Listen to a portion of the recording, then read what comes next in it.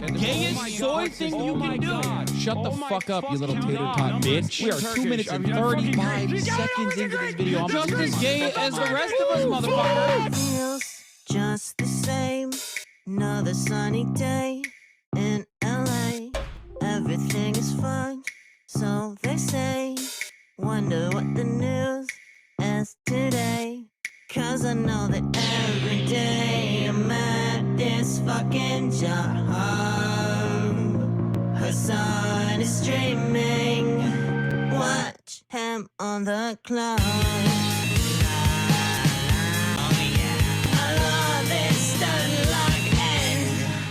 Listen, bro, the Lyra does not need this. Trans people love playing Hearts of Iron 4. Eating pussy is the basic bare minimum thing you can do.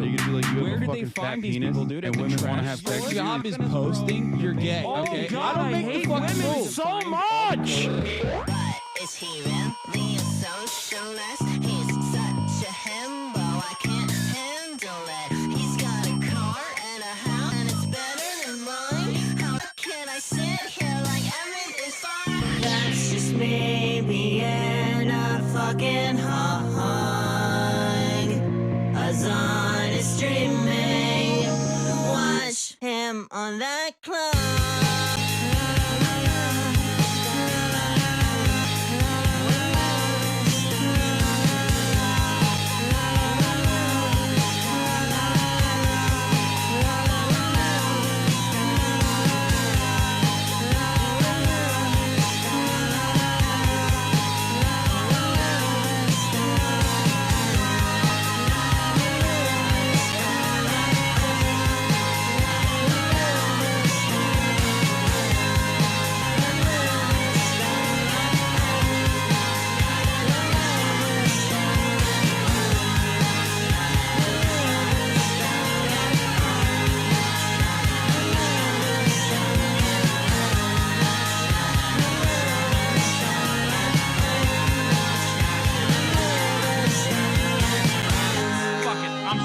What's going on, everybody? I hope everyone's having a fantastic evening, fantastic afternoon, fantastic pre-noon, no matter where you are in the world. I'm Hassan Piker, and this is the HasanAbi broadcast coming to you live from rainy California, Los Angeles, folks. We're live and alive, and I hope all the boys, girls, and MBs are having a fantastic one because today's a beautiful day. Today's a wonderful day. Today is a very special day.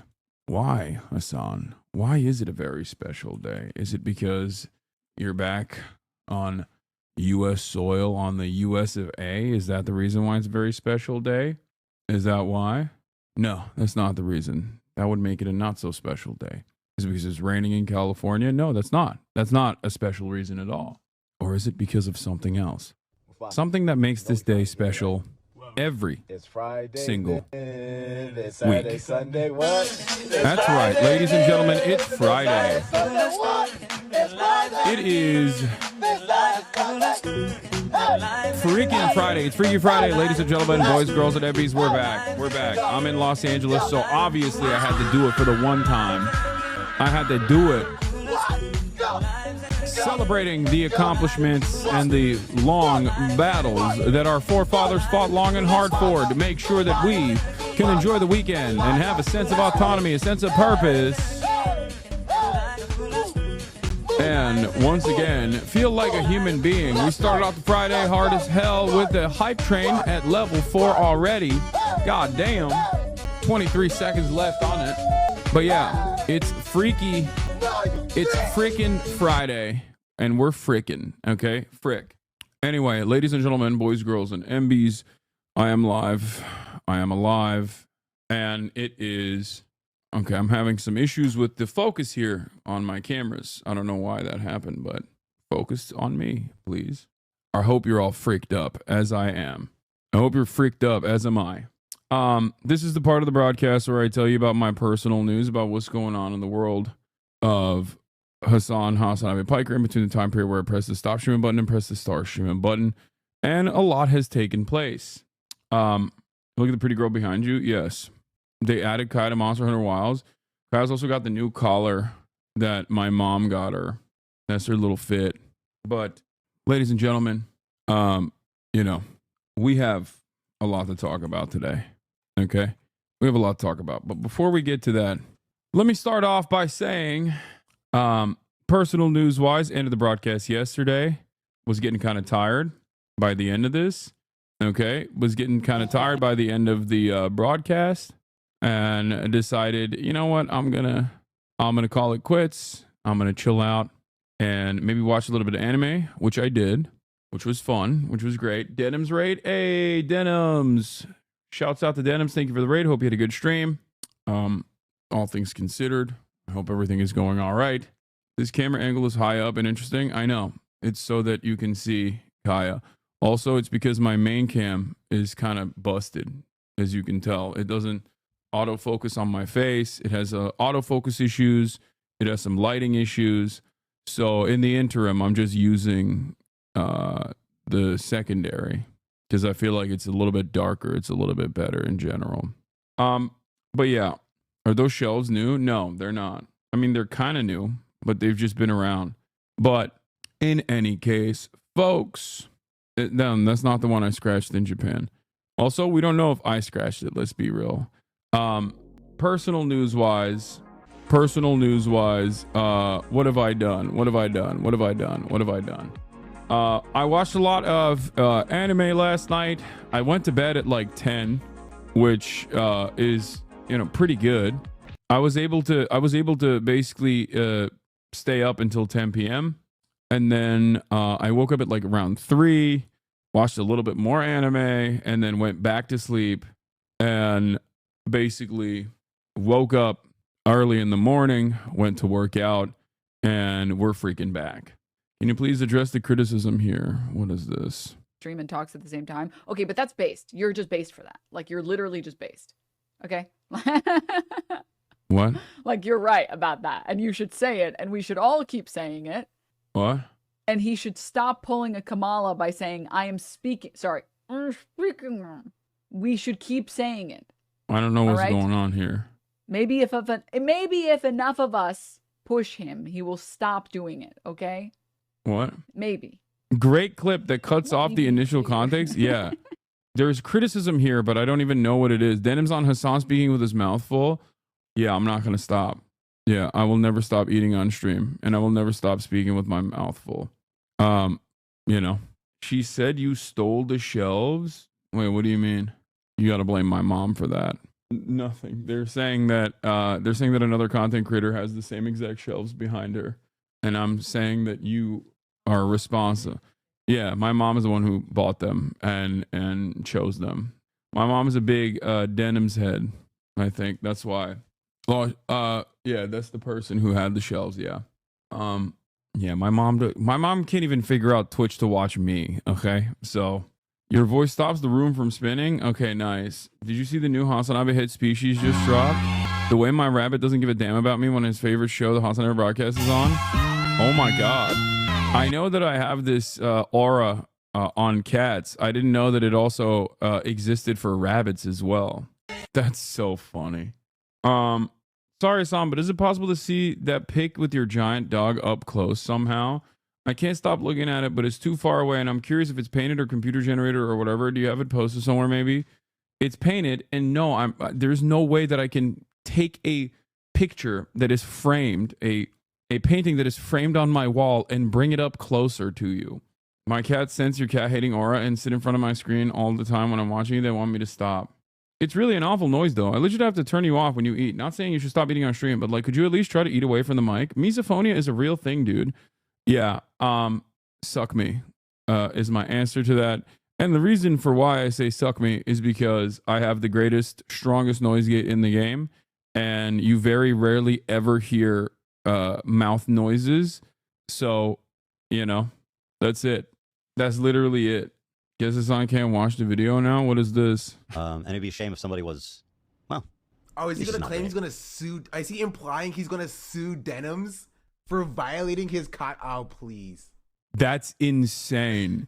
He's like up and down the timeline begging for people to watch the video because it's so damning. And now he's implying that he's gonna hit a copyright strike. That's crazy. No accessibility settings on the HasanAbi broadcast. Sure. Okay. So Hasan definitely should not watch his nuke then. right? We were all in agreement. Hasan should not, and apparently cannot watch his video because Ethan Klein doesn't like people violating his copyright. Hasan. Wait, was this like the big 5-head move? Was it the big 5-head meta? Was that like I watch it and then he hits me with a copy strike? Like, what is happening? Anyway, I don't know. I don't really care. I've moved on from this. I hope everyone else can as well eventually. Who knows? Ethan going anti-fair uses a real Fetterman move. Oh my god. Did he also get hit with a stroke gun that makes you more pro-Israel than you were prior? He didn't move on. I mean, I'm moving on. I'm moving on once again, and I hope he can move on as well.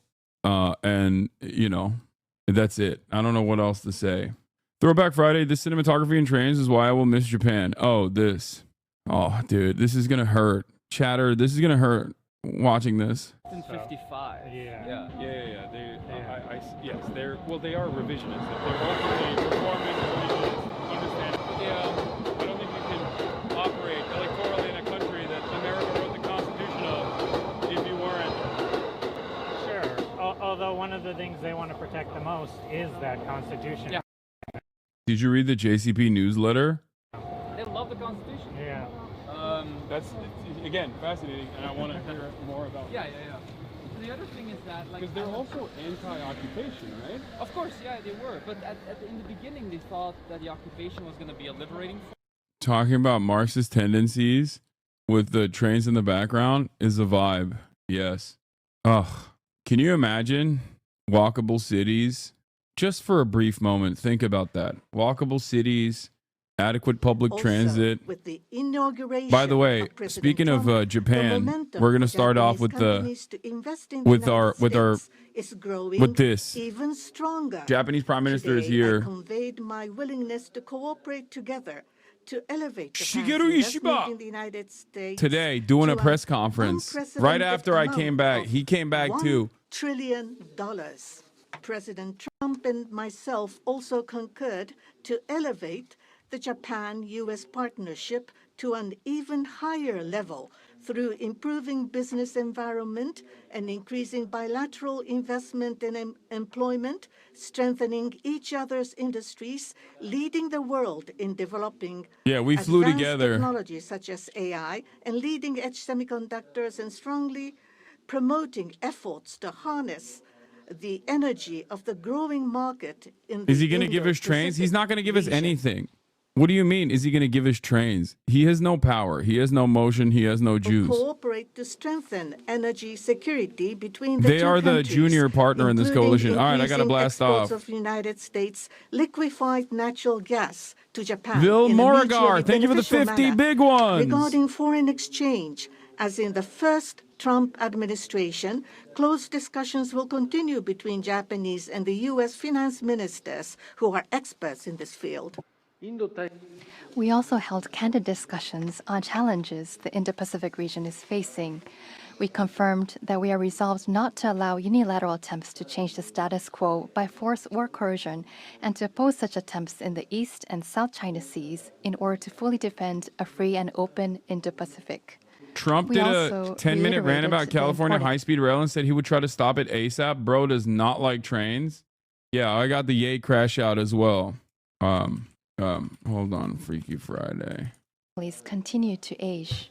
I conveyed my strong sense of urgency and determination directly to President Trump, and gained his renewed strong support for the immediate resolution of the abductions issue.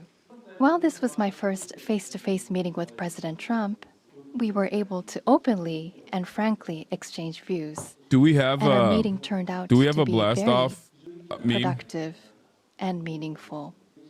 As a result of today's meeting, which marked a new departure for the Japan-U.S. relations, we are issuing a Japan-U.S. Joint Leader Statement. This document will serve as a compass for further cooperation between our two countries. On the basis of these deliverables, I just used the Prime Minister's I look forward to working together Trump with President Trump, glaze fit who I respect immensely, as a to blast usher in off. a new golden age of Japan-U.S. relations. He's so scared, by the way. I look Like, forward to welcoming you to Japan. from what I understand, the Japanese politics is like Japanese politicians are absolutely terrified. They are so worried about Donald Trump basically exploding all different kinds of trade, which is understandable. Oh, I think she'll be okay with it somehow.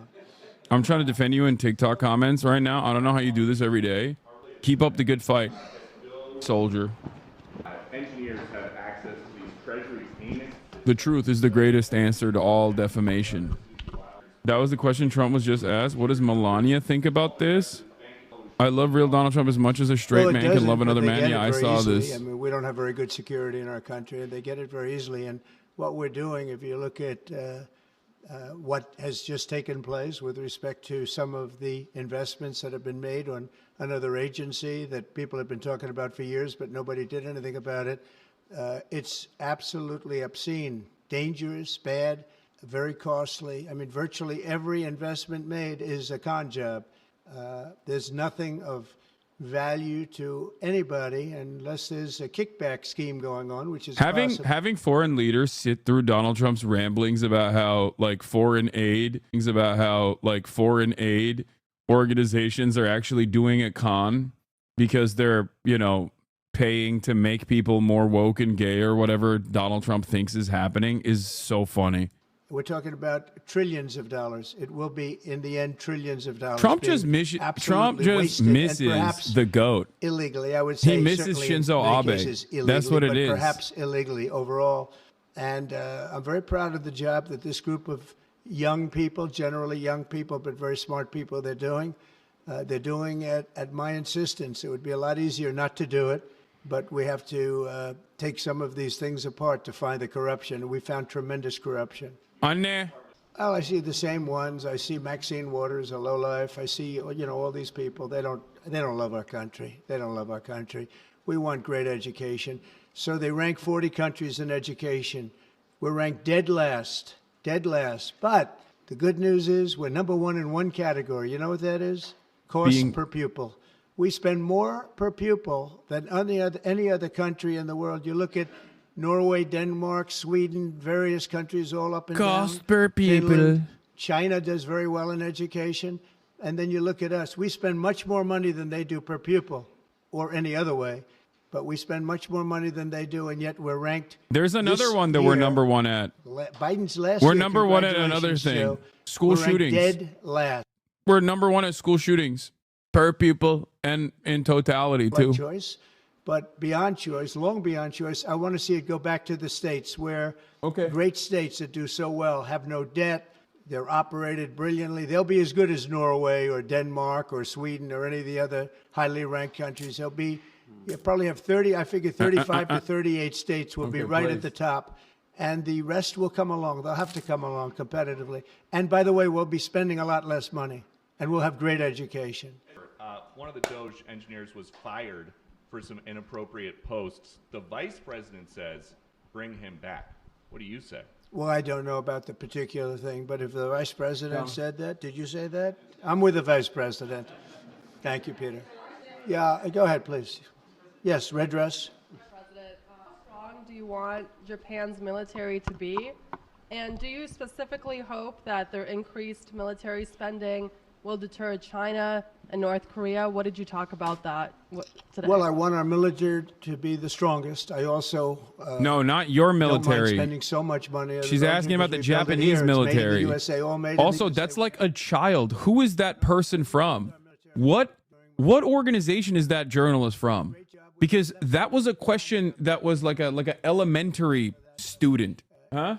Kapıda paket var büyük. Strongest military by far. We have great people. Was that like OAN or what was that? Was that the influencer? Having gone through the gauntlet, he went through a lot, but he got through, and he's going to be a tremendous. She was like, "Hello, Mr. President. Don't you think it would be sick if Japan had a big military? And is it because you want them to fight back against North Korea and China?" It's like, yeah, that's the entire principle for beefing up Japanese self-defense, okay, which is unconstitutional, as we found, as we investigated further with the JCP stream. Go ahead. America meeting with Japan after you come back, your influence is getting ridiculous, dude. This is Hiramoto from Nippon Television. My question, let me ask two quick questions. Sure. First, this is the first meeting between Mr. President and Prime Minister Ishiba. So what kind of impression do you have on him? And number two, do you have an idea or do you have a plan to impose tariff against Japan so far? Thank you. I think that he is going to be a great prime minister. I think he's a very strong man, very, very strong. I have great respect for him. I've known him for a long time through a reputation. Shinzo Abe thought the world of him, and I think he's going to do a fantastic job as prime minister. A very strong person. I wish he wasn't so strong. I wish he was a little bit weaker than that, but that's what I got. I have to get strong guys all the time. He's going to be a great prime minister. I also, in terms of tariffs, I mean, we're going to have tariffs, mostly reciprocal tariffs, where we He go loves with, and I'm gonna Shinzo, be dude. probably Shinzo meeting on that, Abe. Monday or Tuesday, have an announcement, probably a news conference. This one looks but just probably like him. reciprocal tariffs where a Liberals country say that's pays racist. so much or charges us so much, and we do the same. So very reciprocal, because I think that's the only fair way. They to do brought it. a new That way one for me. Nobody's hurt. Hopefully, they you charge protect us, your we charge six. them. It's the same thing, and I seem to be going in that line as opposed to a flat fee tariff. Okay? Yes, go, please. Please, go ahead. Why don't you go ahead? This is Ota from Yomiuri Shimbun newspaper. I have a question for Where's Prime Minister Akahata? Ishiba. So this is your very first summit meeting. What was your impression of President Trump? Were you able to build a good relationship of trust and confidence? In Northeast Asia, there are many challenges, China, North Korea, and so forth. And with President Trump, what did you appeal to him, and what kind of understanding were you able to 940, obtain? thank you for On the 20 economic gifted field, subs. There is the acquisition of U.S. Steel, the buy Nippon Steel, and there are expansion of import of LNG. What were the Why communication no tariffs against discussion did you Japan? have with President Because Trump? he loves Shinzo. For the $1 trillion of investment from Japan to investment, what was his reaction? What about your communication on tariff front? This is the first time that I met with President Trump in person. So this was the first time meeting face to face. But for many, many years, I have watched him on television. So it was quite I was so excited to see such a celebrity on television, to see in person. On television, he is frightening. And he has a very strong personality. What the fuck? But when I met with him, actually, he was very sincere and very powerful and with strong will for the United States as for the whole world. Bro, I was able to this feel that. This was the Shinzo method as well, This which is like aggressively not the glaze sort of Donald Trump. polishing, And be or one of the trying only to like world suck up leaders to that will him stand by his for side the world and hope that peace he doesn't and for roll the over your regional country. stability that both of our countries need to play our role. So he's and following the make Shinzo our method. endeavors and responsibility. As for the increase of our defense expenditures, it is not that we are told by the United States to do so. Japan, on our own decision, and on our own responsibility, we need to increase our defense expenditures. But of course, we need to communicate and consult with the United States. But the responsibility is with Japan, and the decision is with Japan. Now, on the tariffs, that if it is mutually beneficial, tariffs need to be set. And as for Japan, as Mr. President has introduced to us, an unprecedented investment will be made from Japan to the United States, and so many jobs will be created. So $1 trillion is the target. And this will be to the benefit of the United States, but also to the benefit of Japan as well. Investment is mutually beneficial. So be it What's with happening? US Are you Steel, lagging or is it me? as Am I Mr. lagging? President says, it is not acquisition, it is investment. So the Japanese technology will be provided, and the better quality products will be manufactured in the United States, and the U.S. Your steel audio is out will of make sync? products which Audio will contribute stutter? not only to the United States and Japan, but also to the whole world. It is not one-sided. It will be reciprocal. It will be mutually beneficial. And I believe we were able to share on this, and that is the biggest result that I have seen today. Thank you very much. Go ahead, please. Yeah. U.S. Steel deal. So you're saying that is this a restructuring of the deal that's happening, and then will you approve? They're doing it as an investment, no longer a purchase. Okay. I didn't want it Rand purchased, 940. but Thank you for the investment 10 I love. gifted. And they're going to do a big investment, subject to getting the deal done. Fluky. Thank you for the 20 gifted. I'm okay with that, sure. And for the Prime Minister, what was your argument to the President? They're literally like, yo, we will invest so much. We will invest a lot of money into the country. Please, please don't roll over us with global trade.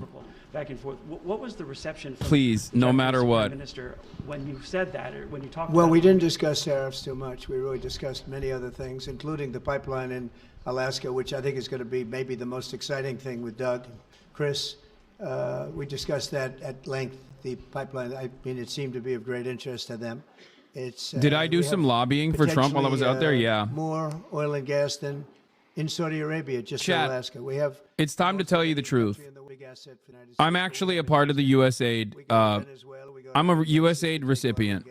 I've been working for Donald Trump. I actually went to Japan for on a national prosperity and friendship tour. It's time to come clean.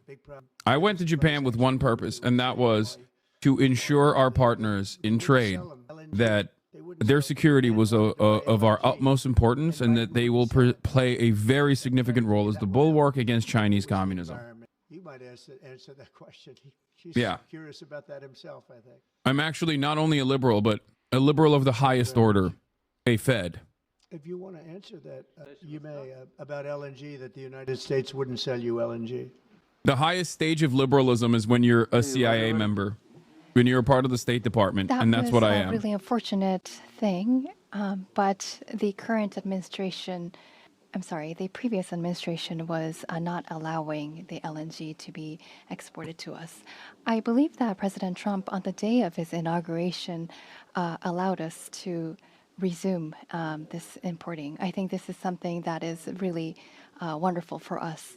And as the country of Japan, we are interested in importing not just LNG, but also bioethanol, ammonia, and other resources at a stable price. Listen, the only people that work for the State Department or are federal agents, or at least federal agent contractors, that criticize Israel as much as I do, are the ones who are overtly and openly anti-Semitic. Okay? That's it. Those are the only voices that are allowed for some obvious reasons. If you are not anti-Semitic, and as a matter of fact, aggressively against anti-Semitism and also simultaneously anti-Israel, you are the biggest threat. Because if you're an anti-Semite and you say fucked up shit about Jews and then turn around and say you also hate Israel, that's great. That's a great propaganda opportunity. You can go back and say, look, these guys hate Israel because they're anti-Semitic. Okay? If you are, on the other hand, someone who routinely combats anti-Semitism and simultaneously, from an empathetic point of view, are in support of Palestinian emancipation, well, then you're a real threat. You're a real danger. Please, go ahead. Mr. Prime Minister, I have a question for you as well, but Mr. President, I'll start with you. Well, quickly, to follow up on what Peter was asking, have you directed Elon Musk to review Pentagon spending, given it's the biggest discretionary spending Yes, I in the have federal Pentagon, education, just about everything. We're going to go through everything, just as it was so bad with what we just went through with this horrible situation we just went through. And I guess 97% of the people have been dismissed.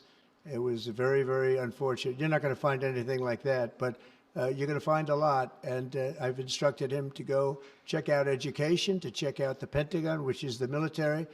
And, sadly, you'll find some things that are pretty bad. But I don't think proportionally you're going to see anything like we just saw. FBI has turned over a list to the Justice Department of the FBI agents who worked on the January 6 rioters cases. Are you planning to fire the FBI agents who worked on those investigations? No, but I'll fire some of them because some of them were corrupt. I have no doubt about that. I got to know a lot about that business, that world. Rand 940 with another 10. We had some corrupt agents, and those people are gone, or they will be gone, and it'll be done quickly and very surgically. Did you have a question for the Prime Minister? Talk up. I don't know. I know we have some that are very corrupt, and we don't like it. We're going to bring back the reputation of the FBI. Kash Patel is going to do a great job. And we're going to bring back the reputation of the FBI, which has been hurt very badly. It's been devastated over the last 4 years. You have just been meeting for the first time with President Trump. The last administration famously did not have hardly any, if at all, contact with North Korea. President Trump certainly did the last time he was in office. Would you like to see him resume that contact and also that in-person meeting that he had with the North Korean leader, Kim Jong-un? That is something that the United States needs to determine on its own, and it's not something that we should request. Having said that, but for example, in Vietnam or Singapore, the President of the United States. Do you have to be a moronic idiot to be on Trump's cabinet? Yes. The dumber you are, the better it is. But most importantly, you have to be a loyal idiot, okay? So now that President Trump is I think being a smart loyalist is a problem. Because if you're a smart loyalist, there are going to be instances where, you know, I'm skipping this press conference, by the way, because it's boring. Even I'm not that big of a weeb, all right? It's the most expected press conference of all time. Obviously, Shigeru Ishiba, and I've been following this on the Japanese news side. The entire Japanese foreign policy or American relationship hinges on how hard you can glaze Trump. It's the Shinzo Abe method. This is something that Japanese news media has talked about quite frequently during Shinzo Abe's reign as well, where there's this one famous photo of all the world leaders that are like kind of trying to dominate Donald Trump, and he's just sitting there like this with a smug face and Shinzo Abe is actually the only world leader that is copying Trump, also crossing his arms.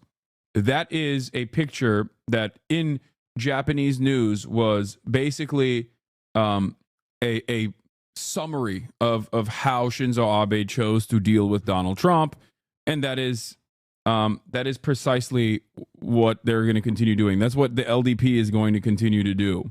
I think this is not a very here it is.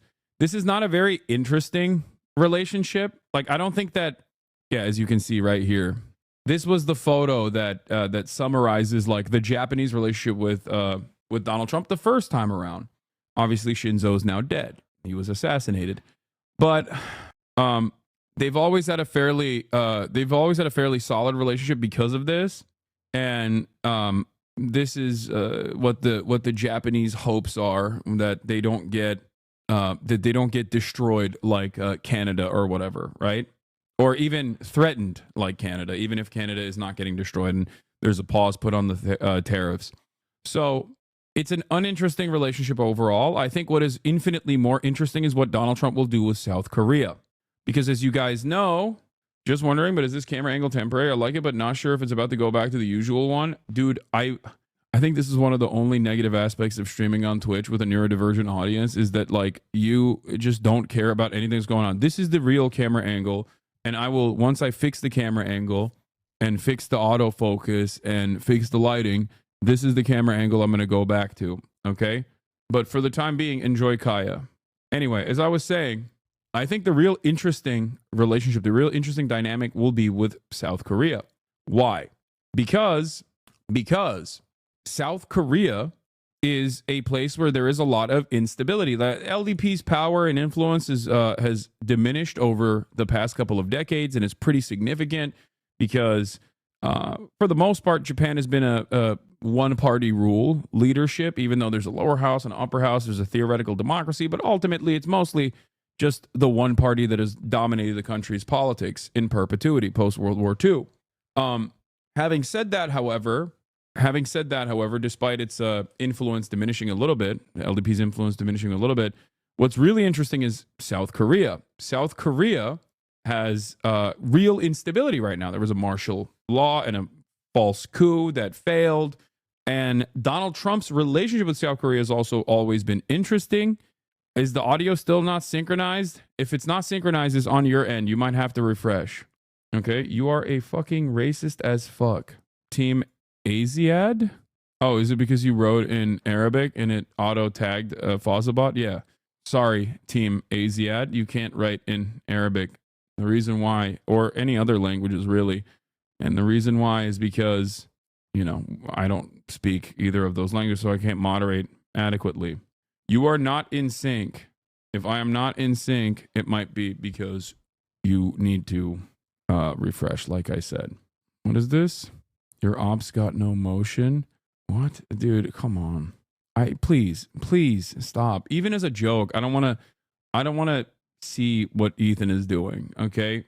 I'm over here trying to explain foreign policy.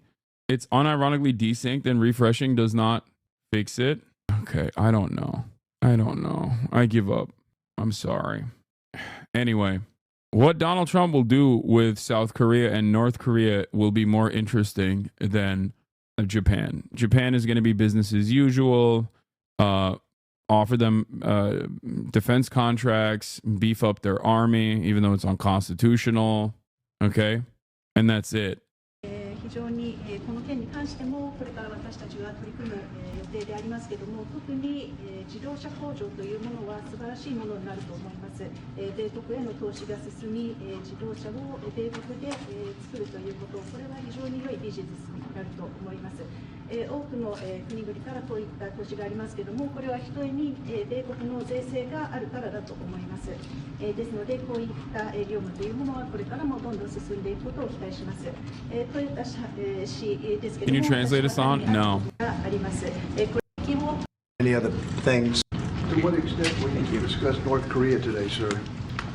That'll always be a topic, especially with Japan. We will be discussing North Korea and many other things. We'll be spending pretty much the day, but that's always a topic. Mr. President, have you changed your mind about the sale of U.S. steel? No, I think we're going to be discussing that today. No, I haven't, and I hear we'll have some pretty good information on that. You might want to go. Tariffs an option, Mr. President? Have you? Is it? Okay. President, are tariffs an option if the deficit doesn't get to equilibrium or to equality? Yes, they are. Mr. President, can you discuss what your plan is for reciprocal trade? Are you signing an EO on that today? I'll be announcing that next week, reciprocal trade, so that we're treated evenly with other countries. We don't want any more or any less. So I'll be announcing that next week. And many other things having to do not even with trade, but other things. But I'll be talking about reciprocal trade sometime next week. We'll have a news conference and we'll lay it out. Pretty simple. Every single country? It affects everybody, yeah. Reciprocal, yeah. We'll be talking about that next week. 関税を課すっていう話になってるんですけど、関税が課されることについてはどのように考えていらっしゃいますか？お互いにそれが利益になるようにということが重要なことだと思っております。合衆国の発展、そして日本国の発展、そのために有益な制度となることを期待をしておりまして、具体的なことについてはまだこれからということ。 I understand that the key point in this regard is to make that for mutually beneficial. That means that would benefit the development of the United States as well as the development of Japan. And I do hope that whatever measures and actions should meet this criteria, meaning that serving the interest of both countries. But as to specifics, I understand that we are going to have further discussion. Correct. Mr. President, are there any specific concessions that you will be asking for from Japan that you can share? We'll be having, I think it'll be very easy for Japan. We have a fantastic relationship. I don't think we'll have any problem whatsoever. They want fairness also.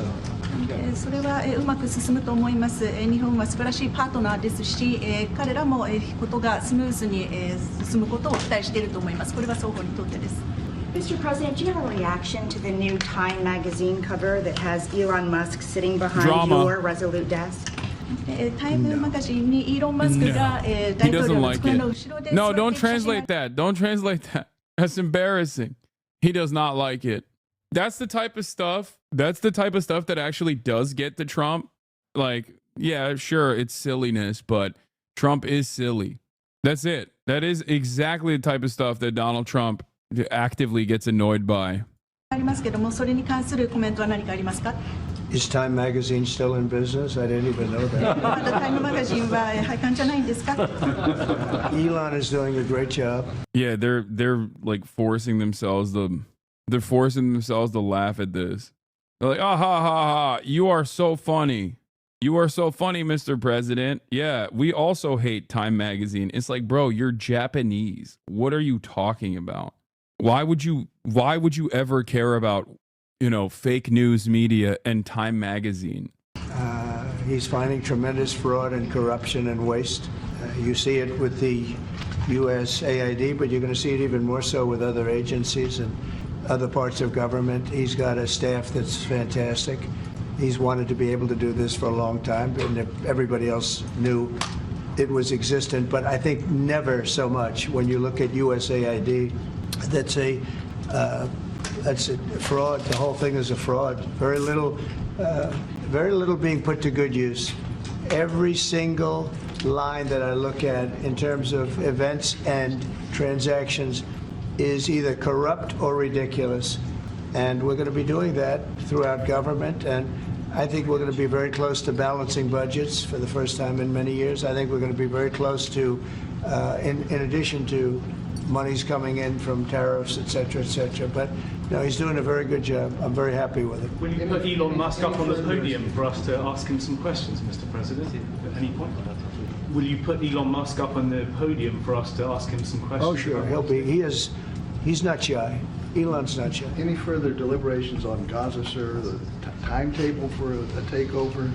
No deliberations. It's been very well received, where basically the United States would view it as a real estate transaction, where we'll be an investor in that part of the world, and no rush to do anything. We wouldn't need anybody there. It would be supplied and given to us by Israel. They'll watch it in terms of security. We're not talking about boots on the ground or anything, but I think the fact that we're there, that we have an investment there, I think would go a long way to creating peace.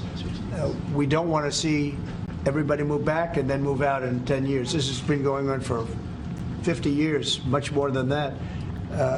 We just want to see stability. That would be having us have that particular piece in that particular location, I think would show great stability and would lead to great stability in the area for very little money, very little price, and we wouldn't need soldiers at all. That will be taken care of by others.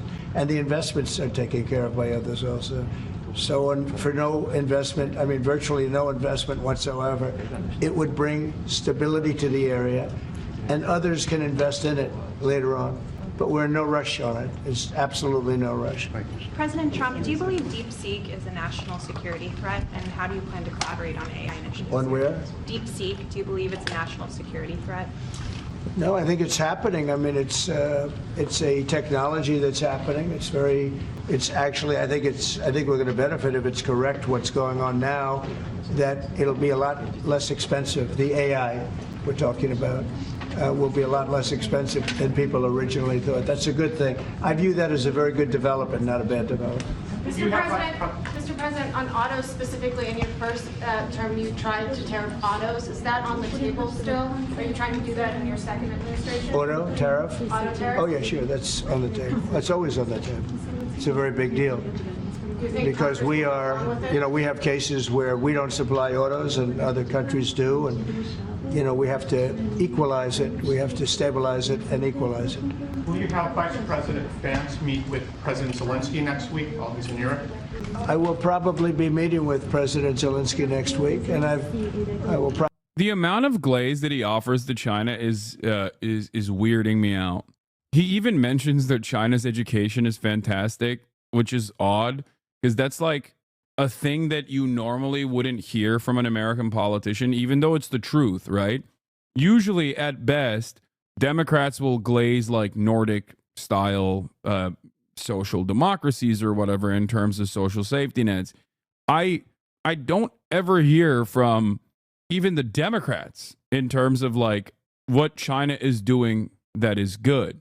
Especially odd considering that he is the number one China hawk and he just regularly will glaze China and is also undermining a bunch of State Department cutouts like USAID. I don't understand it. I will readily admit, I suspect that it's because they want to, like I said, centralize USAID and stop with soft power and only go after hard power initiatives and just try to like bully countries rather than like offer any aid whatsoever. But it truly doesn't make sense. To President Putin, I'd like to see that war end for one primary reason. They're killing so many people. You're losing millions of people on a battlefield. In this case, mostly the battlefield. You have 800,000 or 900,000 Russian soldiers are dead and very badly wounded. And the same thing with Ukraine. You have probably 700,000 with Ukraine. The numbers they gave are a little bit lower than that, but I believe those numbers aren't correct. I'd like to see it end just on a human basis. It's terrible what's going on. They have open fields with no protection. The only thing a bullet can hit is a human body, and the human body dies as soon as it gets hit. Now, I'd like to see that end. It's a ridiculous war. It would have never started if I were president. That war would have never started. Putin would not have started that war if I were president. And by the way, you wouldn't have had October 7th if I was president either. That mess would not have started. But no, I would very much like to help out. One of the things we're looking at with President Zelensky is having the security of their assets. They have assets underground, rare earth and other things, but primarily rare earth. And we want to have security. Really, we want security because, as you know, Europe is putting up.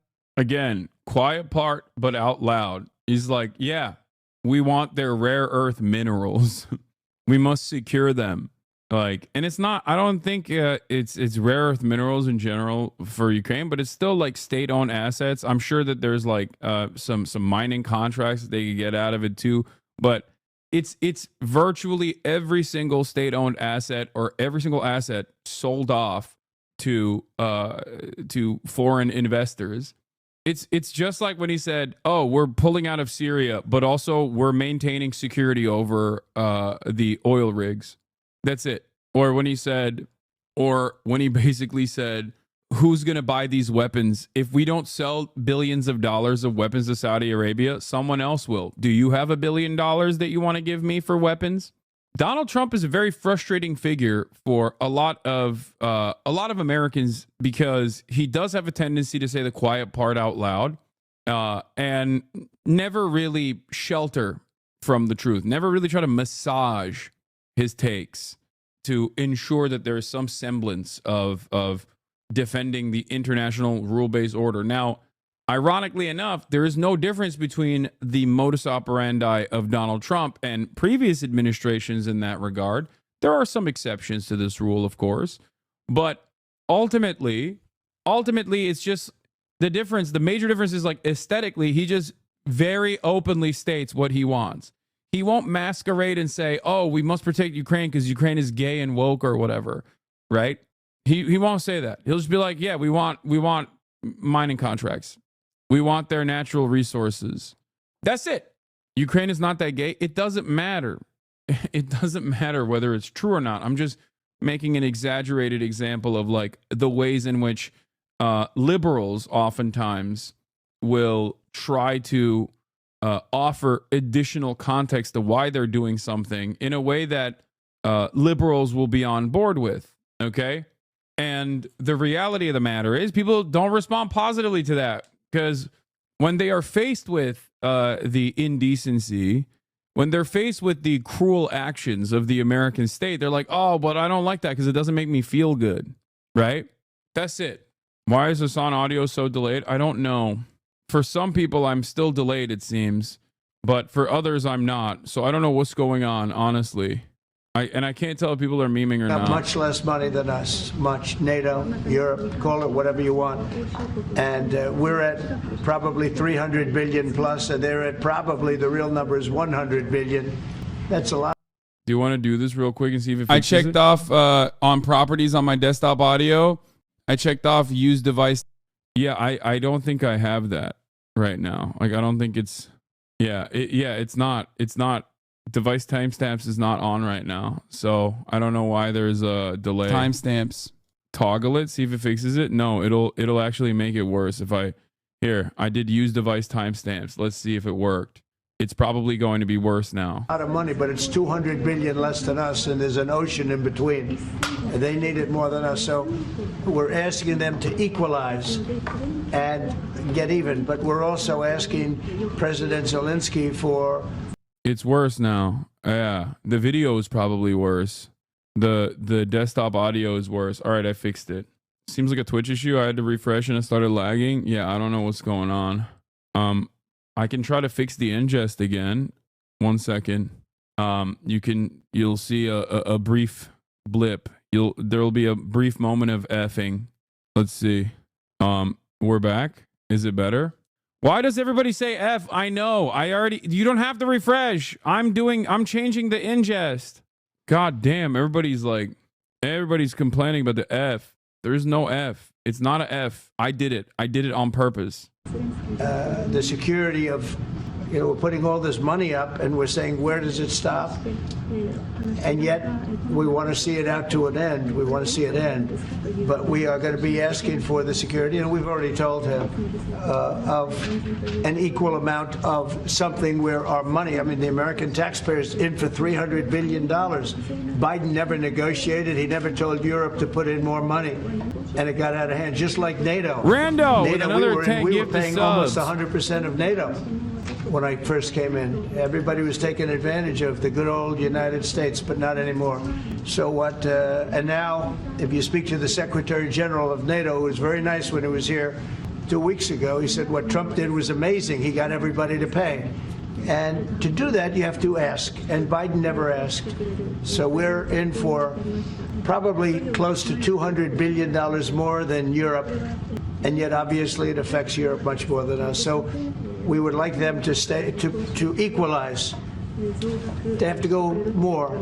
And from our standpoint, we do want security and all this money that we're putting up. And you're speaking with him next week, sir? Is that what you said? You're going to speak? He may meet next week, yeah. Whenever he'd like. I'm here. I'm here. Could be Washington. Well, I'm not going there. Are you planning to meet with President Putin, or are you just planning It could be. It It could be.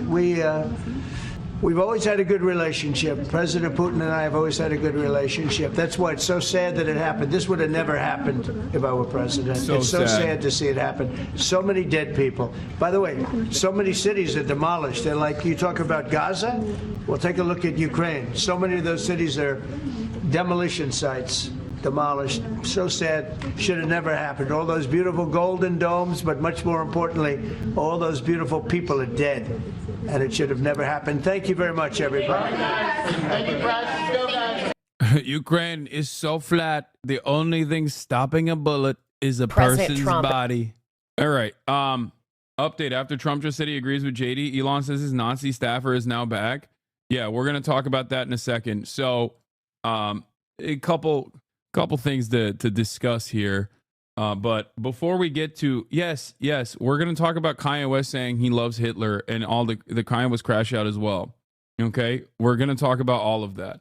Now, what did you see this pic, by the way? What is this pic? Oh my God. When I checked the Internet Archive an hour ago for URLs associated with their account, there were 20 pages of results. Now there are only 2 total saved URLs left, and the archive tweets I still have in my browser cache are excluded. Yeah. They're purging everything from the Wayback Machine, which is something I suspected would happen as well. They want to take out the Wayback Machine in general. They want to take out the Internet Archive in general. There's been an initiative to do that, which is obviously devastating. But if they don't actually take out the archive, then they will basically delete certain parts of the archive, and the archive will play ball in order to, in order not to lose out on this valuable resource. It is pretty gross. It's pretty disgusting. We're going to talk about the Department of Education and how politicians are blocked from entering the Department of Education right now by some guy, just one guy. Here it is. This is what's going on currently this morning. They're blocking members of Congress from entering the Department of Education. Elon is allowed in and not the people. Illegal. And I said, remembering what the Korean politicians did when the president tried to use special forces to block them from entering the National Assembly. It's just one guy. He's not a federal. They have no right to do this. They don't have the right to do this. Like, this guy with this weird ass band-aid has no right to block people, you know? Classic Democrat resistance. State the obvious, do absolutely nothing, demand applause. Yeah. Hi. We really need better politicians, man. We really need better politicians. Of Education are here because we pay for. And we just need younger politicians in general. Like, no disrespect, not to be ageist or whatever, but like, this is a byproduct of all the top leadership in the Democratic Party being 800 years old. For them to be here. He's standing here today, blocking the door, and he can't give us a good reason why he's blocking this door. Make sure they see right here, all access entrance. Well, and I think it should be clear to parents in the United States, if you want to advocate on behalf of your children, you are not allowed to come into this building where you pay taxes. Parents who have children who are disabled, access is being blocked. You voted for members of Congress to advocate on behalf of your children with disabilities, for young women who have been victims of sexual assault in our classrooms, on our school grounds. Members of OCR are fighting for your children. We are not allowed in the building to talk to them. We are not allowed to advocate on behalf of America's children. America, we have a problem. Now, everybody stand. Department of Education. Like, even with Greg, he would become instant legend status if he just like said, hey man, you have no authority here. I'm just going in. There's not really much you can do about it. And then what? Okay, the cops arrested him. All right, so what? What do you think will happen?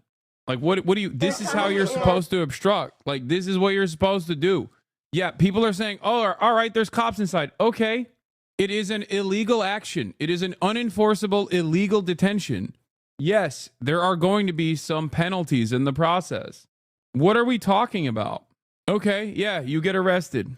Do you know how much, first of all, as an elected representative, if you get arrested in that process for doing something that is within your rights, doing something at the behest of the public, okay, instead of sitting there and trying to say like, oh, look at this, this is so unacceptable. Yeah, you're actually getting a lot of momentum and more attention to your cause. It's a part of how you're supposed to do this. That's it.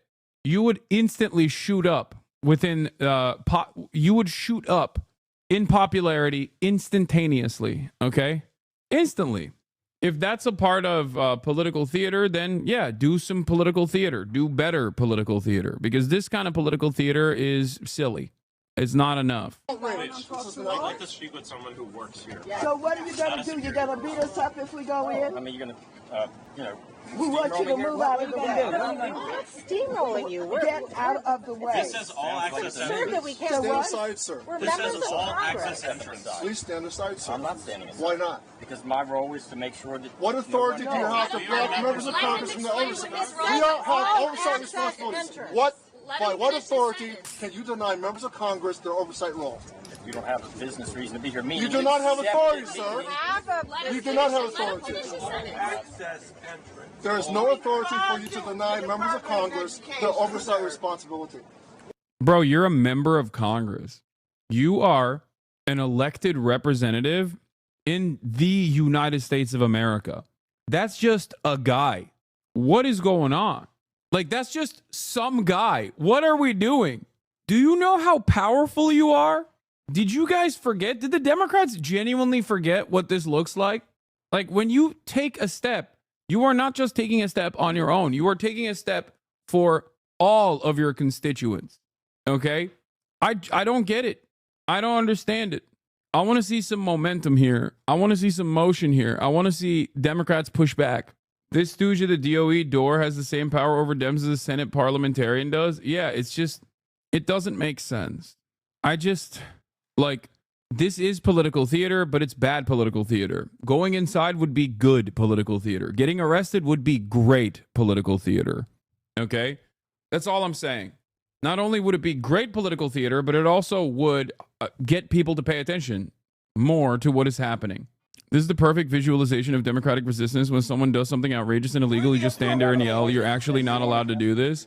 Yeah, and then, you know, demand fealty from the voters.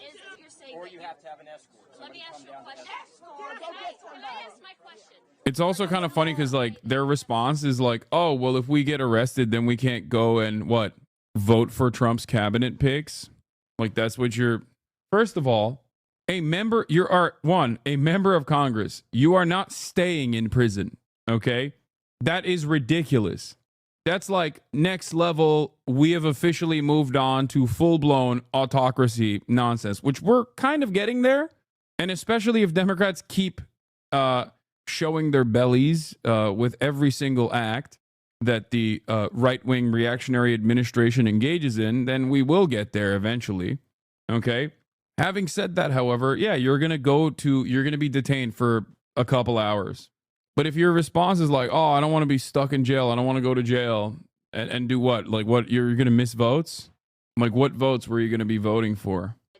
Either we are informed in advance if somebody's coming, or they knew we were coming. Like, peak liberalism is what we saw in the National Assembly in South Korea. That was where liberalism as a method and voting as voting both as theory and as praxis actually worked.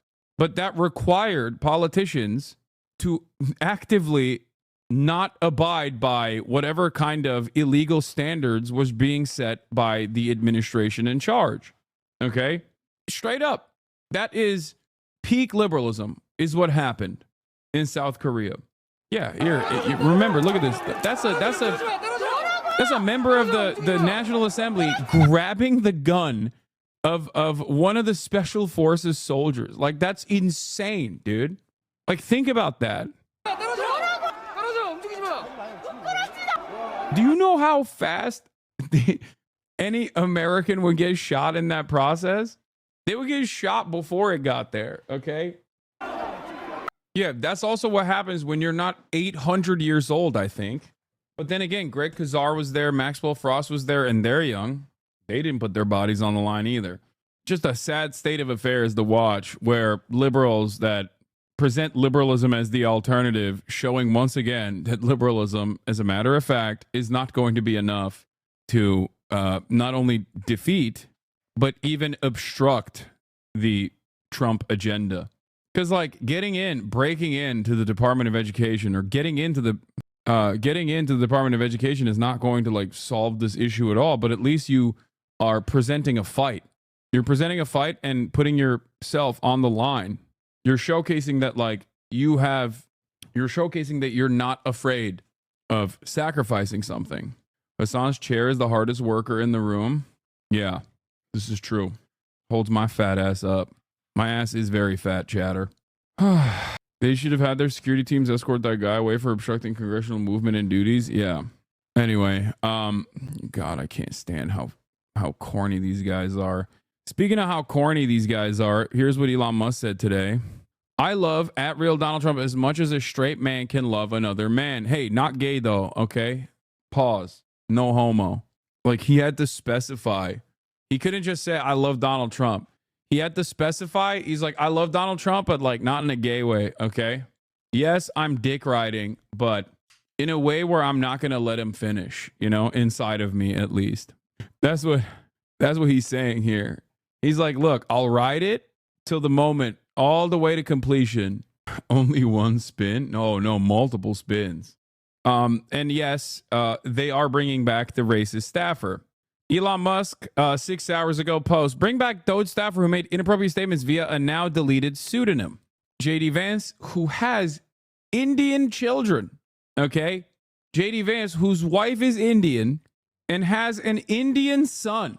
Now, the reason why I'm bringing this up is because one of the inappropriate statements that the Doge staffer made was something along the lines of like, we should normalize Indian racism, or we should do more Indian racism.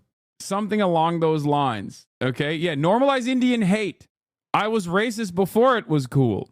You could not pay me to marry outside my ethnicity. 99% of Indian H-1Bs will be replaced by slightly smarter LLMs. They're going back. Don't worry, guys. That guy is now being defended by J.D. Vance, who has an Indian son. Okay?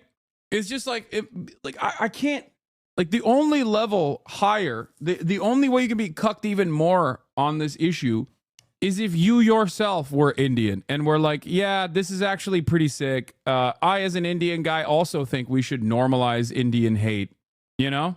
And Ro Khanna did hit him hard on this. He said, are you going to tell him to apologize for saying normalize Indian hate before this rehire? Just asking for the sake of both of our kids. For the sake of both of our kids, grow up. Racist trolls on the internet, while offensive, don't threaten my kids. You know what does? A culture that denies grace to the people who make mistakes. A culture that encourages congressmen to act like whiny children. Dog, this dude is 25 years old. He's not a child, okay? While also simultaneously you're saying he's a kid for saying racist shit. He said it like 2 months ago. It's not like he was 14 when he tweeted that. He said it 2 months ago, you fucking asshole. What the hell? He literally, it's not like he's a child when he's making racist comments, but also an adult. How dare you say he's a child? A capable adult that is tasked with having all of your social security information, but also a racist troll that he is openly admitting is a racist troll on the internet. What is the argument? Kaya, please. The argument doesn't make any damn sense. My son loves being socially ostracized, actually. If he's just a kid, he shouldn't get top security clearance. Kaya, please. Kaya, go. Get down. That's crazy. I cannot overstate how much I loathe this emotional blackmail pretending to be concerned. My kids, God willing, will be risk takers. They won't think constantly about whether a flippant comment or a wrong viewpoint will follow them around for the rest of their lives. They will tell stupid jokes. They will develop views that they later think are wrong or even gross. I made mistakes as a kid, and thank God I grew up in a culture that encouraged me to grow up and learn and feel remorse when I screwed up or offer grace when others did. Yeah, he said he wanted eugenic immigration policy and to repeal the Civil Rights Act 6 weeks ago. Okay? That is crazy. He's just like, come on. He's got a lot of growing up to do. But also, he's grown up enough that he should command the Treasury Department. Okay? He should have control over the Treasury in its entirety. He's grown up. But also, he has a lot of growing up to do in terms of his racist trolling. I don't worry about my kids making mistakes or developing views that they later regret. Like, this kind of trolling old comments is incredibly stupid and unproductive when it's 10 years old, or when it's someone who said it when they were like 15. But if you're talking about someone who wrote these takes, who is now going to be in the federal government, okay, who wrote these takes 2 weeks ago as a 25-year-old, or 2 months ago as a 25-year-old, then what are we talking about? Like, he just said it. That's not like, how can you combine a reasonable position about like influencers or whatever who have changed and who have grown from their past positions with something that is happening right now? Like, it's so crazy. The next step here is basically when someone says like, oh, I think black people should be removed from all positions of power, right, in the federal government because that's DEI yesterday. And then people go, hey, maybe this guy who is very clearly a white supremacist shouldn't be in office. And then they go, oh, that was yesterday. He's grown so much. Okay? He's grown so much from his past mistakes yesterday. You don't understand. Why are you doing cancel culture to a guy who is wearing a Klan's robe? Excuse me. We all make mistakes. Pobody's nerfing. This morning was a time of great personal growth for me. Yeah. Why is the vice president airing beef on Twitter? Because that's just how it is nowadays. They'll grow up to be a U.S. congressman who engages in emotional blackmail that they'll grow up to be a U.S. congressman who engages in emotional blackmail over a kid's social media post. You disgust me. A kid? So if he's a kid, then maybe he shouldn't be in a federal agency. He shouldn't have control over a federal agency. Like, which one is it? He's not. Is he a kid? Is he a racist troll kid? Then maybe he shouldn't have this much power. Big scoop. Musk's Doge team was fired by cybersecurity firm for leaking company secrets. Edward Korestein posted online that he had retained access to the firm's servers. Now he has access to sensitive government information. Elon Musk about to be like, this is illegal to report on. Here's the article. Here's the second. Mr. President, a second controversy from Elon Musk's Doge team has hit the towers. Okay. Edward Korestein posted online that he had retained access to the firm's servers. 19-year-old member of Elon Musk's squad that crisscrosses U.S. government agencies was fired from an internship after he was accused of sharing information with a competitor. Edward has been terminated for leaking internal information to the competitor, said a June 2022 message from an executive of the firm, Path Network, which was seen by Bloomberg News. This is unacceptable, and there's zero tolerance for this. A spokesperson for the Arizona-based hosting and data security firm said Thursday, I can confirm that Edward Korestein's brief contract was terminated after a conclusion of an internal investigation into leaking of proprietary company information that coincided with his tenure. Afterward, Korestein wrote that he'd retained access to the cybersecurity company's computers, though he said he hadn't taken advantage of it. I had access to every single machine, he wrote on Discord in late 2022. Weeks after he was dismissed from Path Network, according to messages seen by Bloomberg. Posting under the name Rivage, which 6 people who know him said was his alias, Korestein said he could have wiped past customer supporting servers if he'd wished. He added, I never exploited it because it's just not me. Amazing. Anne, you don't understand. If he gets fired from his job, this one job, it will ruin his life. We have to let him have all of our social security numbers so that he won't ruin the rest of his life because no one has ever come back from being fired. I write from a job I got after being fired hella times. Yeah, woke journalist Catherine Long, who doxed Doge staffer, has ties to USAID. Catherine Long, a Wall Street Journal reporter with connections to USAID, just doxed Doge team member Marco Elez and got him fired, conveniently after targeting him as a Doge audits her former agency. This isn't journalism.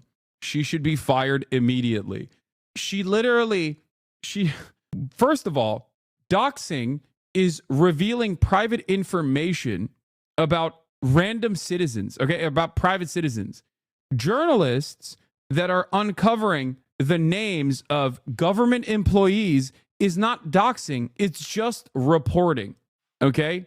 And also mentioning their past behavior that is from the not so distant past, such as 2 months ago, is also ridiculous. Like, that's not, like, what are we doing here? This is a public servant. Do you want public servant? I mean, I guess I don't want to hear the answer to that question. I was about to say, do you want public servants to have like overt, openly racist attitudes?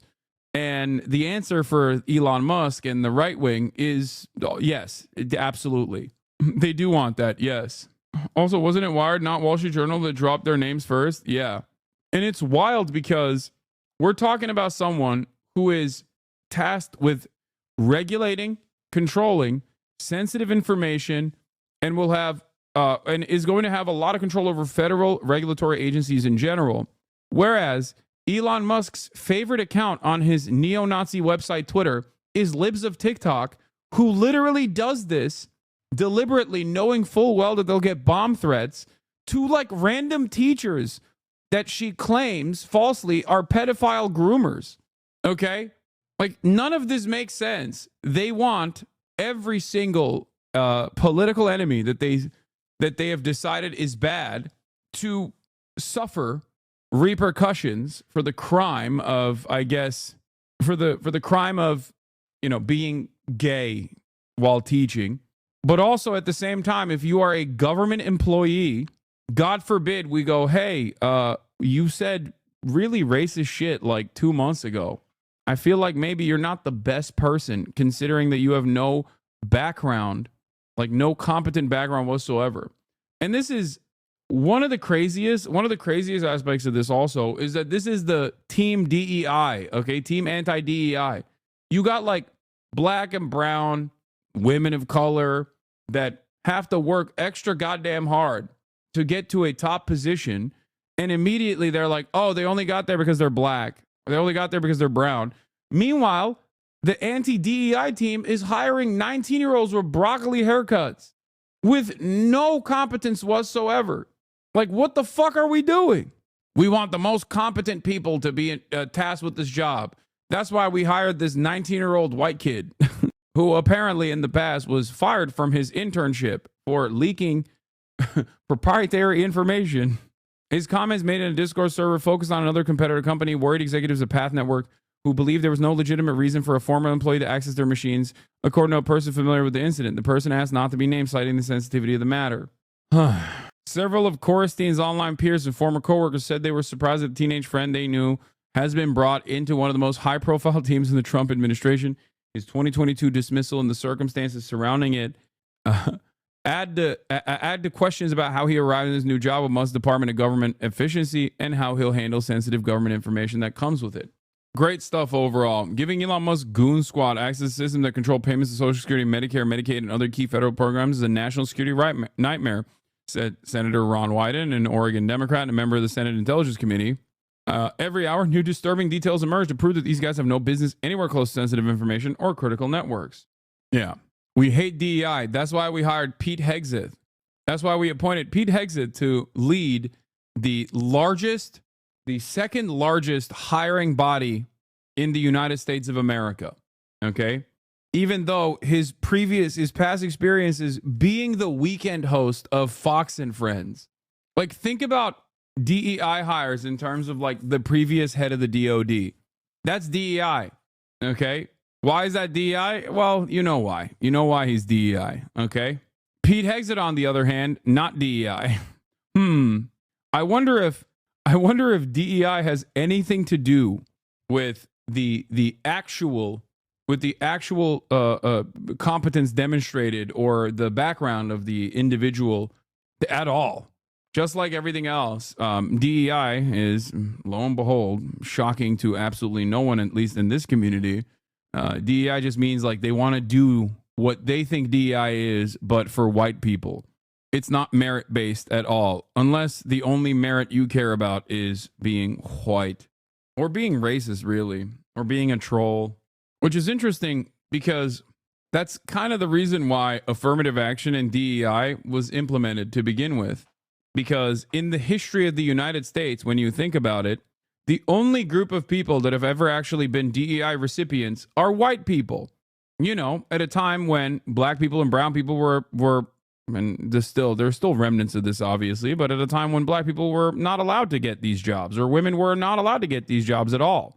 And it had nothing to do with merit and everything to do with the color of your skin. So yeah, there's never been a moment in American history where people were like, oh, are you black? Okay, you're hired.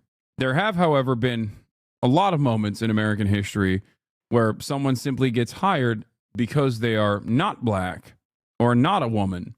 Seems to me like that's what people are trying to go back to desperately. But in any case, the other racist Doge guy is restored. His position is restored, so fear not. This is the other one. This is the broccoli cut one. This is a separate Doge guy. He was fired by cybersecurity firm for leaking company secrets. And the other Doge guy is now reinstated. Elon said it's criminal for the reporter to be a reporter. What the hell? Certainly improper, possibly criminal. Catherine Long, the journalist of the hit piece that got a Doge employee to resign for a spicy post, is a USAID employee. How is this not a conflict of interest? Yeah, another example of white people DEI, or hiring a white person not based off of merit, but simply because they did some racist ass shit, is Daniel Penny being hired by Andreessen Horowitz. Literally no experience whatsoever, with the exception of being a high profile guy who went through the court system after murdering with his bare hands a black homeless person on a New York City subway. And now he's got a job at Andreessen Horowitz. I wonder why he got hired there.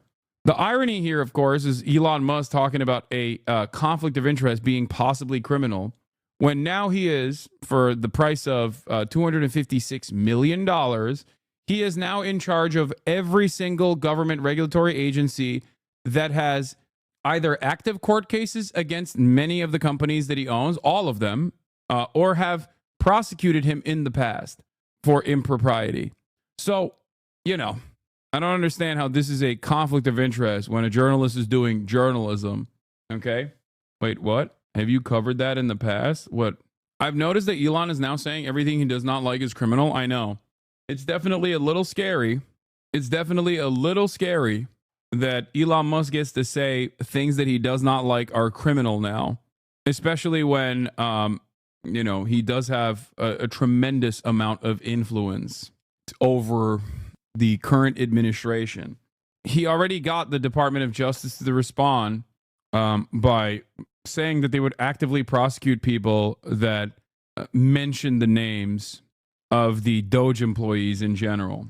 Don't know if they're following up on that, but just something to consider as Elon Musk escalates. Anyway, here's Ezra Levin from Indivisible, co-founder of Indivisible, reporting on Hakeem Jeffries. Jeffries, after holding a House Dem leadership presser focused on Musk's Doge concerns, does not commit to Dems withholding votes on government spending deal or debt ceiling over issues with Musk's efforts. At a presser minutes ago, Jeffries says he's powerless. Journalists asked, to what extent will Dems withhold votes in negotiations? Jeffries responds, Republicans control the trifecta. It's their government. What leverage do we have? We're going to continue to try to find bipartisan common ground. I'm Brian Kilmeade, and this is the collapse of America. Okay? I'm Brian Kilmeade. Let's find bipartisan compromise, bipartisan common ground. What are you saying? Yeah. Trump mega donor Steve Wynn has filed a petition asking the Supreme Court to overturn the landmark 1964 decision in New York Times v. Sullivan, which protects the media's ability to aggressively cover public officials. This is part of a long-running conservative campaign, which has already gained support. This is David Enrich from New York Times Business Bureau, which has already gained support among at least 2 justices to curtail press freedoms by attacking Sullivan. The story of how we got here is pretty wild. It's all in Murder the Truth. A lot of people are asking about the backstory of Wynn's petition. In 2018, the AP reported that he'd been accused of rape. Wynn sued for defamation. Nevada courts ruled that the reporting was protected under New York Times v. Sullivan. Wynn is appealing to SCOTUS, another casino billionaire that is in Trump's corner. Great stuff. Great to see Democrats complaining about the filibuster for 4 years when they're in power, but when they can't be bothered to use it themselves. I know. Trump. Leisha Miller has a Why Aren't the Democrats Doing Anything video, which we will be watching in a little bit as well. But yeah. And another scary aspect of this is that, as you guys know, I love the Internet Archive. I love the Wayback Machine. It is an immensely valuable resource. And obviously, people in positions of power have long hated this immensely valuable resource for some of the reporting that comes out of it. Some of the reporting, such as, you know, the Doge guy, okay? The Doge guy's racist tweets from literally 2 months ago. Now, they've been actively trying to destroy the Internet Archive, but I guess now they're just going directly to the Wayback Machine, the Internet Archive, and demanding that they delete stuff. So yeah, Why did the Post say, when I checked the Internet Archive an hour ago for the URLs associated with that account, the racist account, the eugenics immigration policy guy that is now reinstated. Okay, Charlie Kirk is your dad. I watched him slam you in a debate the other day. If you watched that debate and you thought Charlie Kirk slammed me, I think you need to stop slamming your head into walls. I am genuinely concerned about your safety. I assume that your entire house is padded to ensure that you don't accidentally kill yourself while, you know, getting out of bed in the morning. Anyway, now there are a total of 2 saved URLs left, and the archive tweets I still have in my browser cache are excluded. Everything referenced in the Wall Street Journal reporting has been purged. This is all that is left visible. They're rapidly scrubbing the record on this, so all that's left is a Wall Street Journal recap that everyone references and can't verify. It's great. Great stuff happening on that front in terms of, you know, destroying the truth. Yeah, we already covered this MHUD, the other Doge kid who leaked potentially proprietary information when at a cybersecurity firm. Rand 940 with another 10 gifted subs. Yeah. I obviously disagree with some of Elez's posts, but I don't think stupid social media activity should ruin a kid's life. We shouldn't reward journalists who try to destroy people ever. So I say bring him back. If he's a bad dude or a terrible member of the team, fire him for that. Yeah. He will be brought back. To err is human, to forgive divine. Great stuff. Yeah, he's changed a lot. It's just a continued lapse of judgment And Elon Musk's drive to reshape and slim down the federal government. Hours before a midnight deadline, a judge temporarily blocked the buyout that's been offered to some federal employees. Senior political correspondent Rachel Scott is tracking this from the White House. Good morning, Rachel. Rebecca, good morning to you. And at least 60,000. Oh, speaking of going after information, going after reporting the truth, aside from the New York Times v. Sullivan court case that we just talked about, another thing that I suspect they're going to start doing is actively go after reporters that cover ICE raids and leak ICE activity before it happens. This is something that Thomas Homan has been very angry about. They might even go so far as to make it illegal to tell undocumented migrants what kind of rights they have. Now, of course, I won't stop doing this. I won't stop reporting on this stuff, but I'm just letting you know that that is what I suspect is going to happen, because they're very upset that undocumented migrants that they're trying to falsely imprison and detain and deport for no reason whatsoever are actually aware of their rights. And that is very frustrating because they can't easily violate their Fourth Amendment rights. Makes it much more difficult for ICE to do their job because their job revolves around the violation of people's Fourth Amendment rights. Anyway, here's a judge that put a freeze on Trump's federal buyout plan. 1,000 people opted into this buyout program from the federal government. But this morning, the judge putting that on pause right before the deadline. It's prompting widespread confusion for those who want to resign and those who want to stay on the job. This morning, widespread confusion for federal workers. It's been just over a week since 2 million federal employees received this email with the stark choice: resign now and be paid through September, or run the risk of being laid off. It's just all kind of a mess. Shonda Loader, a mother of 2 in Kentucky, works for the Department of Veterans Affairs. She took the offer, but hasn't gotten any clarity since. New data shows that the majority of the 8,200 people arrested by ICE have no criminal conviction of any kind. Oh, what? That's crazy. I'm so shocked. Thank God for fucking ProPublica, by the way. This is what I've been saying from day one. Okay? Remember, I was like, where are the journalists? Why are they not logging through all of this data to figure out if these guys actually have any sort of criminal convictions whatsoever? Because the first couple of weeks of ICE activity was immediately met with onboarded Fox News commentators that were doing ride-alongs during these deportation processes and claiming that these were some of the biggest, some of the most prolific rapists of all time. Okay? One of the guys that they detained at an immigration court hearing was a DACA recipient who is a middle school teacher in Florida. This happened yesterday. All the most prolific rapists work at Fox News or own it? Exactly. Yeah, I told you, the notion that they're like going after criminals aggressively is ridiculous. And by the way, 50% of them have no criminal convictions whatsoever. And I'm willing to bet that the remainder, okay, the overwhelming majority of those who have any sort of criminal acts in their past are probably for minor things, like the guy we saw in Guatemala who literally was in the country for 15 years and they got him on trespass. Like, he was deported for trespassing. Okay? Yeah, also in terms of the criminal prosecutions that are coming down for reporting on ICE activity, okay? The FCC is now investigating San Francisco radio station that shared the location of undercover ICE agents. Wonderful stuff. The Federal Communications Commission has launched an investigation into KCBS radio after the San Francisco station broadcast information on live locations of undercover U.S. Immigration and Customs Enforcement agents in San Jose. FC Chairman Brendan Carr told Fox News that the commission had sent a formal letter of inquiry to the station in response to its January 26th discussion of ICE operations, which he called really concerning. He said that the station had a matter of days left to explain how this could possibly be consistent with their public interest obligations under the FCC license. You had ICE agents undercover doing operations in East San Jose and part of the town known for violent gang activity, and you had this radio station broadcasting a live location identifying the unmarked vehicles that they were in. Have you talked about the Kanye tweets? Not yet. I will get to it. Also, it is utterly irrelevant that Kanye West is once again behaving like a neo-Nazi in an effort to pump some attention to his upcoming shitty-ass album, okay? There is no one that is this washed.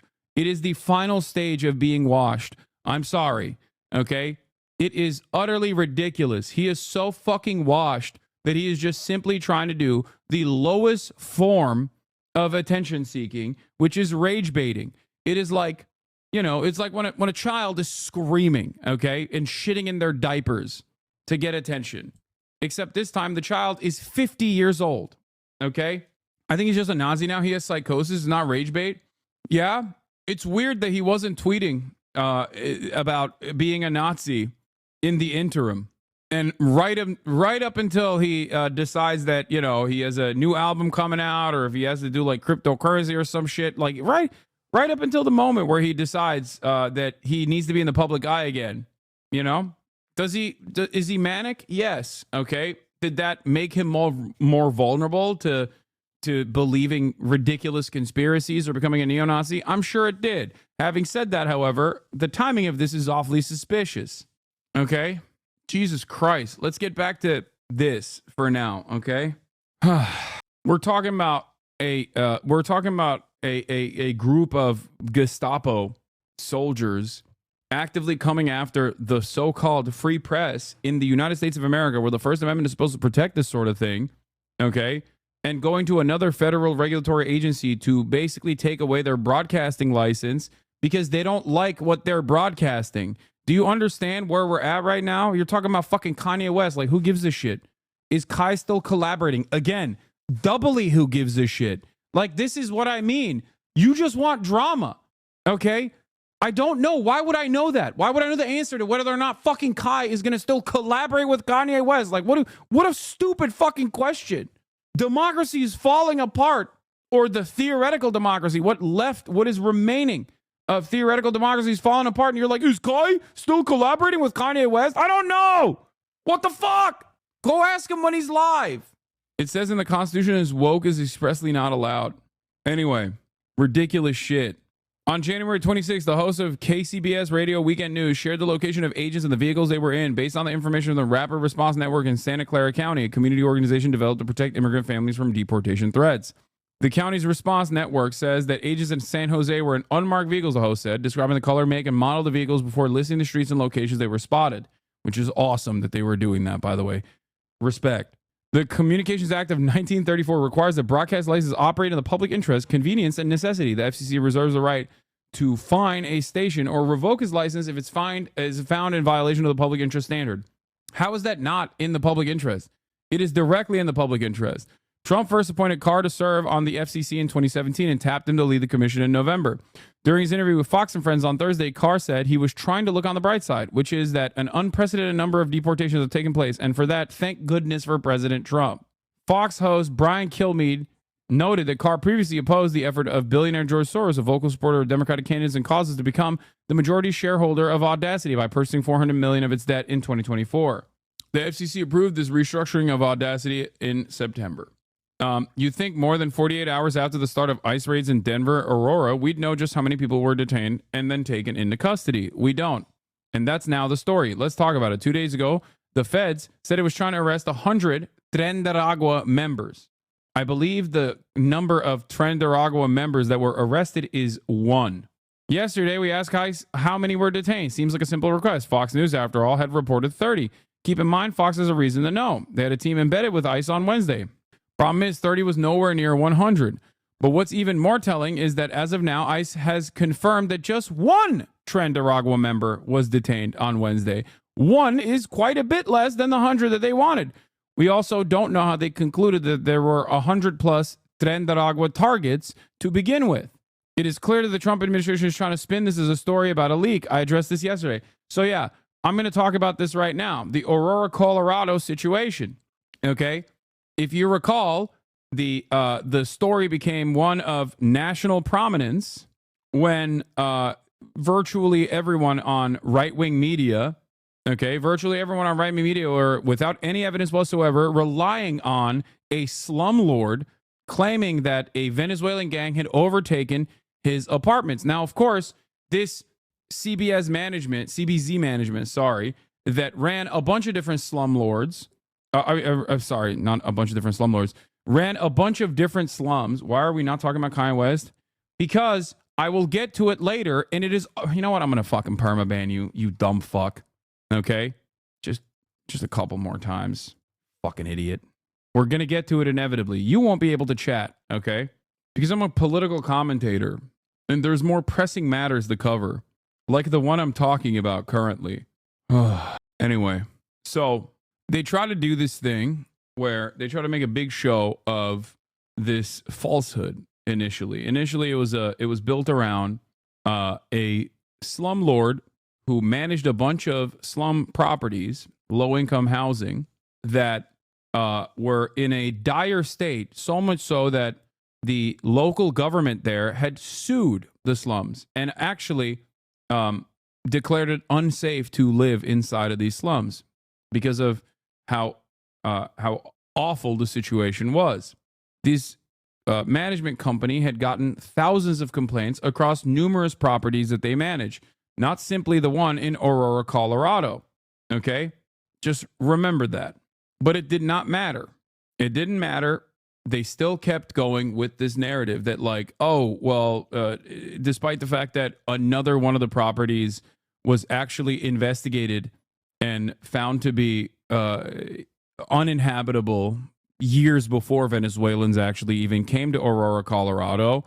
And the second court case that came down for this famous property came down before Venezuelans actually, quote unquote, took over this Aurora, Colorado slum, right? But everybody went along with it. You don't treat the people who bought you that house well, do you? No, I don't. Okay, Stalin, I don't. And the reason why I don't, and the reason why you permanently got banned is because you're selfish. There are 33,540 people in here, okay? You're being unimaginably selfish and going, me, me, me, me, me, me, me, me, me. Please, cover me. Cover what I want. Cover what I want you to cover, okay? Yeah. It's ridiculous. It's ridiculously selfish for the 33,500 other people in the chat, okay? Narcissistic.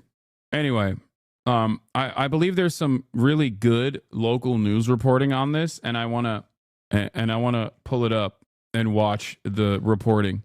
But basically, Fox News is straight up like doing even more nefariously than in the past.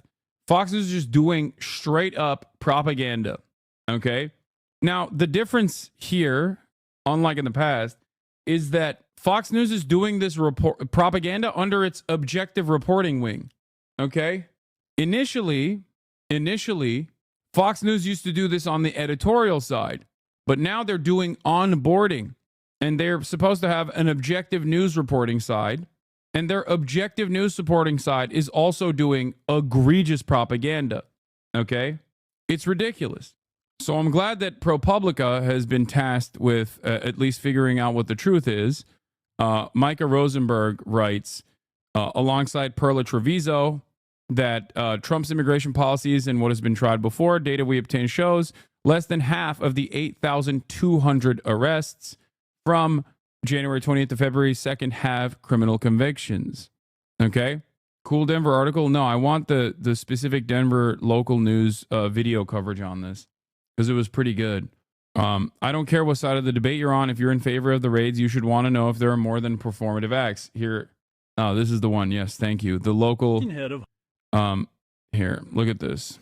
Homeland Security Investigations Denver office framed raids across the metro area in simple terms. These actions were targeted operation focused on violent criminal aliens. Bro, why does he also sound like Tom Homan? Why does everybody at the Department of Homeland Security sound exactly like Tom Homan? And look, they're so ogre coded. TDA members and those who are a threat to our public safety. What he would not say was how many people they arrested, how many were wanted for serious crimes, how many were members of that Venezuelan gang. We know more about a raid 11 days ago in Adams County, where federal agents said they were looking for dangerous criminals with guns and drugs and handed out video of the arrests. I think the people in the city of Denver woke up today to a safer city. The Drug Enforcement Administration's top Denver agent hit the airwaves. These are dangerous criminals. You've seen from those videos that came out of Aurora a few months ago. These guys are carrying pistols and AK-47. These are serious bad guys. Now, 9 News Investigates has confirmed that no criminal charges have been filed against anyone in that case. None by the U.S. Attorney. Dangerous criminals with AK-47s. And all they did basically was go door to door, harass and try to detain random people that they suspect of committing the crime of being brown while living on U.S. soil. None by the Adams County District Attorney. It should surprise everyone that we're using government resources like the DEA to go and round up people who have no criminal legal case against them. Laura Lunn is an attorney with the Rocky Mountain Immigrant Advocacy Network, and she says there's a very big difference between facing a criminal charge and being held for an immigration violation. Immigration detention is civil detention. Civil detention, where people seemingly disappear. Without a name, there's no way to find out who's being held or what they're accused of. I think it's very intentional that people in immigration proceedings are detained so that folks don't have access to them to gain information about what their experience is. One of my comrades, a teacher, the parents of one of their students never showed up to pick them up from school. They now have family friends watching them, still aren't sure what happened to the parents. There were raids yesterday in my apartment complex. I live in Aurora, Colorado. Also, I will be picketing in solidarity at my local King Super this week for the Kroger union strike. Yeah. They're going door to door. They're doing door to door operations and basically trying to snag as many people as they possibly can. Road offer. Checking out the massive and quite weird eagle population on the edge of the No, this is the said they only made yesterday. Members of the This is all of the cover. Results announced today by Fox News Channel.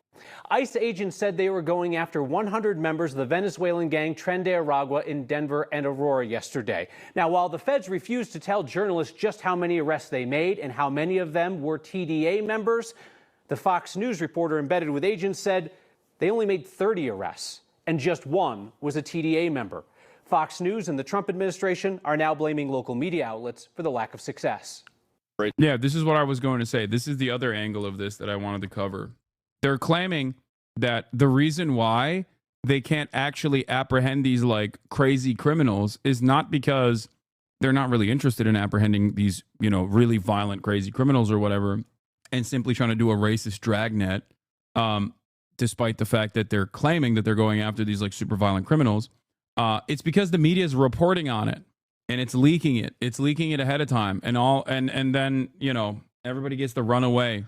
It certainly felt like everybody knew this was coming, including the targets and the local media. There were some leaks from local media that tipped off the local activists on the ground, and it made your jobs difficult. We've already identified how this operation got leaked. I'll deal with that today.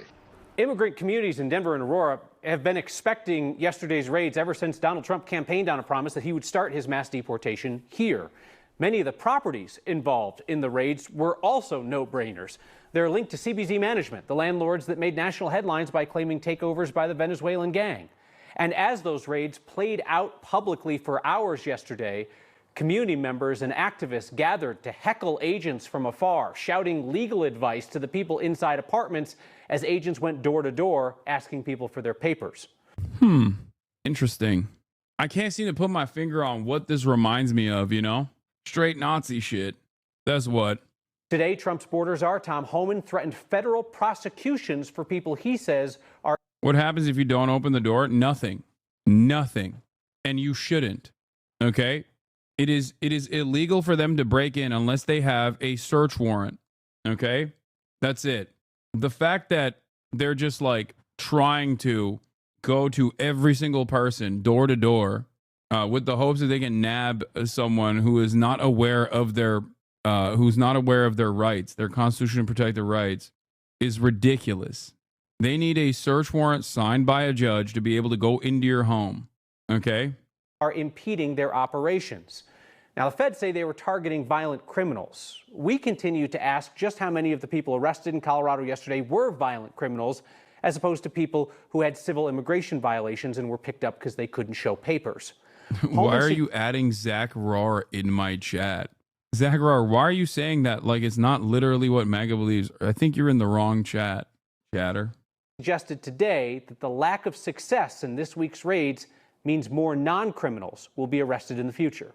We go on these operations, the operations got leaked somehow, it makes us less successful. Again, when you leak an operation, it means more bad guys are not being arrested, which means more bad guys are walking the streets. So as we address that, you're going to see the arrests increase. As the aperture opens up beyond criminals, you're going to see more arrests. So let's look more closely now at the Trump administration's claim that this week's ICE raids failed because the local media in Colorado leaked the operation. You may recall that multiple national media outlets reported that these raids were supposed to happen last Thursday. That operation was apparently pushed back after it became widely known ahead of the fact. Our Evan Krugel's along now to explain that when these raids did happen, Evan, federal agents had Fox News along for the ride, and this was a pretty conspicuous parade around town. It was, Kyle. It's worth noting ICE did very little to hide or disguise those operations yesterday. We got multiple calls from community members who saw them staging in a large parking lot in southeast Denver. So we showed up and decided to follow at a distance as they made their way up I-25 to Thornton. This local reporting is fantastic, by the way, and I'm so glad that there are still people out there doing real fucking journalism. Holy shit. It was clear even before sunrise Wednesday that ICE operations were underway. Agents gathered with buses and armored vehicles in high-traffic retail parking lots, including one in southeast Denver, where a photojournalist and I found a convoy and followed it more than 20 miles down I-25 to Thornton, where officers spent another hour prepping an armored vehicle as a cable news channel tagged along for the ride. It didn't take long for people to see them and for activists to show up at the park. And what is happening with President Donald Trump is that he is, and his administration is, creating a spectacle. Kareem El-Damanhouri is a journalism professor at DU and says he was not surprised to see such a visible operation and to see select national media invited along to showcase it. He says look no further than President Trump's campaign promise in October to target Colorado. We will have an Operation Aurora at the federal level. NBC reported the operation was supposed to start last week, but it was pushed back after the plans became public. The operation was leaked. And again, we're going to hold those people accountable once we find out what those leaks occurred. This isn't a game. Border Czar Tom Homan said Wednesday's operation was less successful because of supposed leaks. We may have to stop the media ride-alongs because I'm not pointing the finger at them, but the less people that know about these operations, the safer it is for our agents. Some leaks can be harmful to certain operations, some leaks aren't. So it's just a matter of social responsibility in a way, both by the politicians and by the media. So it applies both ways. El-Damanhouri says journalists will play an important role in the weeks to come as we wait to find out how many people were actually arrested and why. People tend to forget, or, certain things tend to dissipate. So this is, again, role of the journalist to try to follow up on those type of stories and find out, what has been going on, what are the updates of people who might have been caught up in the midst of that. To be clear, we as an organization are not accepting any invitations for ride-alongs with immigration officials at this time. We will, however, continue to respond and report on what we see at those operations. Kyle. Another thing that I heard today on Fox News was surprised that when the immigration agents got to some of these infamous apartments in Aurora, that they were largely empty.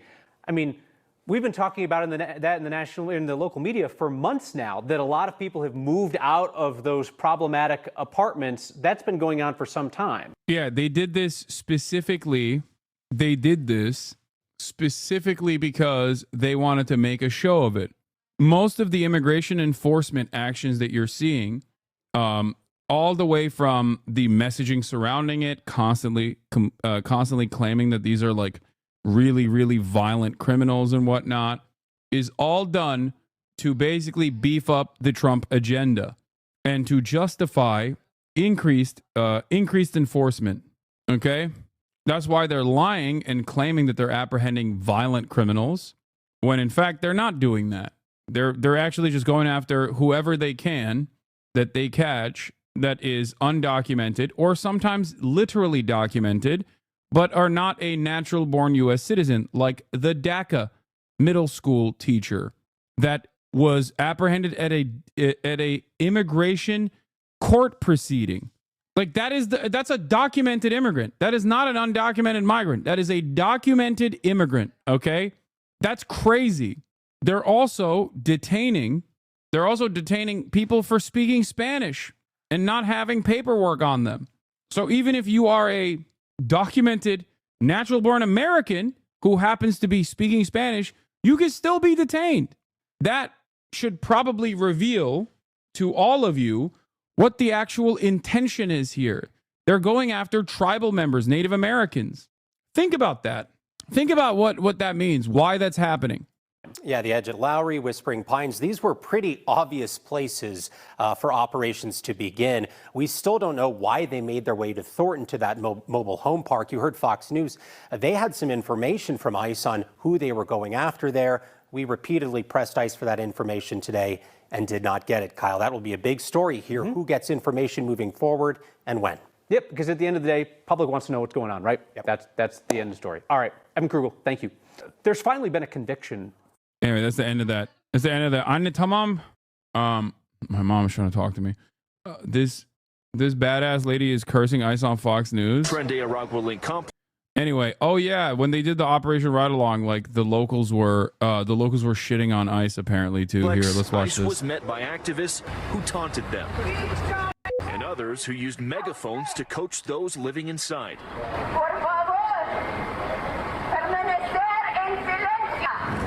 DEA agents used flashbangs inside while serving a warrant. That led to a handful of arrests, but no TDA gang members. A stop at another apartment complex netted no arrests. That first woman in the parking lot holding her coffee cup and cussing them out, they described her as an activist. I don't know, maybe she is. Looked to me like a super annoyed neighbor who was angry to see a bunch of ICE agents dressed up like the 82nd Airborne in her apartment building's parking lot. The day after that footage was released, Trump's border czar Tom Homan announced that these media ride-alongs might be coming to an end because of operational security. Yeah. They thought they could get away with captive media. They thought they could get away with Fox News onboarding on these things to make them look cool and badass and just do propaganda. And then, obviously it shows the depravity, the moral depravity of the entire situation. So they might actually stop these highly televised, publicized media ride-alongs. It's truly insane what is going on right now. The fact that we don't have accurate information instantly on the detentions and how many of them are violent criminals and what kind of crimes they have been charged with, whether or not there has been a court process. I mentioned this a couple of weeks ago. I mentioned this when I was in Japan as well. A lot of people got mad at me when we were looking at the first ICE ride-alongs that Fox News did. If you recall, the question I had was, who are these people? And if they are truly violent criminals that went through the court system and were convicted of doing crimes, why were they walking free? I don't want violent rapists, no matter what their background is, whether they are of Venezuelan origin or homegrown white rapists, to walk freely on the streets after they have been charged. Okay? And especially after they've been convicted. So what happened here? Because if the Republican administration's propaganda on this matter was correct, okay, they would have a significant upper hand, okay? They would have a tremendous opportunity to propagandize by saying, this guy is a convicted rapist and Joe Biden's activist courts and Joe Biden's activist judges allowed him to roam freely because he was undocumented. If that was the truth and not simply a lie that they present, then, oh my God, that would be a fantastic opportunity. You can't even find one? You can't find one guy? That's all you guys claim? That's what that's what the right wing is claiming, that activist judges allow undocumented migrants to walk freely after being caught doing heinous crimes. Okay? They're being caught doing heinous crimes, and activist judges are just letting it happen. And that there are 20 million migrants, undocumented, living on U.S. soil, that are all responsible for death and destruction. And for some reason, they're just walking away free. Okay? If that was real, that would be an insane revelation. That would be massive. So why is there no evidence to show that? Why is the only thing that we have to rely on Fox News onboarding and doing ride-alongs with ICE, where they basically put the camera on someone and claim that they're a rapist? Why is there no paperwork that we can look at? That's why I think the ProPublica reporting on this is very important. They actually dove into the data and found that with the increased ICE immigrant raids, they've actually detained 8,200 people so far for deportation, and more than half of them had no criminal records whatsoever. That directly contradicts the argument that the Trump administration was making, that they're only going after violent criminals, except 4,000 plus were not criminals at all. The Trump agenda is exactly the same as the first go around. Declare a national emergency at the border, halt refugee admissions, end catch and release, make asylum seekers wait in Mexico for U.S. hearings, promote third country asylum agreements, DNA test some of the immigrants, expand who was targeted for deportation, okay? Focus Homeland Security investigations on immigration enforcement instead of, like, literally pull from other aspects of Homeland Security, like actual drug detentions, like units that are tasked with investigating drug-related drug trafficking are now tasked with doing dragnet operations on random immigrant neighborhoods. Think about that. Expansion of expedited removal, put pressure on recalcitrant countries to take back deportees, create an office to assist victims of crimes committed by immigrants, limit temporary protected status, increase scrutiny of work permits, target sanctuary jurisdiction, information sharing, denying public benefits to unauthorized immigrants, travel bans, denaturalizing U.S. citizens is like the final stage of this. Actively trying to do that is going to be the last aspect of this. Expulsion based on public health concerns. A version of this already occurred with the CDC move. Donald Trump kept saying COVID is fake, it's not real, whatever. But it was simply used as a tool to deny immigrants access into the country. Title 42, if you recall, was the only COVID prevention measure that the administration actually utilized. Deploy military troops to the border, build border barriers, land acquisition for border barriers, ramping up criminal prosecutions of people crossing the border illegally, expanding detention, local cooperation for immigration enforcement, increase immigration agent hiring, and enhance vetting. Policies he hasn't tried before that he wants to are ending birthright citizenship, making the border a military priority, seeking to end birthright citizenship, and Biden-era humanitarian programs at the border. Immigrant registration invokes a law requires all non-citizens to register and present their fingerprints to the U.S. government or be subject to criminal penalties. Ending and clawing back funding from organizations that support migrants. Designating international drug cartels and gangs as terrorists so they can further deny habeas corpus. Deny due process to the people that are being prosecuted for criminal activity. And, then you can fucking torture them and stuff too. The problem here always, as is the case with all matter of criminal enforcement, is that once you take away those constitutional rights, you are going to apprehend people that you claim are gang members, and now you're treating them like terrorists. Terrorism already is a vague designation created specifically to deny people their human rights anyway.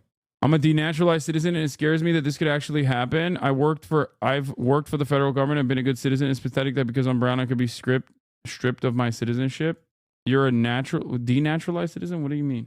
How do you reason with those that don't have a problem with deporting even people without criminal backgrounds because of an impression that they're taking a decent money out of our taxes? It's incorrect. Undocumented migrants literally put more into government coffers than they take out. There's already a limited amount of social safety nets to begin with, and undocumented migrants are not capable of taking advantage of any of those programs regardless.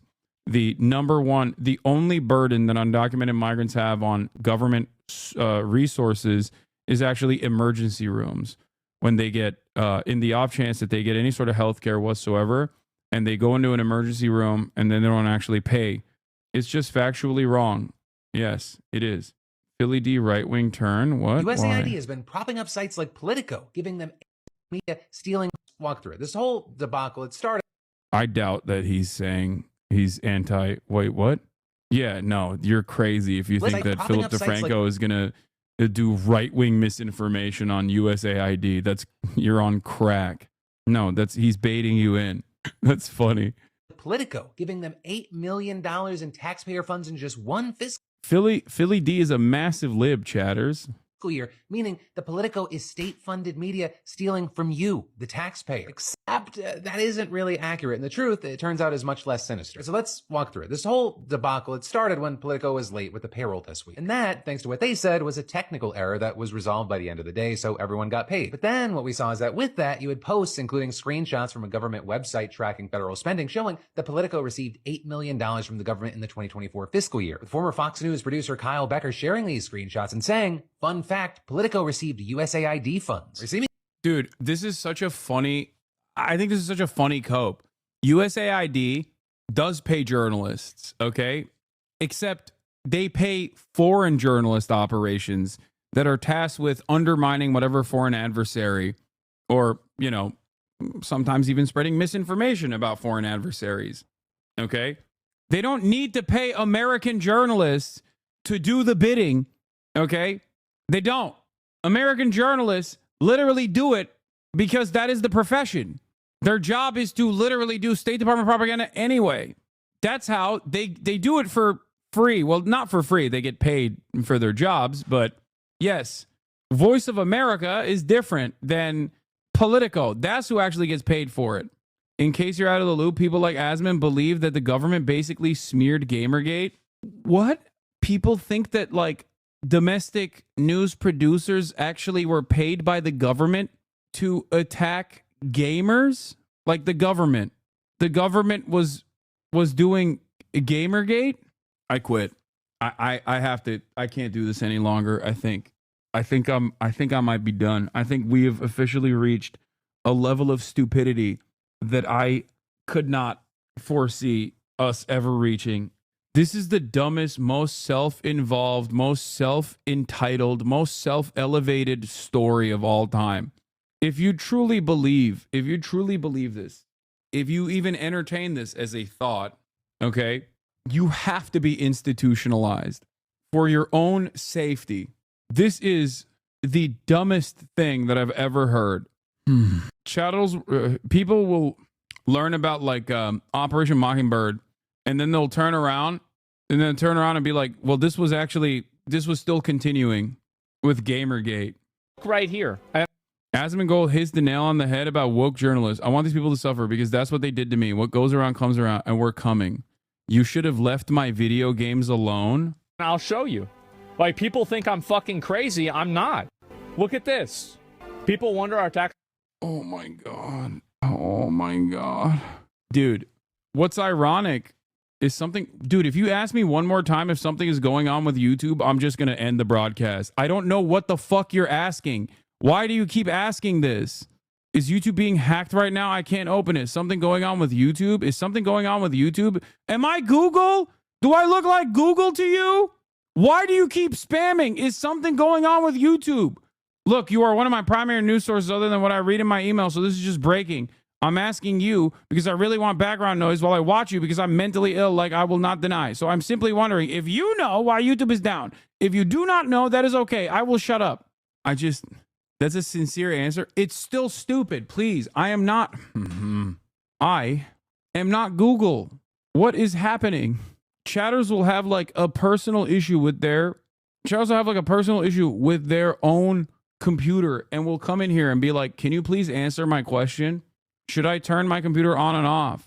Anyway, getting back to the most pressing issue of all time, how Politico actually got paid by the federal government to undermine gamers, which is really funny because the exact opposite actually happened, where someone actually did work with gamers in general and was very closely associated with Donald Trump. His name is Steve Bannon, and he actively used Breitbart to try to drum up Gamergate narratives, knowing full well that they would be very helpful. They'd be willing participants who would be helpful in doing propaganda for the Trump administration if he were to win. This is literally real. So if there's one aspect of the government that has been pro-gamer, it is Steve Bannon and the Trump administration by way of Steve Bannon. Remember that this is the average American IQ before the Department of Education is dismantled. Gamergates being freaks and then being mad at people covering them being freaks. Yeah, how could they have done this to me? People wonder, are tax dollars used to promote wokeness in video games? Answer is yes. USAID paid Politico millions of dollars a year to write pieces like this one, which promotes diversity and describes Gamergate as... Dude, oh my God. This is just wrong, man. I don't know how to explain it. It's just fucking wrong. Okay? The worst part about it is that things like what they are suspecting with USAID have occurred in the past in terms of like the State Department aligning itself with media directly, the CIA actively infiltrating American media as well in an effort to manufacture consent. Nowadays, it's more nefarious. Nowadays, there is no direct involvement, especially when it comes to domestic media, okay? Or the direct involvement is out in the open when you have a guy like John Bolton speak on CNN, okay? And say things like, yeah, I've done a lot of coups. In terms of USAID, they paid for a subscription-based service similar to a Bloomberg terminal, okay? Politico Pro. It's real-time. It's a real-time newswire. That's it. It's worse than what these guys suspect. They don't need to pay Politico to do pro-State Department propaganda, okay? Dude, who is even on your side amongst political streamers? Are you on your own? There's plenty of awesome political content creators and political streamers in general that recognize the truth, okay? How is he so popular, man? Is it that easy? Yes, it is that easy. Straight up. Claiming that the USAID actually funded Politico to write articles and influence articles, specifically targeting gamers, by the way, okay, is like saying they actually funded Microsoft to also target gamers because they bought Excel. They bought Microsoft Word subscriptions. I can't believe it. How deep does this rabbit hole go? It's ironic, though, because the real way that there is like active glad handling happening with American media when they're covering domestic issues and the American government is done by way of access journalism. There are a million different ways in which the government could also actively fund these outlets as well, whether it be giving them grants or whether it be, buying advertising space if they chose to do so. And they do that sort of stuff anyway. Doing it through USAID would be one of the silliest ways to do it. As disinformation and harassment campaign. So this is the thing, guys. Yeah. They covered Gamergate because USAID has a designated task force in between trying to, I don't know, undermine the Cuban government by setting up like a fake internet, okay? Or I don't know, another failed initiative where they try to like task rappers in rapping about how Fidel Castro sucks or whatever, on Cuban soil. They're actually on the weekends spending time attacking gamers. Nobody gives a fuck. In the grand scheme of things, nobody cares about gamers.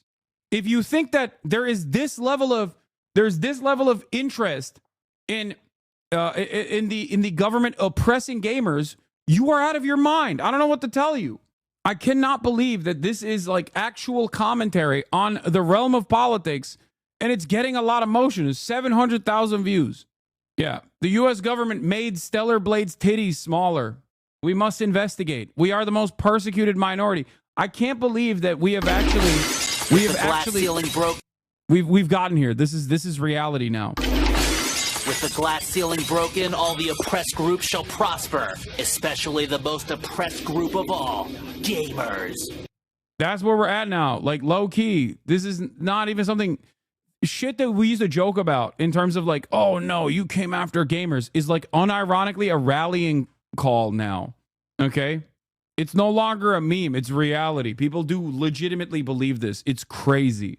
Yeah. Asmongold is the Fred Hampton of Gamergate, okay? A real threat to the established order is gamers.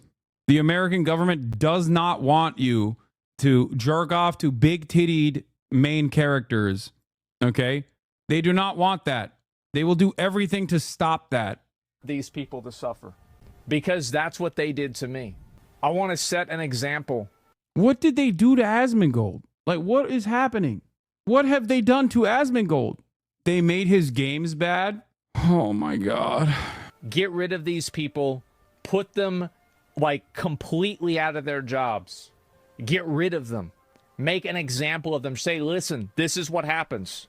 Gamers rise up. What goes around? Yep. What goes around comes. How did they, someone in the chat said, how do they make you suffer? Comes around, and we're coming. 4 years of a destruction of my favorite games. Fight fire with fire. Like, this reads as a parody. And if someone had actually sent this to me as a joke, and they were like, look, Asmongold is doing parody of, like, the sweatiest nerd you've ever seen. Isn't this funny? I'd be like, yeah, this is actually pretty good. It's pretty solid in terms of parody. Turns out it's not. This is something truly... This is something that like, you know, lolly PFP accounts unironically believe. I don't know. I really don't understand. Can you explain, please, what's happening? Here, let me uncover the layers of misinformation.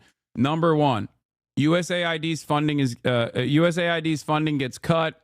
The Trump administration rolls back USAID initiatives. Okay, USAID, created by JFK, is a separate department that is tasked with doing aid all around the world. A big chunk of that is to beef up America's soft power capabilities, but also a big chunk of that is also to engage in covert operations at the behest of the CIA to engage in foreign destabilization against our foreign adversaries. Okay? Which leads me to be confused by Trump's decision overall, but I guess it doesn't really matter. Anyway, so obviously the aid for soft power or even to, defend American destabilization in other nations is still actively a good. And you can't have that, okay? According to the Trump administration, you can't do something that helps people, even if it is aiding a larger cause that will end up aligning with American interests, okay? You can't do that. God forbid.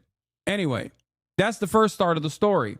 And as Philip DeFranco also correctly explained here, there was a technical error with Politico paying their staffers, but that kickstarted the story of people claiming, oh, it's because U.S. aid was funding the entirety of Politico. Let's take a look. Shots from a government website tracking federal spending showing that Politico received $8 million from the government in the 2024 fiscal year. With former Fox News producer Kyle Becker sharing these screenshots and saying, fun fact, Politico received USAID funds, seemingly claiming that the $8 million came from USAID alone. And then in a follow-up post, he connected Politico's late payroll with the recent crackdowns on USAID's spending. And from there, the situation just exploded with big names on the right chiming in and spreading this far and wide. And you even had Trump on Truth Social this morning saying that... Yeah, that's the other aspect of this, that Donald Trump is just straight up saying that this is fact. It's not. I just want to reiterate, this is incorrect, okay? Which is crazy. I fucking don't like Politico. I'm not the biggest fan of USAID. And here I am having to seemingly defend it because I'm not defending either of these institutions. I'm simply defending the truth. Also, double L stolen. Looks like billions of dollars have been stolen at USAID and other agencies. Much of it is going to the fake news media as a payoff for creating good stories about the Democrats. The left-wing rag known as Politico seems to have received... By the way, Politico is not a left-wing rag. Politico is not left-wing at all. What is happening here? Asman is currently doing a deep dive into the clip of you showing the Houthi war music to Nick, and Chad is eating it up. Yeah, I don't care, man. Yeah, okay. Great. Yeah, I need to get banned. This guy must get banned. Okay? This guy must get banned. Houthi propaganda, unacceptable. Nazi propaganda, well, that's all right. It's homegrown American Nazi propaganda. Okay? Saying that Politico is a left-wing institution is insane. It's owned by a right-wing German guy. Okay? And not only that, but also, it's just not left-wing at all. Their coverage is not even remotely left-wing at all. It's not the point, and some people won't believe it, but Biden, White House hated Politico. When I worked there, the Biden team constantly complained that Politico embodied the problem with journalism today. Too insidery, too focused on horse race coverage scandal, and too both sidism. They're not. Also, I'm not even, this is ironic because the Biden White House was actively and aggressively anti-media for no reason whatsoever. Okay? But he didn't want to cover the Epstein stuff. Oh yeah, Asmongold didn't want to cover the sex pestiny stuff, but he has no problem rehashing the same fucking shit over and over again. Hassan showed Nick a music video of the Houthis. I wonder why. And sex pestiny goes after Asmongold all the time, and I think it's partially because he's afraid. He's afraid of the Diddy G wrath. He does not want Diddy G coming after him. Anyway, hey, I'm sorry. Can you explain what any of this has to do with gamers, Gamergate, or Asmon? It literally doesn't. The truth has nothing to do with gamers, Gamergate, or Asmongold. But the truth does not matter. Okay? That's the point. Because Asmongold is claiming that on top of this misinformation that came out, that he wanted to add his own layer of silliness to the conversation by, I guess, reading a tweet from a Lolly account, a Lolly PFP account, that claimed that Politico was actually getting paid by USAID to do anti-gamer coverage. It's probably the most ridiculous thing that could have come out of this. It's so ridiculous. I feel like even the Fox News people would laugh at this shit. You spending all 2025 on media literacy of your colleagues? What do you want me to do, man? What do you want me to do? One, you guys sent me this link. And two, Asmongold is currently the biggest political content creator on this platform. Okay. Billions have been stolen from federal agencies like USAID and gone to, quote, fake news media as a payroll for creating good stories about the Democrats, and then adding, this could be the biggest scandal of them all. Perhaps also, it still stems from misinformation coming from the fucking president. So it's not like Asmongold is just like making shit up on his own. Okay.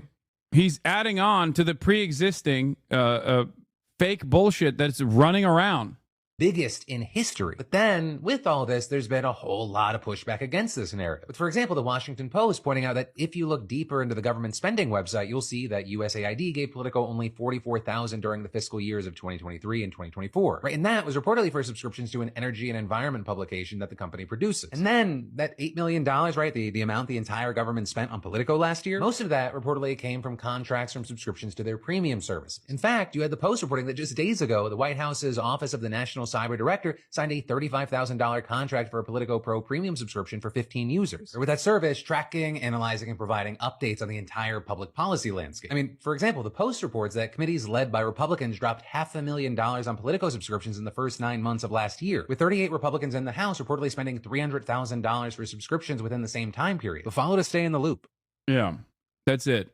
USAID is not funding Politico. Politico does pro-State Department propaganda because that's what the American media is tasked with doing. They don't need to get paid directly by the government. They don't need to be incentivized in that way. The incentive structure nowadays is simply elevating people who already get that level of access. The incentive structure revolves around access. They play ball with the government and beef up government narratives and rarely ever undermine the established hierarchy, because those are the people that get elevated to the top. Okay? They are stenographers. But in terms of like the USAID paying for a political subscription, Politico Pro subscription, that makes sense.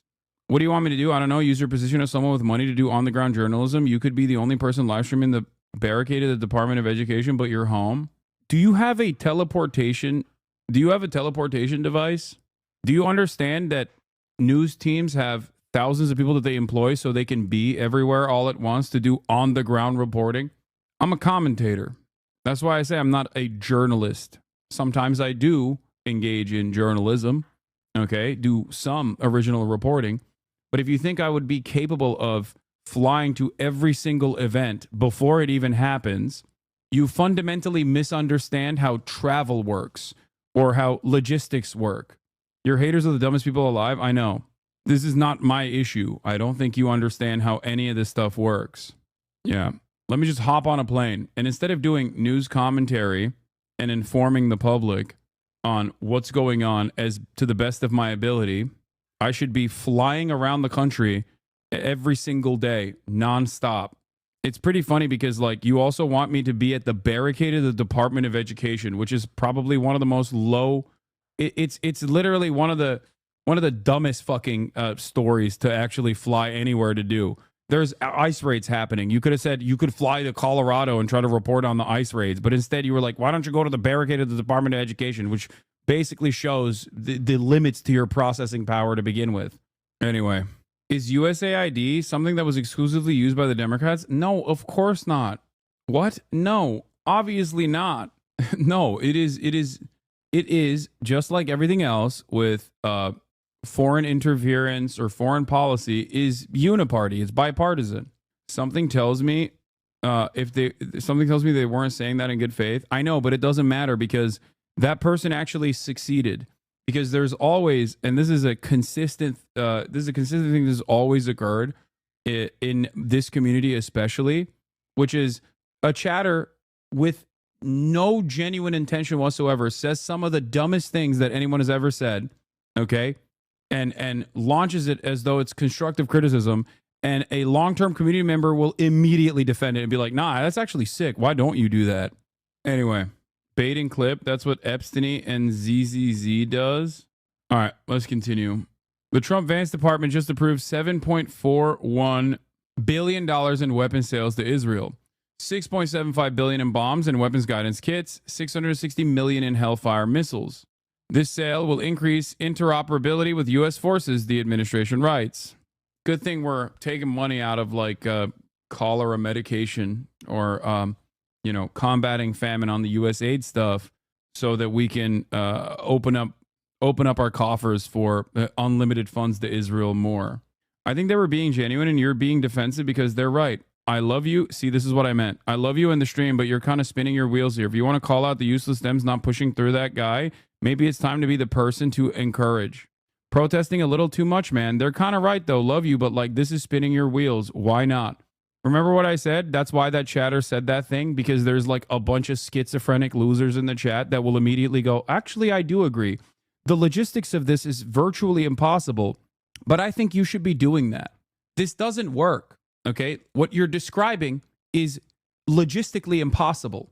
There is a reason why news media operations and newsrooms hire journalists literally around the fucking planet. What you are describing is impossible.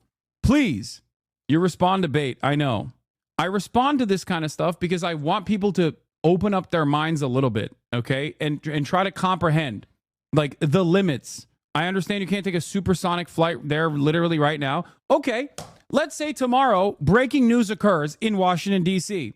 Should I be flying to Washington, D.C. tomorrow as soon as the breaking news occurs? What do you think? How do you think this would work? Walk me through this. Fast travel is not within my capability, okay? I stream 8 hours a day for 7 days out of the fucking week. I flew to Japan, and I still kept up my news coverage in Japan.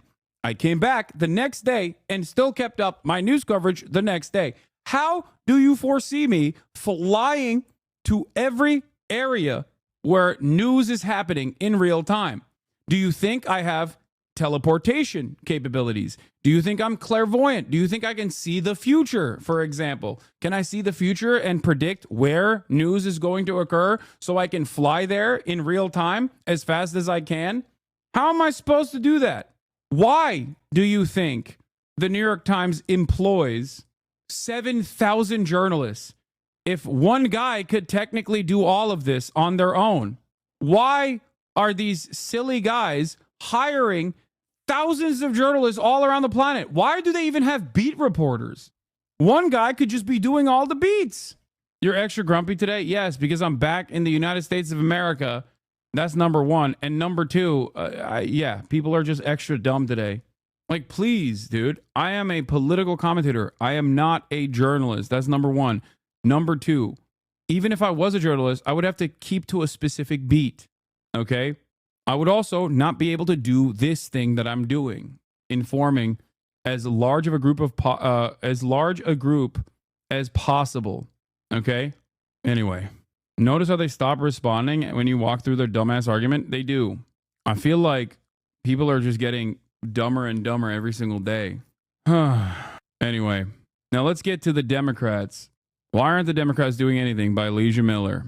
Trump and his cronies, including unelected, deluded, low IQ, ugly, socially awkward, loser, dork, billionaire Elon Musk, are stripping people of their rights, placing people in camps, invading our privacy, and gutting the federal government. And to those of you in my comment section saying personal attacks and name-calling undermine my arguments, no, they don't. No, they don't. I can bully Elon Musk and create sound legal arguments at the same time. Watch me. And yes, I'm going to be saying swears a lot in this episode because I'm mad. The uncensored version is available on my Patreon linked below. And in response to this tyranny, this all-out war on democracy, on the very foundations of our country, of the rule of law and of the Constitution, our lawmakers are, sending strongly worded letters, tweeting, holding press conferences. I don't know about Hasan, you're playing dumb. It's not about teleporting. It's about scaling up your operations. Scale the logistics of HasanAbi Productions. That's all I'm asking. I'm still responding. Stop fucking ignoring me. Scale up your operations. That's all we're asking. Okay. I'm going to respond to this the last time. Okay.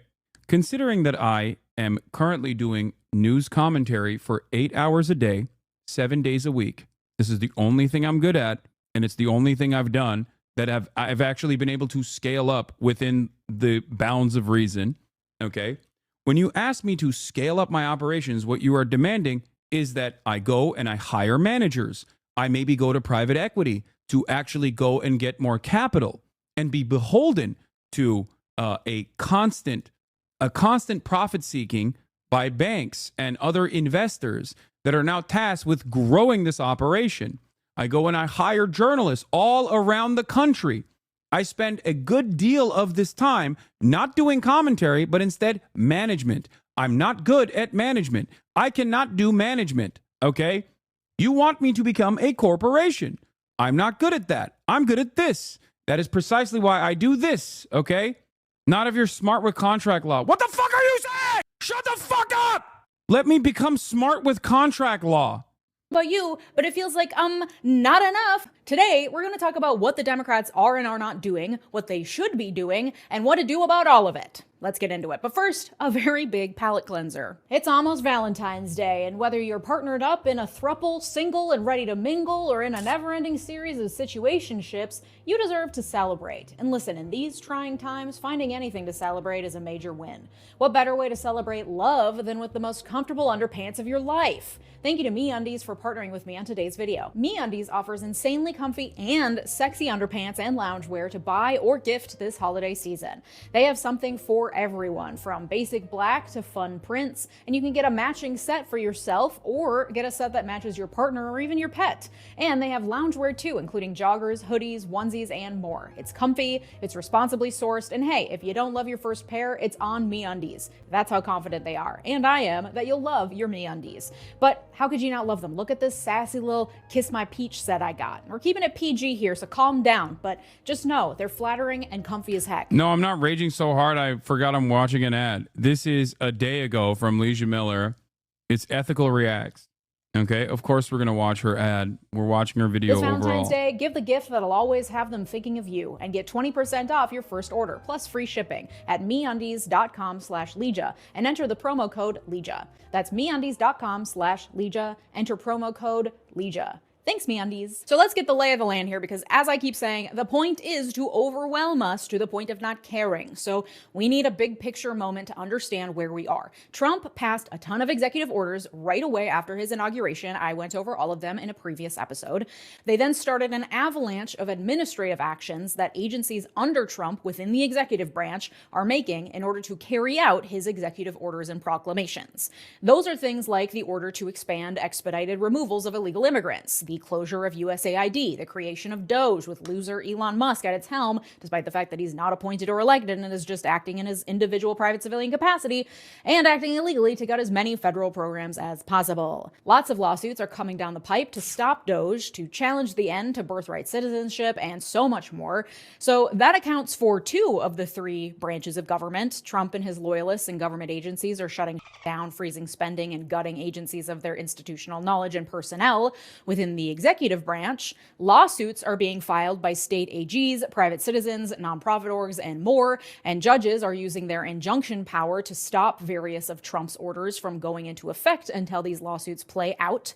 And while it is incredibly tedious and slow, it is that injunction power that is standing in the way of a lot of these things from playing out. So the judicial branch is doing its part in the checks and balances scheme to step in where it can as Trump continues to overreach.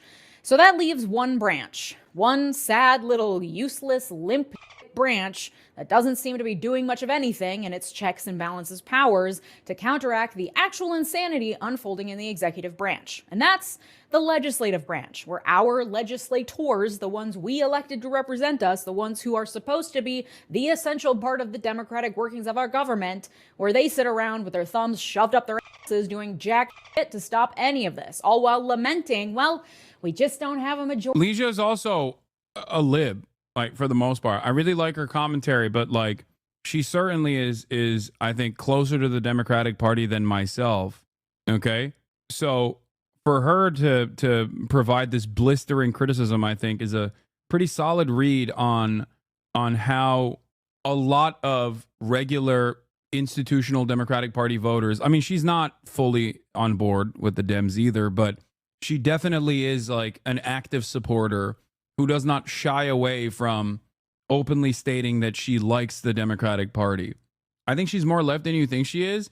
Yeah, I mean, yeah, she is definitely more progressive than the average Dem. But having said that, I think she is overall. I think she's overall like, yeah, 100. Like Elizabeth Warren Dem is a good way to look at it. Yeah. But regardless, her commentary is solid always, okay? And that's precisely why I rely on her coverage and her commentary on a regular basis.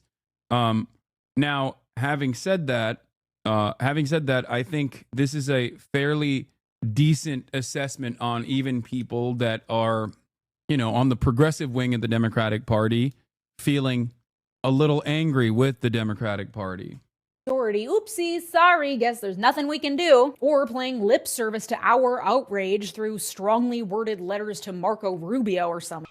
The classic trope I've talked about before. Republicans openly violate the laws in the Constitution, and then the Democrats say, hey, but you can't do that. So here's a basic rundown of what Congress has done since Trump was inaugurated. The Senate has confirmed 13 Trump appointees and passed the Laken-Riley Act, the first official law Trump has signed. Laken-Riley was passed with bipartisan support and allows for the complete suspension. This was so unimaginably. She's the type of person who thought the January 6th Commission was going to do something. I don't know about all that. Anyway, it doesn't really matter. But the Laken-Riley Act being passed with bipartisan support was so incredibly cruel, so ruthless, so ridiculous. Of due process rights for undocumented immigrants accused of crimes. Not just violent crimes, but also theft. Reminder that we give due process to everyone in this country, at least in theory, meaning notice and an opportunity to be heard by a judge, the right not to be held indefinitely without a trial and forcibly removed from the country. We give that to everyone, including those accused of even the most heinous of crimes in this country. But the Laken-Riley Act, combined with Trump's executive orders declaring an emergency at the border and pausing all immigration, including of refugees and asylum seekers. Yeah, the fact that it had no resistance is so sad and disgusting. No resistance. It's worse than that. There was support. That's what makes it so insane. Support from the Democrats on the basis of something that the Democratic base cares about, which is bipartisanship for the sake of compromise and nothing else. The fact that this was presented as a bipartisan bill and the fact that Democrats passed alongside, like Democrats offered a veto-proof majority, a filibuster-proof majority by voting for it was insane. Why wouldn't they support it? First of all, they should support nothing that the Republicans are advancing. If Republicans, when Democrats are in charge and they advocate for bills that actually Republicans want, the Republicans still obstruct. That's number one. Why do they do that? Because there are only benefits for obstructing in this partisan way. Okay? But number two, for this bill specifically, it is an incredibly cruel bill that denies due process on the basis of your documentation. Okay? if you are suspected as an immigrant, both documented or undocumented, if you're an immigrant and someone suspects you of stealing, ICE can come and detain you permanently and deport you. Okay? This is unconstitutional. It is completely unconstitutional. Seekers and the resulting agency actions like the expansion of expedited removal all provides for a blanket suspension of due process rights for immigrants of all kinds, including those seeking and using legal means to be here. The elimination of due process rights is a key ingredient in fascist takeover because it allows for human rights abuses to go unchecked and tends to be directed at vulnerable minorities because people already hate their fucking guts, so it's easy to turn a blind eye, whether they're Jews in 1930s Germany or Mexicans in 2020s America. And the Lake and Riley Act passed with bipartisan support. 12 Democratic senators and 46 Democrats in the House voted in favor, along with every Republican in both houses. Here's the list of Democrats who voted in favor. If you are their constituent, you should be the most annoying person on the planet for them right now. Get to work. The House, for its part, has introduced a ton of bills, many of which are symbolic and will not even make it to the floor for a vote, 25 of which have passed and gone on to the Senate, and that's about it. Those Senate and House minority leaders Chuck Schumer and Hakeem Jeffries introduced bicameral legislation this week to try to challenge Doge and Elon Musk by preventing unlawful access to the Treasury Department's payment system, which Doge operatives took over last week, as we talked about in my episode on Monday. They called their new bill, wait for it, the Stop the Steal Bill. They were very proud of themselves when they announced the name and received some chuckles from the audience. We call our legislation Stop the Steal. And that's when it hit me. Oh yeah, part of the reason why Democrats aren't getting done is that legislators are a bunch of nerds in suits, and many of them are old as dirt. Of course they don't know how to talk to the American people or create a cool, engaging social. Yeah, the older you are, the more seniority you have in the party, which means the longer you have actually stayed in office. The longer you've stayed in office, the more out of touch you are from the average person. In theory, the longer you've been in office must mean that the longer you've actually talked to your constituents. Is the exact opposite. You get tunnel vision. You get bubbled into this. The only access you have to the outside world is oftentimes lobbyists that are there to push for a corporate agenda. So they are just completely delusional to the needs and wants of the average American. Okay? Social media campaign and are terrified of youngsters coming in and using unconventional tactics to get done. Also, they're probably sleepy because most of them should be in retirement homes at this point. Theoretically, they would hire PR people to make up for being big giant dorks, but I don't think they'd know relatable, cool messaging if it hit them across the face. And Republican lawmakers are also dweebs, but so are their constituents, so it works. I think I've solved the problem, guys. Everyone can go home. The literal only reason we thought Kamala was cool was because of some sweet fan cam edits on TikTok. She certainly didn't convince us on her own after literal decades in public office. Took some lefty weirdos getting control of her TikTok account to win any of us over. Did it get her elected? No. Obviously, the entire messaging problem on the left that has alienated a huge swath of the working class and other groups that would historically fall under Democratic umbrellas cannot be solved by a slick TikTok campaign. But as it is, these Democratic lawmakers are speaking to literally no one except for a few policy wonks and some boomers. A couple of younger representatives have come down the pipe and actually feel inspiring and know how to speak like humans. AOC, Jasmine Crockett, Katie Porter. But name me a single cool Democratic senator that can speak like a human and makes you excited about politics. I'll f***ing wait. They got Cory Booker on the social media game. Literally, Chuck Schumer confirmed, according to Mother Jones, that Cory Booker is in charge of the Senate Democrats' social media, with the New York Times reporting, and I quote, "Last week, Mr. Booker delivered a PowerPoint presentation to fellow Democrats about how to deliver their message online. In the slides, which were obtained by the New York Times, Mr. Booker offered his colleagues guidance on how often to post on each platform. Instagram once or twice a day, Facebook once a day, LinkedIn 3 to 5 times a week, X." This part is so crazy. Like Cory Booker is like an alien, dude. Like, no disrespect. Some people just don't have it, you know? It's crazy. It once again shows me that, you know, it just shows me that we're just completely removed. Like, the Democrats are so removed from the needs, wants of the American public. Okay, but like, this is decent social media training for boomers or at least their staffers. 2 to 5 times a day. TikTok 1 to 4 times a day. Like, their social media strategy is about how often to post. This is you learn in like a poorly made intro to social media management for dummies course. Cory Booker is a fucking dork, guys. We have nothing to work with. And because much of the high-profile work is being done by the Senate because of their role in confirming presidential appointments, a lot of the focus and ire is on the Senate. So while House members definitely play a role in counteracting the horrors coming from the executive branch, it is the Senate where a lot of the work is to be done. And no, I'm not talking about introducing silly, fun, cool, tongue-in-cheek legislation like the Stop the Steal Act. We all know that the bill is dead in the water. It's being done for show, and so that our legislators can point to something and say, see, we are fighting back. Meanwhile, we're all out here getting fucking annihilated by breaking news story after breaking news story of some new horrific thing Trump and his cronies are doing, while our lawmakers chuckle at sassy names for bills no one will read or pass. Get a grip! I think there's a time and a place for introducing snarky legislation. This is not one of them. This is not business as usual. This is not a simple, well, we'll get them again in 2 years. Yes, the midterms will be important, but we need to actually have a functioning fucking government to hold a... You said the Democrats are marketers, but they're not even good. The Democrats are literally just marketers. They don't do actual work. They're always selling an idea. Yeah, but they're not even good marketers. They're marketing a product that no one wants. Elections in the first place. And they're not even doing a good job marketing said product. That's why they are unimaginably unpopular right now.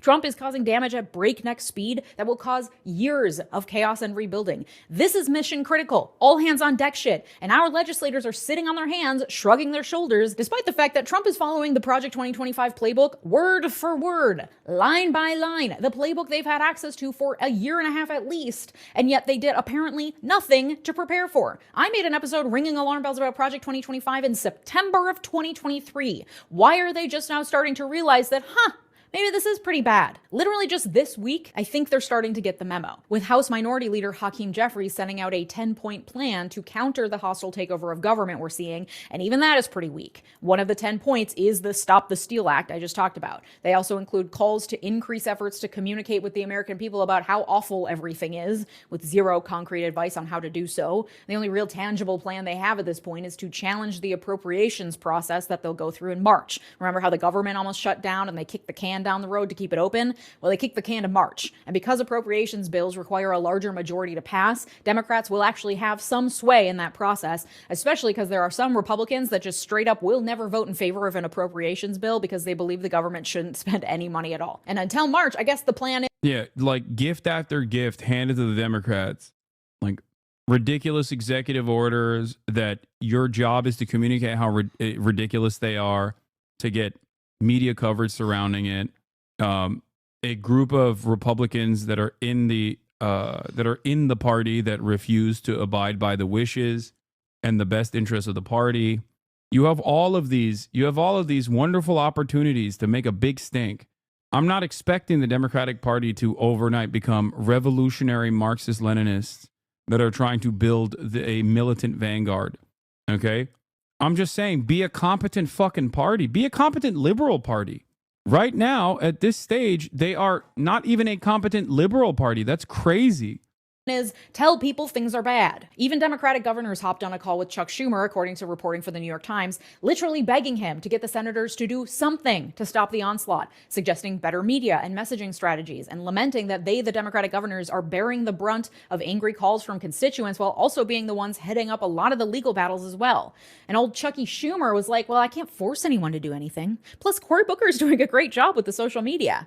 Pathetic. Okay, so that's the lay of the land. Executive branch, fuck it up. Judicial branch, the one string holding back the worst of the onslaught. Legislative branch, dog shit. The good news is that at least in theory, the legislative branch is the one most responsive to the people. That's us. And as much as the moneyed interests do control our elected officials, the one thing they fear, probably even more than losing money, is losing elections. And if you understand that their main and all-consuming goal, the thing that they think about with every vote and every public move they make, is re-election, you can start to understand how to leverage that as someone who votes on whether or not they get re-elected. But we can't apply pressure if we don't know what to pressure them to do. So what could Democrats, especially in the Senate, be doing? Well, we know it's not passing legislation. Their minority status and partisan gridlock means that's nearly impossible. I think the first step is obstructing every step of the way, even if it's like seemingly a good thing. Okay? Just obstruct. Gumming up the appropriations process in March is also something they should definitely be planning for. They absolutely should be hiring better social media managers and talking more publicly about how awful things are. But the real way for Democrats to fight back, to get down and dirty and make the day-to-day passing of bills and Republican tomfoolery slower and more painful, is by wielding the bureaucratic, mundane, day-to-day processes of Senate sessions. 100%. What the organization Indivisible calls procedural hardball. A lot of what I'm about 100%. This is also part of the reason I am completely in agreement with Leisha here. This is also part of the reason why I get really annoyed with like liberal commentators, not Leisha. I'm saying like the liberal naysayers who will regularly just defend the Democratic Party instead of demand that the Democratic Party do more. Okay? Liberals who are tasked with defending the Democratic Party are always playing catch up, and they constantly will yell at people like myself. They'll say, Hasan, you just want like incredible pie in the sky ideas, right? You just want the Democrats to be socialist and radical Marxists or whatever. It's like, no, I'm talking about the minutia, the day-to-day operations, things that are within the realm of Democrats' possibility, things that are entirely in their control, things that they're refusing to do. Okay? That's the difference. I understand process. And that's why I regularly criticize the Dems when they're in power or out of power for not utilizing the process or claiming that procedural hurdles sometimes undermine their agenda when they can so easily do away with it, like the Senate parliamentarian, for example. Okay?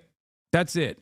Those guys don't understand process. They don't know anything. They're just there to fucking defend the Dems, which is weird because even like MSNBC has a better understanding of process and will do a better job of talking about the Democratic Party than the average liberal influencer who is tasked with defending the Democrats with very limited knowledge.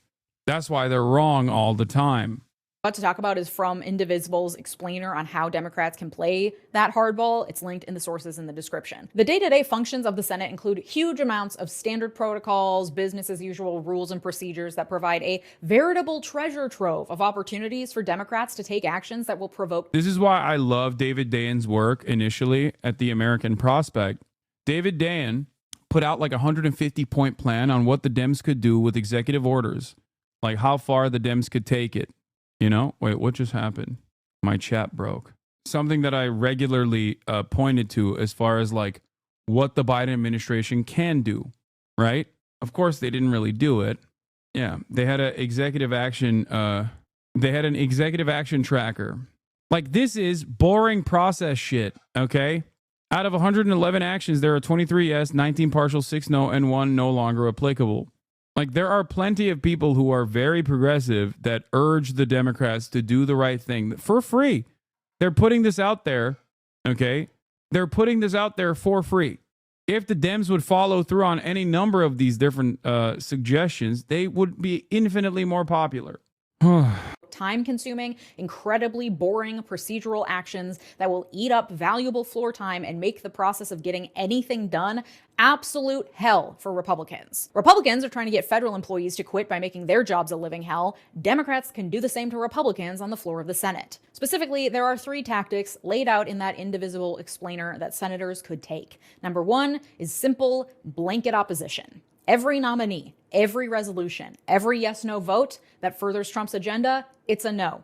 Even if the nominee seems like a reasonable Republican, they are still being put in place as a Trump loyalist. It's a no. Democrats have been voting yes on certain nominees, and there needs to be consensus among the entire Democratic caucus that it's a no vote every single time. Taking this a step further, there are ways for Democrats in their individual committee roles to muck up the process further. Democratic Senator Brian Schatz of Hawaii is doing just that. He's on the Foreign Relations Committee, and in response to the shuttering of USAID, he's placed a blanket hold on all of Trump's State Department nominees. Marco Rubio has... Repeating exactly what you said, yes, because she's correct, and so am I. And this is... You know what this video is? It's 22 minutes of Leisha saying... Democrats should behave like Republicans when it comes to playing politics. Okay, that's it. That is the message that I have had as well. Republicans play politics all the time. They play hardball all the time. They do it very successfully. Okay, Democrats don't. They're constantly seeking out bipartisan compromise for no reason other than the concept of bipartisan compromise being a virtue in and of itself. That's it. There are no tangible policy goals attached to it. They just simply do compromise for the sake of compromise alone. It is ridiculous. Has already been confirmed as Secretary of State, but every official below him, from his deputy to major ambassadorships, have not yet been confirmed. By placing a blanket hold, Schatz isn't completely blocking the confirmation process, but it requires Republicans to jump through a number of additional procedural hoops and waste valuable floor time to get any new person confirmed. It slows down the process. And that valuable additional time gives all of us a chance to breathe and a chance to respond and react to each new thing instead of it being a constant onslaught. Blanket opposition, combined with tactics like blanket holds, will show a united front within the Democratic caucus and will help to slow Republican actions even if they can't stop them completely. Next tactic is weaponizing quorum calls. Technically, according to the Constitution, the Senate cannot conduct business unless there is a quorum present, meaning a majority, meaning 51 senators. However, in reality, there is hardly ever a quorum actually present, but typical Senate decorum, the friendly thing to do, is for senators to not ask if a quorum is present before conducting official business, because if it is officially established that a quorum is not present, the work of the Senate grinds to a halt. They can't do anything, and they have to either adjourn for the day, or the sergeant at arms has to literally call senators back to the Senate floor and forcibly retrieve them. What's fun is that any senator can call for a quorum check at any time. Calling for a quorum check forces the clerk to do a roll call of all 100 senators out loud. If the roll call is finished and a quorum is not met, the Senate cannot proceed. So Democratic senators can call for quorum checks, forcing Republicans to prove they have a quorum anytime they try to do anything. They can also stage a walkout, assuming that there are some Republicans. How can you stop Elon? Okay. There are a number of different committees that Democrats sit on. They can use those committees to open up investigations into Elon Musk. Republicans have done this for infinitely sillier shit. Republicans literally did this to basically beef up the lie that Hunter Biden, for example, was somehow connected to Joe Biden and the entire Biden crime family was doing crimes. This was a falsehood. They knew it was a falsehood, which is precisely the reason why they didn't do open door meetings. They did closed door meetings instead. And then they would leak details to Fox News with the hopes of lying to the public even further. Okay? And under other circumstances, they also actively undermined Hillary Clinton with the Benghazi investigations. It was more costly and more time-consuming than the 9/11 Commission, okay? That's how much they actually spent time on Benghazi, making it seem as though Hillary Clinton deliberately murdered like 7 fucking diplomats or whatever in Benghazi, if you remember. Kevin McCarthy famously took credit for ruining Hillary Clinton's credibility by keeping her preoccupied with the Benghazi meetings. Okay? Like, he openly said it. It wasn't a lie. This is a real thing that they admitted. Benghazi was a valid investigation that was weaponized against Hillary Clinton and the Democratic Party. And the Hunter Biden stuff was not a valid investigation that was weaponized against Joe Biden. Okay, I'm giving you 2 different examples. One is a real thing, okay, and understandably investigated, even though the degree to that investigation is obviously political. The other is a ridiculous investigation that was built around a falsehood, okay? Democrats could do both if they chose to do so. Democrats could at least do valid investigations into the likes of Elon Musk, for example. Go after Jared Kushner's business dealings. Those are valid investigations. Those are worthy investigations because there's violations there, okay? That's it. Not present, which usually some aren't, meaning that there would not be a quorum present if all Democrats leave the Senate floor. But even if technically there is a quorum present, they can still call for a check at any time to gum up the process. This will be incredibly boring. It will make Republicans' jobs really boring and bad. It'll be so annoying, and it'll go against decorum and protocol, and that's the point. And then the final tactic is blocking unanimous consent. Unanimous consent is used to skip over procedural requirements involved in things like setting dates, moving things on the schedule. Pretty much nothing can happen in the Senate unless there are no objections. But by saying unanimous consent, they're assuming there are no objections and they just kind of jump over that. Senators request unanimous consent for things to happen, and usually there's no objection and things move forward swiftly. I imagine you can see where this is going. Senators can object. Refusing to work with bolster Republicans and make them look like the good guys, that's so silly. You're so wrong. Walk out on quorum calls, the stupidest idea I've ever heard, respectfully. Yeah, we have to keep working with the Republicans because then they'll look like a bad guy. What are you saying? When have Republicans ever worked with the Democrats? They don't. The people are begging the Democrats to actually fight back against the Republicans. Even if what you're saying was completely unpopular, it would still be the right thing to do. But luckily, it's also not unpopular. It's a popular thing to do. Partisanship is the name of the game. Yeah, working with them on every single literal issue has been so fruitful so far. That's why their popularity is historically low. You know, like the bipartisanship on the Lakin Riley Act. You'll look mean. To anything, any procedural step, any request, anything a Republican senator wants to do, no matter how small, cannot move forward if a single Democrat objects. Things will probably eventually move forward if the objection is like frivolous, for example, but when a senator objects, it starts down a rabbit hole of further procedural hoops that must be jumped through, including, for example, roll call votes, debates, and delays. Democrats can take it a step further by using their entire allotted 30-minute debate time whenever it's available. It means zero fast-track confirmations. It means, again, making Republicans' jobs as hard as possible, as boring as possible, as tedious as possible. It's making their day-to-day work nearly impossible. Not completely impossible. They still have a majority. They'll still get things done, but the pace would be dramatically decreased. You know, we always complain about how it feels like Congress can't get anything done. Might as well make that fact work in our favor. Often, blocking unanimous consent and requiring quorum calls can go hand in hand. Typically, because senators need time to have informal discussions, negotiations, take time to figure things out, they will pause work on the floor of the Senate by... Like, the saddest part about this isn't even... Like, this is below bare minimum, okay? Like, that's what's so crazy about it. It's below bare minimum. Like, this is what you should be doing already, and then we should get mad at the fact that you're not doing more of it, okay?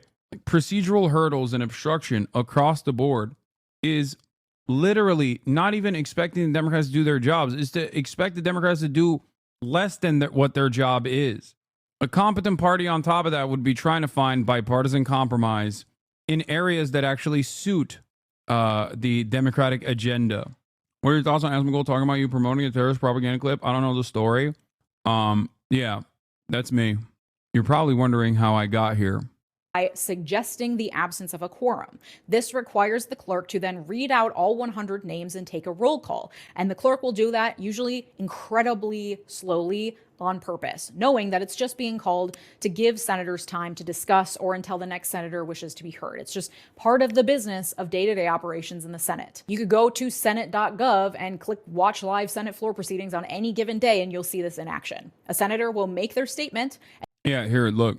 Hakeem Jeffries met privately with Silicon Valley donors in a bid to mend the fences from Politico. Here's a remarkable quote that really gets to the heart of what mending the fences means in this context. There's a significant fear that these tech folks who have been with us for a long time will say, fuck it, we're going with the other guy, said Alex Hoffman, a Democratic donor advisor who works with donors across the country but did not attend the event.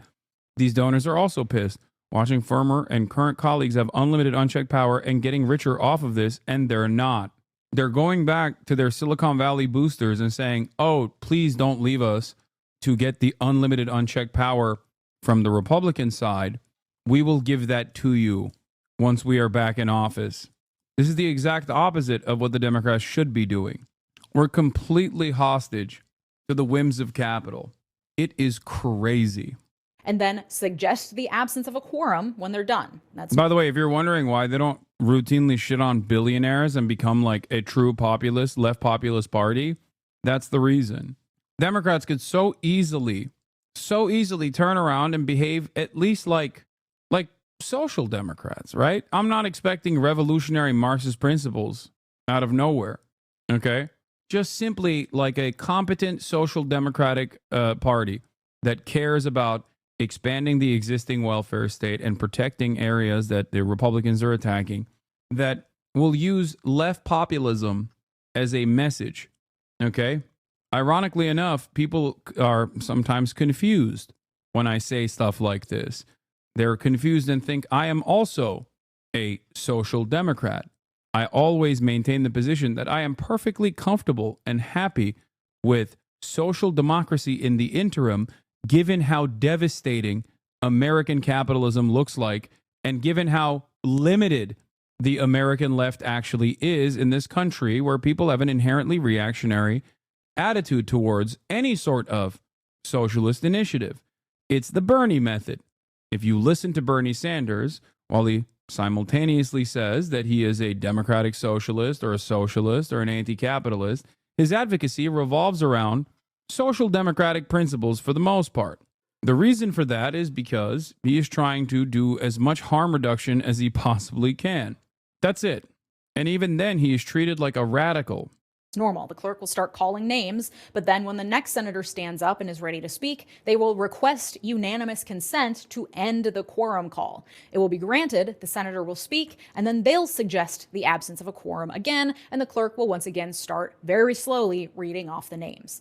Anytime that unanimous consent is requested so a senator can speak, any Democrat can object, requiring a full roll call vote on whether or not to move forward. So they'd object to the senator asking for an end to the quorum call, triggering a full vote tally on whether or not to end the quorum call, which would require listing off every senator and taking their vote. And then if it's not unanimous, there could be a debate that follows. It could eventually lead to allowing the quorum call to finish, showing an absence of a quorum, grinding Senate work to a halt. Like, it would be so stupid and so boring. And they can just do that over and over and over. Anytime any Republican asks for anything to be done with unanimous consent. Again, things will eventually get done, but it will be so much slower and it will be so painful and so boring. The name of the game is block, delay, obstruct. The reason Democratic senators aren't already doing this, because you know that they could be, is the same reason why you wouldn't want to do it either. It's boring as It's also embarrassing because it goes against decorum and, the way we do things. So they'd have to make themselves look a little ridiculous by standing up and objecting to things no one ever objects to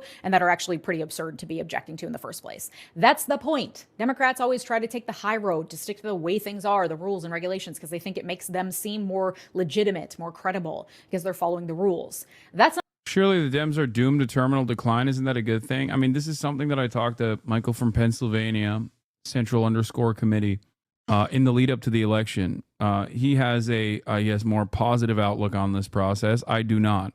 I just don't think that when the Democrats perish, that there will be a Labor Party that is born out of the ashes. I think that when the Democratic Party perishes, we just have, fascism, which is what's going on right now. That's not the protocol right now, though. It's time to play dirty, and this is the best way to do it. The trick is to make sure that these senators are also communicating why they are doing it, so people don't look and see them gumming up processes and making a mess in the Senate and think, wow, what is wrong with this person? They aren't doing their job. Democratic messaging has to be, we are doing our job to protect this country from the complete takeover of fascist rule. This is how we do it without a majority or any power. We are slowing the process down for you. That needs to be the message. Okay, so we're blocking, we're delaying, we're obstructing. But how do we, as individual private citizens, use our voice to push the legislative branch, the one that's supposed to be answerable to us, to do what we want it to do? Well, much like we are asking our Democratic senators to do, we must also be annoying as hell for the good of the nation. That means that if you have Democratic senators, keep an eye on what they're doing and call them and tell them what I just told you. Send them the link to the indivisible explainer I linked in the sources. Tell them you expect them to vote no on everything. Push them to delay through playing procedural hardball. Show up to their state offices. Yes, your senator has an office in your state where you can go and make your voice heard. In-person visits are the most powerful way to influence them, especially if it's an in-person visit of you and 15 of your friends. Indivisible actually has a toolkit for that very act. I'll link that in the sources as well. If they do something you like, support them and cheer them on. If they do something you don't like, for example, my Senator Amy Klobuchar voted yes to confirm Trump's nominee for Veterans Affairs, going against the lockstep anti-Trump no votes that we need in our Democratic coalition. If they do something like that you don't like, you berate them. Same with Marco Rubio, like even with Bernie Sanders, who voted to confirm Marco Rubio. Like, that's completely unacceptable. Like, what are we doing? And it's crazy to me that there is no motion whatsoever, no interest whatsoever from the Dems at all in dealing with that. and doing anything. You'll be so annoying. Yes, I'm familiar with David Graeber. He's great. Rest in power. Call, email, show up, petition, nag them on social media, all of the above.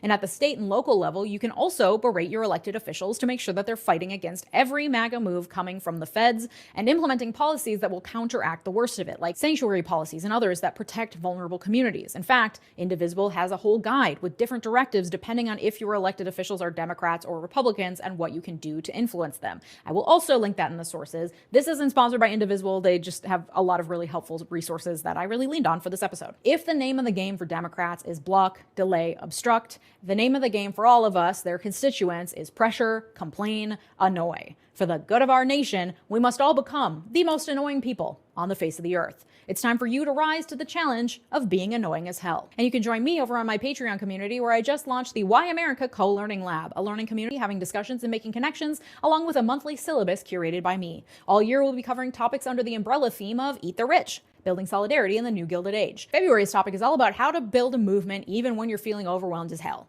This is all hosted over on Patreon, which is linked down below. If you're interested, please join us, patreon.com/Legia Miller. Thank you to my multi-platinum patrons, Sarah Shelby, Art, David, RH. All right. Now we're going to move on to at least one aspect of the government that is resisting to a certain degree, the courts. President Trump's federal buyout plan has been delayed by the judge. President Trump and Elon Musk's drive to reshape and slim down the federal government. Hours before a midnight deadline, a judge temporarily blocked the buyout that's been offered to some federal employees. Senior political correspondent Rachel Scott is tracking this from the White House. Good morning, Rachel. Rebecca, good morning to you. And at least 60,000 people opted into this buyout program from the federal government. But this morning, the judge putting that on pause right before the deadline. It's prompting widespread confusion for those who want to resign and those who want to stay on the job. This morning, widespread confusion for federal workers. It's been just over a week since 2 million federal employees received this email with a stark choice: resign now and be paid through September, or run the risk of being laid off. It's just all kind of a mess. Shonda Loader, a mother of two in Kentucky, works for the Department of Veterans Affairs. She took the offer, but hasn't gotten any clarity since. Everyone is just, they're all shooken up and they're all scared, and it was very much a scare tactic, and it definitely worked. The offer now on hold until Monday as a legal challenge plays out. Unions calling it arbitrary and unlawful. But the administration insisting the program is not being blocked or canceled. We encourage federal workers in this city to accept the very generous offer. Sharia Smith, the civil rights attorney at the Department of Education and a union official, says the offer is flat out insulting. So we're being asked to give up our careers, give up our commitment to the public in a week's time with very conflicting and oftentimes erroneous information given to us. The email's titled Fork in the Road, the same one billionaire Elon Musk used when he slashed the workforce at Twitter. Now Musk, who last night posted this photo in the Oval Office, and his team on a blitz through federal agencies looking to cut costs. Sources tell us USAID, the relief agency that brings food, water, and health care to victims of natural disasters, will soon have its global workforce reduced from roughly 14,000 people to fewer than 300 employees. An internal email shared with ABC News shows just 12 employees to be assigned to the entire continent of Africa and only 21 to the whole Middle East. It's an agency whose work the First Lady praised in 2018. We care, and we want to show the world that we care. And I partnered and I'm working with USAID, and that's all I want to show, that we care. And this morning, the New York Times identified more than 30 studies that have now been frozen, from trials for malaria treatment for children in Mozambique to nutritional support for children in Ethiopia.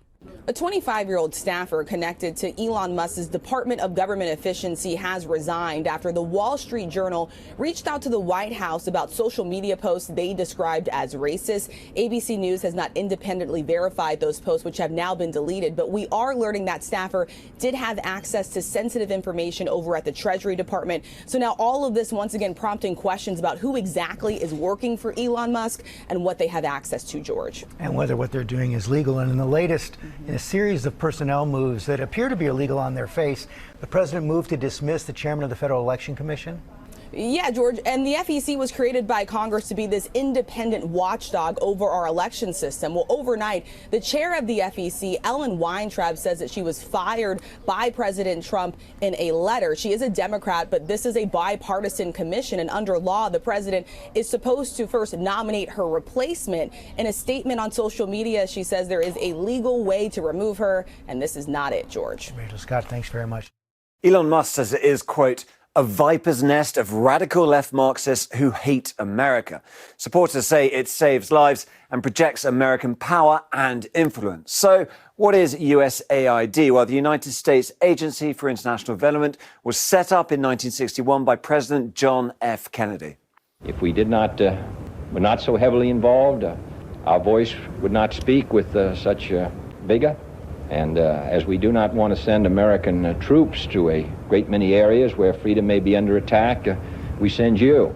By 2023, it had a budget of $40 billion, covering an estimated 120 countries. But on his first day in office, Donald Trump implemented a 90-day freeze on foreign assistance, taking quite a different view from JFK.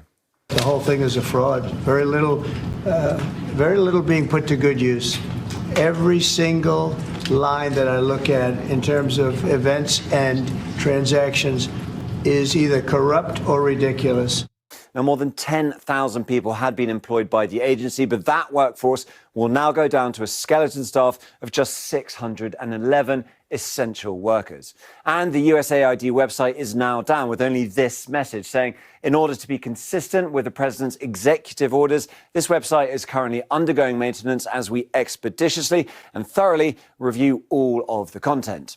Now, this is the sort of content that puts USAID in Trump and Elon Musk's sights. The White House highlighted these specific programs, the pet projects of entrenched bureaucrats, as it called them. Among them, $47,000 allegedly spent on a transgender opera in Colombia, $70,000 on a diversity-themed musical in Ireland, and $2 million for sex changes in Guatemala. Now, these claims are all quite controversial in themselves, as are others. For instance, one account on X alleged that Ben Stiller and other actors have been paid by USAID to do photo calls with Ukrainian President Volodymyr Zelensky. Elon Musk himself retweeted that, but Ben Stiller has rejected that accusation completely. And actual funding recipients that have riled Musk include mainstream media outlets like Politico, as well as the BBC's international charity, BBC Media Action. All of these, though, are cherry-picked examples. They're also very small pieces of fruit in the overall pie. This shows where all that money goes. It includes USAID, but other sources of US foreign aid, $70 billion in total. You can see the largest chunk goes to economic development. Then you've got peace and security, humanitarian assistance, health down here at the bottom. And Ukraine is the top beneficiary by quite some way at the top there of USAID money, followed by Israel. Military aid to Israel is exempt from this. Now, how is that money all spent? Well, it includes funding for media, in this case, independent outlets to counter. Thank God the Israeli aid is exempt. For a second, I was worried, Counter Russian information efforts, but also more tangible things like prosthetic limbs for amputees in Ukraine, $150,000 of aid towards a contract to supply those. Or go to South Africa. It alone received $440 million. Much of that goes to HIV programs. At least 8.5 million people living with HIV, they are reliant on USAID money. So whatever arguments can be made about individual funding grants and whether they are or are not worth the money to US interests, this total pause on funding means that entire programs are being removed. What links this shelter in eastern Ukraine with this HIV clinic in Cape Town? It also connects this hospital in Thailand for refugees from Myanmar with this human rights activist in Uganda. It's USAID, the American government agency that provides humanitarian assistance around the world. But its budget has come under criticism by the new cost-cutter-in-chief, Elon Musk, with funding frozen and staff laid off or placed on leave. Why? Because according to the White House, this humanitarian agency is part of the woke agenda. These are some of the insane priorities that organization has been spending money on. $1.5 million to advance DEI in Serbia's workplaces, $70,000 for a production of a DEI musical in Ireland, $47,000 for a transgender opera in Colombia, $32,000 for a transgender comic book in Peru. But if this is about cost-cutting in government, those programs just mentioned account for less than $2 million. That's 0.005% of the USAID budget. And the USAID... Amazing. This is what people who believe that America is a moral rot on the planet would consider a dream. Nice. Streaming someone else's content while you eat with zero input to add. Such a good content creator. Yeah, I'm stealing from Channel 4 News. The small content creator, Channel 4 News. Anyway, ironically, while I was also giving input that you had to chime in. But having said that, this is like people that say America is an evil empire couldn't even dream of taking out the USAID. It's insane. It's actually, seeing news as content says a lot about that person. Like I don't understand like what the Trump administration is doing here. This is even dumber than the tariff stuff. Truly. The budget of $43 billion is itself just 0.7% of overall federal spending, which stands at $6.3 trillion. Reports suggest the USAID workforce will be cut from more than 10,000 staff to just 611 essential workers at midnight tonight. And key projects will be affected. What will happen to maternity and sexual health plans in Afghanistan, Pakistan and Bangladesh?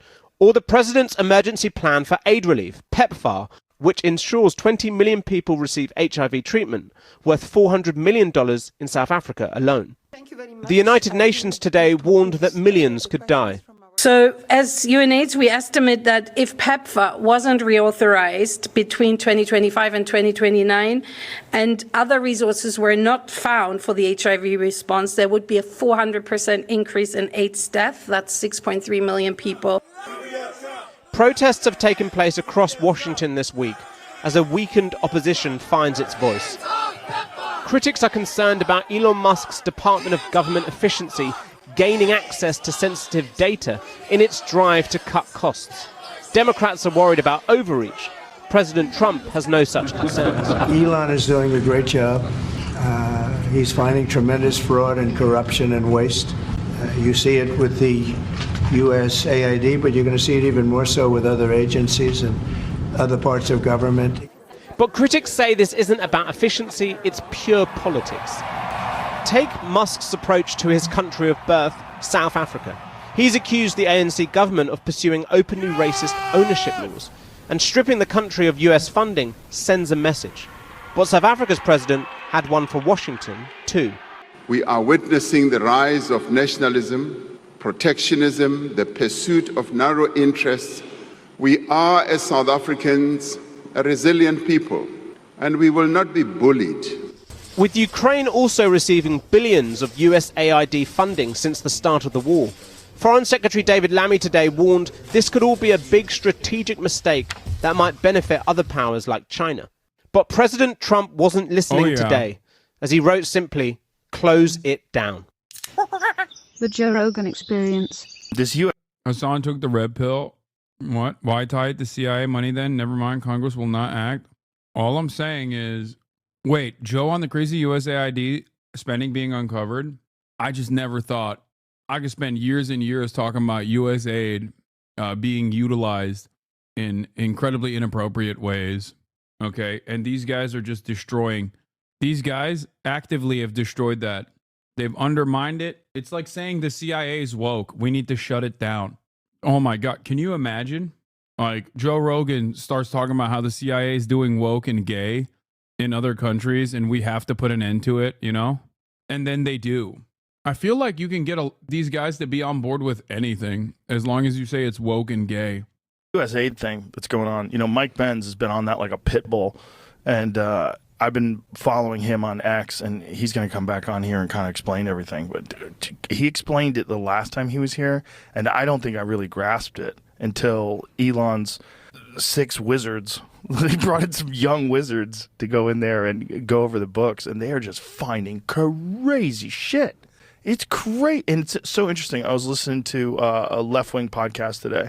I like to mix it up. You know, I listen to all kinds of different stuff, and it was like I was listening to a different world. Like, they weren't even talking about all of this corruption and all this obvious buying of influence. Instead, they were talking about aid overseas and how people are going to starve. And like, it's mind-boggling. And there's also, I have to say, Yeah, because the truth is both. No, if he was listening to me, he would have heard me say that U.S. aid both works to do soft power with actually good initiatives like, anti-famine initiatives or trying to stop the spread of disease, but also simultaneously they do a whole deal of, they basically are a part of the State Department in general, not directly under it, but they work in collaboration with the State Department to advance America's agenda. How did they help out in Gaza? Here's a great example. They made a memo in Gaza where they escalated this memo all the way to Anthony Blinken, where they were like, there's a famine happening in Gaza. Anthony Blinken read the memo and said, yeah, no, I'm going to go ahead and say, no, that's not the case. Also, thank you, nasty little shit, for the 50 gifted subs. Upset at the general pattern of a failure to recognize how right those of us who hypothesized that there was a racket that had overtaken our entire governance structure, we turn out to be absolutely right about this, and no one's going to mention it. That's mind-blowing. It's very strange that the media is ignoring it, especially the left-wing media. It's just too big of a win for the right, and so they're just ignoring it. And then they're just highlighting the good things that USA did, which I'm sure it probably did. Probably had to do some good things to at least justify its existence. As a cover story, I'm not even sure. Maybe it doesn't change anything. Obviously, this was a mechanism used to funnel money to all sorts of things that we didn't vote on, that don't make sense in light of our constitutional structure. And This is amazing. They've arrived at somewhat of a correct conclusion, but from the opposite side. What do they mean by this? I don't understand when they're saying the U.S. aid is doing unconstitutional stuff, that it's an influence peddling operation. And I don't know what they mean when they say this. They can't possibly mean U.S. aid is utilized to sometimes destabilize foreign adversaries. There's no way, because I feel like they would like that. These guys are pro-American empire. They think it's DEI, woke and gay to say that you're not pro-American empire. So I think it's just the mere words that they hear of woke and DEI, and they go, oh, it's a bad thing, I obviously have concerns like everybody else about where this train takes us, but seeing that structure broken up it's a huge relief. They gave $27 million to the George Soros Prosecutor Fund. So our own government is funding this left-wing lunatic who is hiring the most insane prosecutors who are letting people out of jail who commit violent crimes. And that's exactly how this racket worked. What are they talking? Chat, I'm asking in all sincerity. I have no. What is the George Soros Prosecutor Fund? I know that conservatives always say woke DAs are being hired by George Soros. There's 8 different conspiracies that they tied together. Wait, yeah. East West Management Institute, an organization partnered with George Soros, Open Society Foundations in the last 15 years. Okay, George, this isn't prosecutors though. This is American foreign policy. These guys don't even know why. I hate George Soros. These guys don't know why they hate George Soros. This is precisely the point. This is about Ukraine and other foreign efforts that the American State Department has. Okay? George Soros, among many other billionaires, was very interested in Ukraine far before Russia invaded Ukraine. They do this by way of opening civil society organizations and NGOs that operate on the ground there, where they create a reasonable amount of support for the inevitable American intervention. I feel like if you were to explain to Joe Rogan what USAID actually does, if David Pakman sat him down and explained it to him as a positive, I think Joe Rogan would be on board with it. Many Republicans would be on board with it. They just hear George Soros and they lose their minds, I think. Yeah, look, according to its reports, funding primarily comes from USAID and the U.S. Department of State. Department of State programs include judicial reform, legal aid, and rule of law initiatives in countries like Albania, Armenia, Cambodia, Georgia, as well as civil society training organizations such as in Kyrgyzstan and Uganda. Civil society training in nations. The Anti-Corruption Action Center, another Soros-backed entity, also lists USAID as its largest donor, providing 20% of its funding. The funding has drawn backlash from critics accusing USAID of acting as a personal piggy bank for Soros, who is known for his role in the collapse of the Eastern Bloc and alleged interference in domestic affairs. He didn't spend his own money to destroy American justice system. He used ours, one social media user commented. Chat doing a 180 in 10 seconds. No, this is American foreign policy. This is in line with the American agenda globally. It's not against the American agenda globally. It's not what they think it is. This article is not talking about how George Soros is actually undermining the American legal institutions or whatever. What? Not about a lot. George Soros also funds a bunch of programs and institutes that are tasked with American domestic affairs. But what they're talking about here is specifically foreign intervention. But once again, this is in line with Americans' agenda. So I don't personally understand why the Trump administration or any number of different conservatives who like American foreign policy and American destabilization would turn around and get upset about this. But let's continue. That the ability to tax the American public and then effectively get us to pay for being propagandized, for being surveilled, that's the game. And I don't know what era we currently live in. Obviously, there's a lot that's confusing about what the Trump administration is up to, but I don't think any reasonable person could be unhappy that we are exiting that era. I'm going to read off some of the things that this guy, Kanakota the Great, on Twitter listed, and this is off the Jesse Watters show. USAID, $20 million for Iraqi Sesame Street. $2 million for Moroccan pottery classes, $11 million to tell Vietnam to stop burning trash, $27 million to give gift bags to illegals, $27 million, $330 million to help Afghanis grow crops. Crops. I wonder what those crops are. What's their biggest crop, Brett? It's going to be the poppy seeds for bagels, I'm thinking. $200 million on an unused Afghani dam, $250 million on an unused Afghani road. This is wild. I mean, he accepts all this all of this actually. Yeah, I don't think any of the stuff that they're mentioning is a lie. I think they massage it a little bit, like the condoms to Gaza or whatever. But what I don't understand is how he can't comprehend all of these initiatives advancing American interest. That's what I don't understand. Like, why does he think the American, a foreign aid agency under the control of the U.S. State Department is tasked with teaching Afghans how to do crops? And by the way, I doubt that it's poppy seeds. No, obviously not. I bet it wasn't poppy seeds. I bet it was literally different crops that they wanted them to grow aside from the poppy seeds. Yeah, they don't need to learn how to grow poppy seeds. Some of this stuff is really, really crazy. Well, yes, and, USAID is, of course, riddled through whatever international madness it is that caused us to open our southern border and facilitate an invasion through the Darien Gap. So, seeing that structure laid bare is... It almost feels like it can't be real. Like it can't have been this close to the surface, and yet here we are. They were spending, is this number correct? I think the number that I read was $600 million every 2 months to ship in illegal. Assisted firms export 4.6 million in agricultural commodities.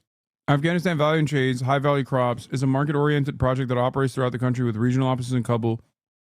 It promotes sustainable agriculture-led economic growth in line with the Ministry of Agriculture.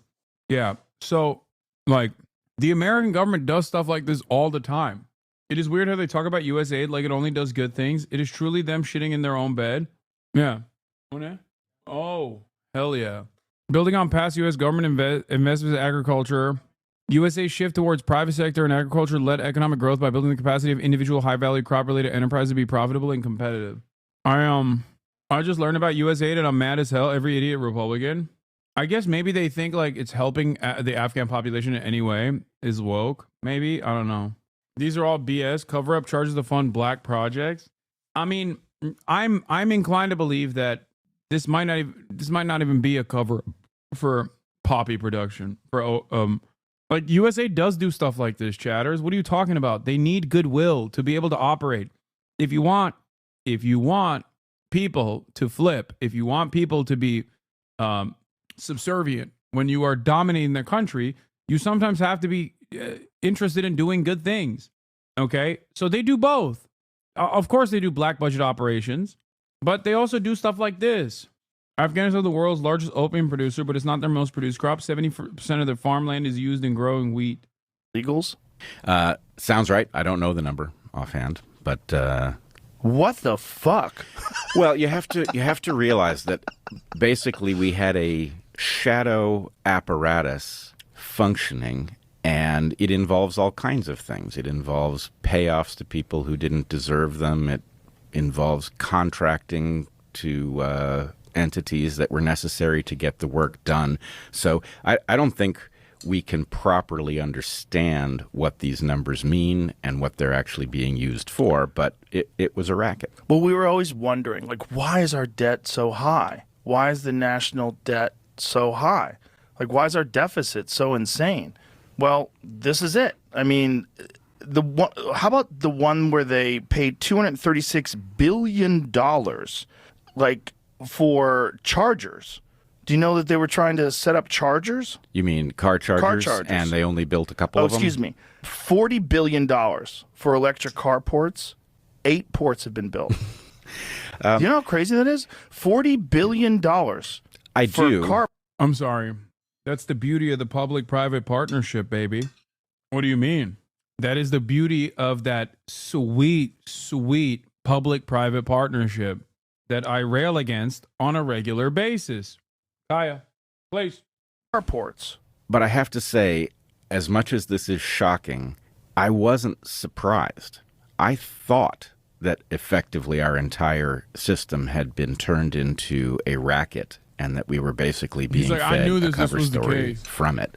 And it's weird to now have the evidence of this. But I think it was apparent that whatever had taken over our system wasn't interested in the well-being of average people, that it was interested in the power of the state to take people's resources and redistribute them, and that really is what's been going on for most of our adult lives. And it's also important to note that this progressive, left-leaning, like radical left arm of the government, of the country. This is what I mean. They're so stupid.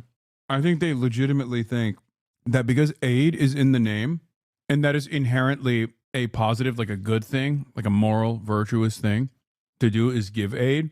They literally do not understand why this institution exists. And they just automatically say, oh, that's woke leftist nonsense, and therefore I'm against it. It's amazing. Right-wingers are such marks, dude. It's awesome. They're such suckers. That's awesome. Like, virtually every aspect of USAID also operates in the same vein of taking government funds and implementing market strategies so that these people are more susceptible to foreign capital takeovers. Like it's basically opening it up for any sort of intervention at the behest of foreign corporations. It's influence peddling so that America is still seen as the hegemonic superpower. This is all in line with things that I think Joe Rogan would want. And ironically, that's such a cynical take. It is the correct take. I'm sorry. Also, it's a cynical take. What do you think Democrats are saying right now in defense of USAID? They literally are saying what I'm saying. The only difference is I think that's an overall negative thing, even if it's doing good in the short term. Democrats, on the other hand, openly will go, no, it's a good thing. It's good that we're peddling our influence around the world. It's the same principle behind China sending Sinovacs to the Philippines. It's soft power. Do I agree with it just because it's China's doing? No, I agree with it because it's a good thing overall. The same principle goes for U.S. aid. That's it. It's not a cynical take. It's not a cynical take to admit reality. Not all soft power initiatives are bad inherently. Plenty of them are good. USAID is tasked with a lot of good things. Sometimes they also utilize that banner to do evil shit. Sterilization operations on indigenous populations, spying operations, sending in shipments of weapons under USAID contracts in countries that we want to destabilize, or even setting up a social media platform in a country that we want to destabilize with the specific task of trying to feed propaganda, like anti-government propaganda. There's a lot of that USAID does as well. But the overwhelming majority of stuff that USAID does is good, okay? Like maternal health. And yet it is still done for influence peddling. It's soft power. It's not necessarily a bad thing. And the danger of your cynicism is painting all the workers doing good work to help people with the same brush. What? Oh my God. You should simply say that your opinion on it is in view of your opinion on our foreign policy, and that's it. Save so much argument time with someone that doesn't share your interest. Yeah, but it's also silly when people come in here and act like what I'm saying is incorrect when it's actually what their favorite politicians are also saying, because it's just the fucking truth. That's it. Was manufactured. Yes. It's all manufactured. It's all manufactured and supported. It's not organic, which is really fascinating about the other side, because the other side, the reaction to it is organic. Like, say what you want about the Trump administration and what you think about him. That was an organic shift where people were like, fucking enough. Yes, it was an overdue reaction. Yeah. The cover story that what we were up to was righting past wrongs was so pernicious and pervasive that it was hard to get our footing to challenge it. Right. But it shouldn't really be surprising that that movement wasn't organic. Of course it was induced. It was a cover story for theft. And we're going to be waking up to the magnitude of that theft for quite some time. I think this is going to take years. Chamath said that it's going to be like Iran-Contra on steroids. That's what he said. He said when you get to the bottom of all this, it's going to be insane. Because they haven't even got to the Medicaid yet. They haven't even got to the medical stuff. Oh my God. I think these guys literally don't understand what they're saying. There is a shit ton of Medicare and Medicaid fraud. It's not the people that are doing it. It's corporations that are doing it. And they don't care about woke. I think these guys are so hyper-focused, so lasered in, so dialed in on like woke and DEI that they don't understand that this private-public partnership is done at the behest of corporations. I mean, they're like accidentally, by way of opposing DEI or woke or whatever, have arrived at a conclusion that I also have. Like, if you're talking about Medicare and Medicaid fraud, it's people like Rick Scott.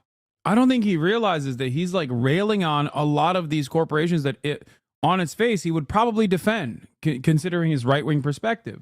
There's so much they haven't even tapped into where they think the real motherload of fraud is.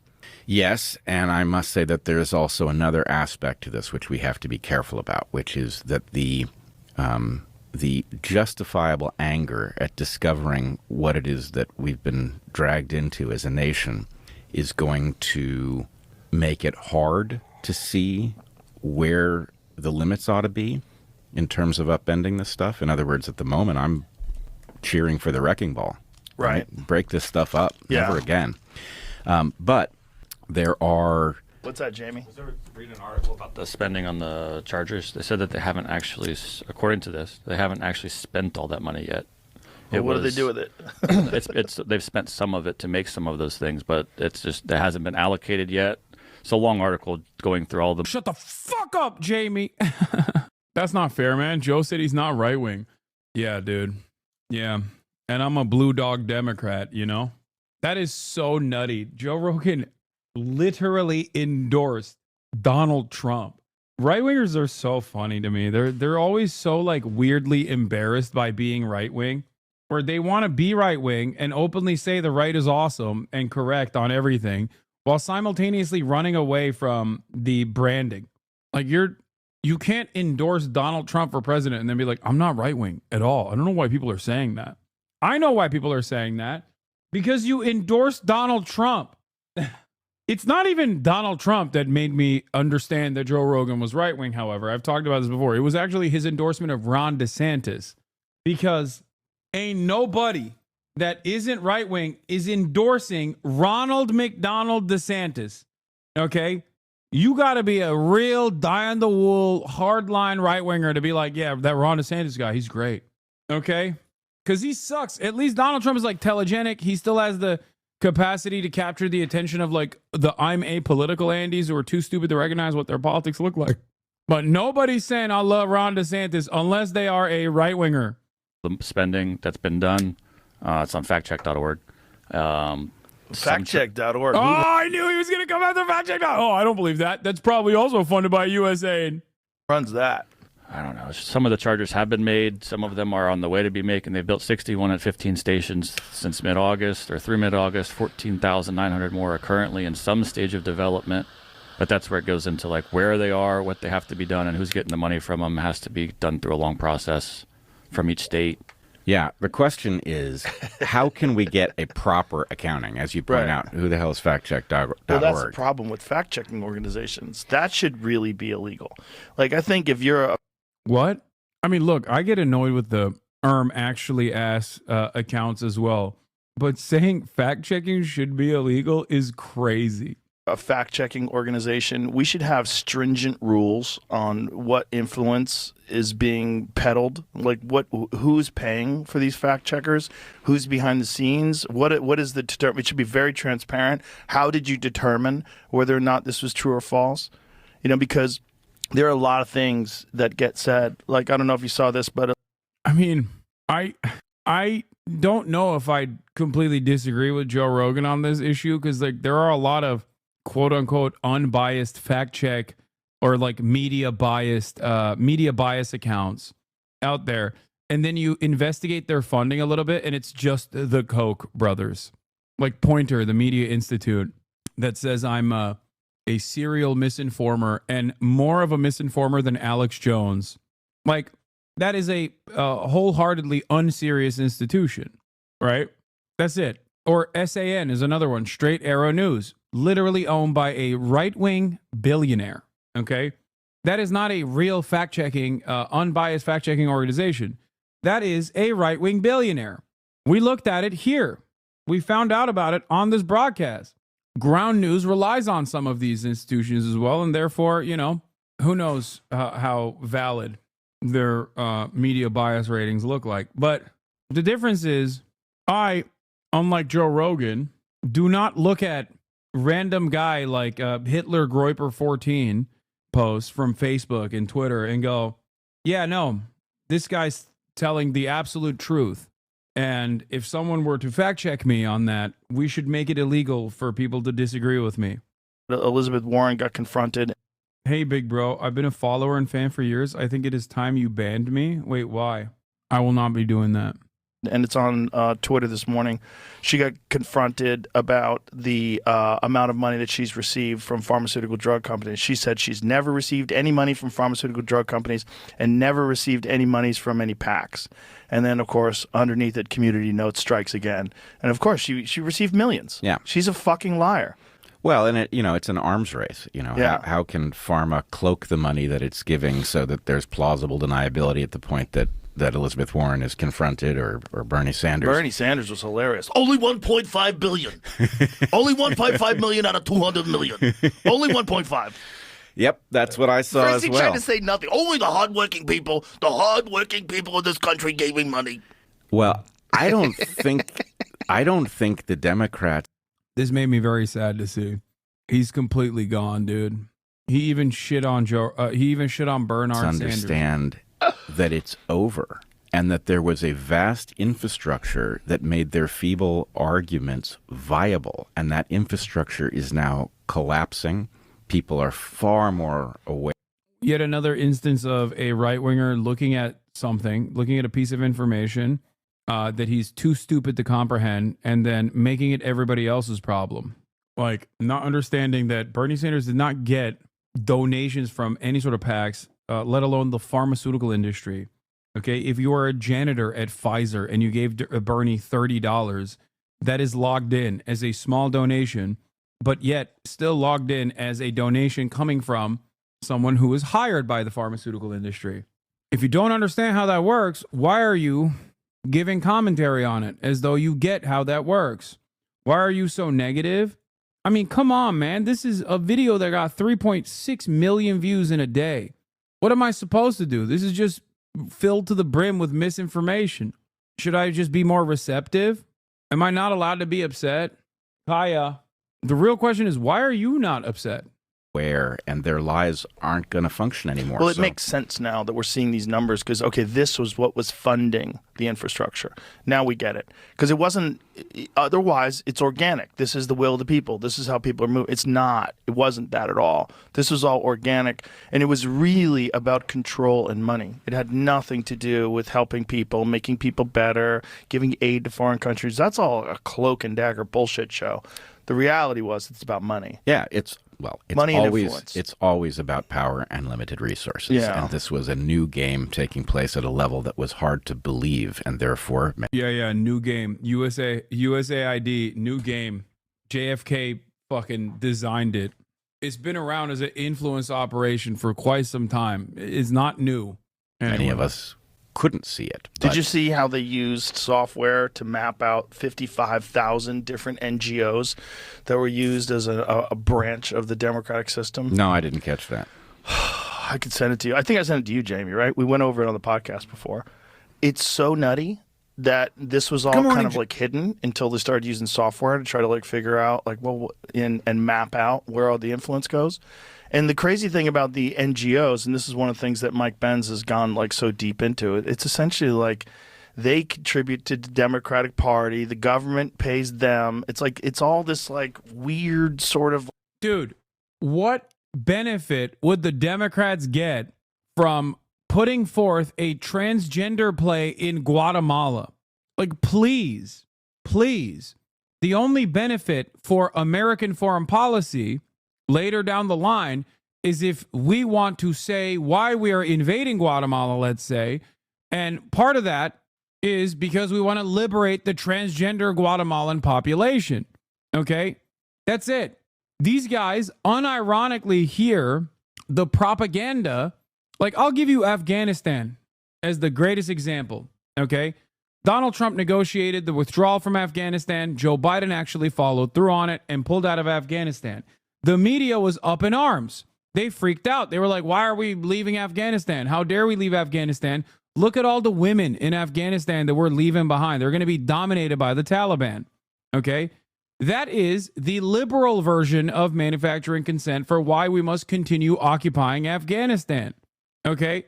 These guys hear that liberal version, the liberal propagandizing of why we must permanently occupy Afghanistan, and think, oh, this is woke nonsense. This is woke nonsense that the Democratic Party is involved with. They don't understand that it is just a part of the consent manufacturing machine. Okay? It is still done at the behest of a permanent military occupation. It is not beneficial to the Democrats. It is not beneficial to just the Republicans. It is beneficial to American foreign policy. Okay? For Republicans, they don't really need this kind of propaganda. Okay?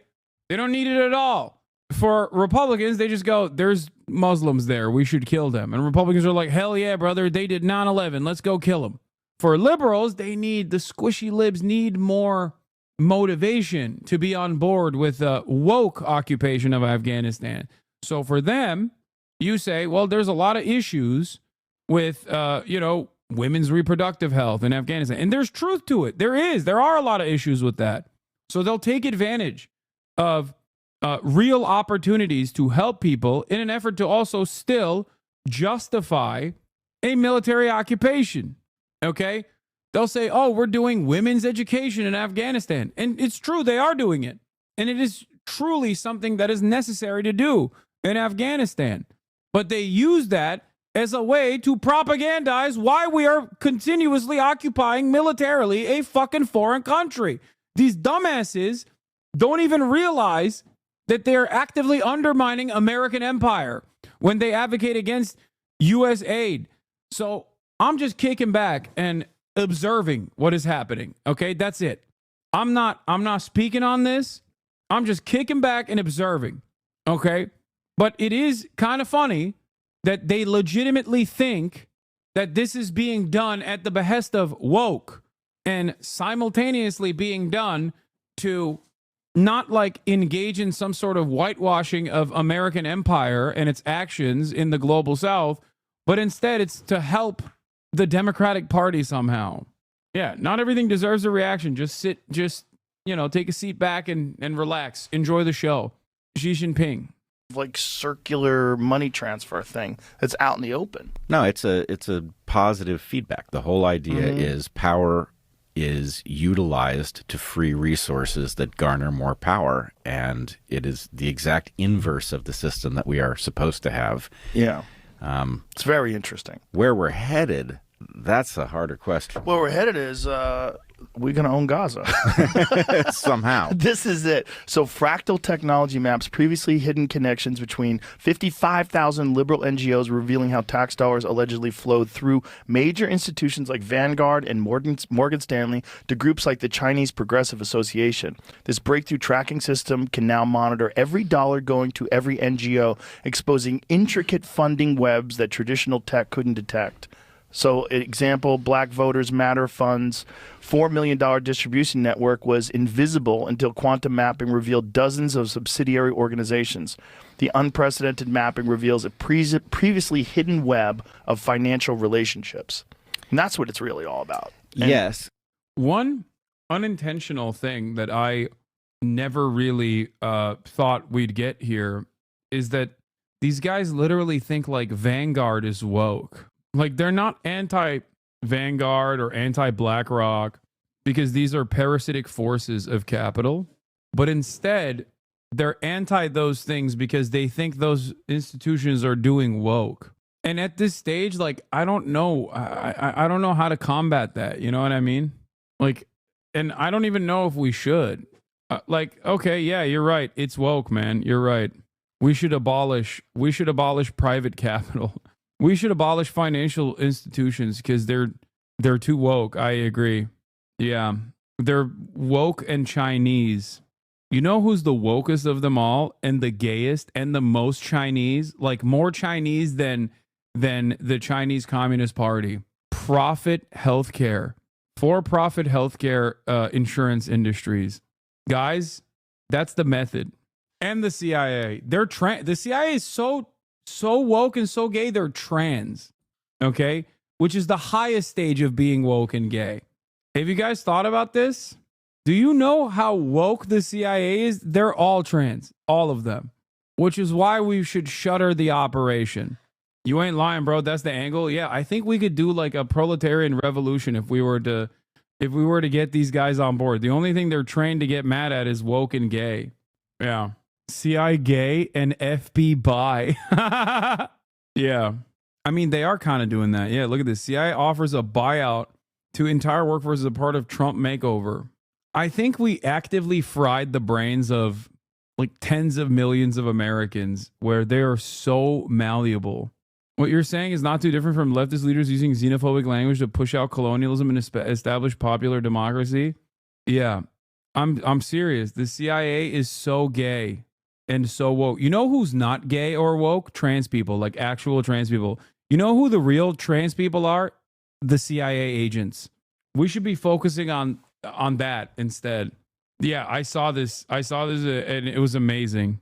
One of the myths, Bronze Age pervert says, one of the myths the left dearly holds on to is that the USA and CIA knocked off third world communist regimes during Cold War instead of what it actually did, which was to set them up and prop them up.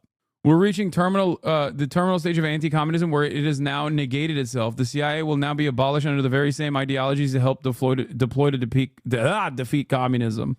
The CIA controls both parties in Congress. Every patriot should be reading Destroying America, the CIA's quest to control the government.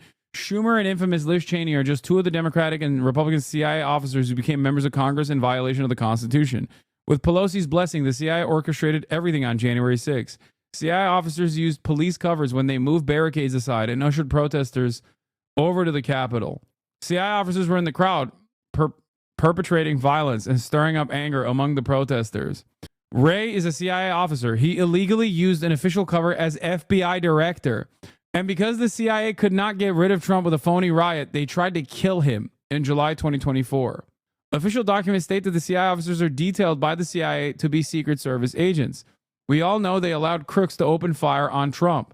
The CIA spent decades building up its control before stealing the 2020 election. Cheney is gone, but the CIA still controls both parties in Congress. To repeat, every patriot should be reading Destroying America, the CIA's quest to control the government. Patriot Victory 2024. Get the facts. The Patriots are in control. The problem is Trump consolidating power, and now there's less oversight and transparency going forward. They're trying to go back to how the CIA operated in the 60s. I mean, that's what I think as well. But also, this is pretty funny.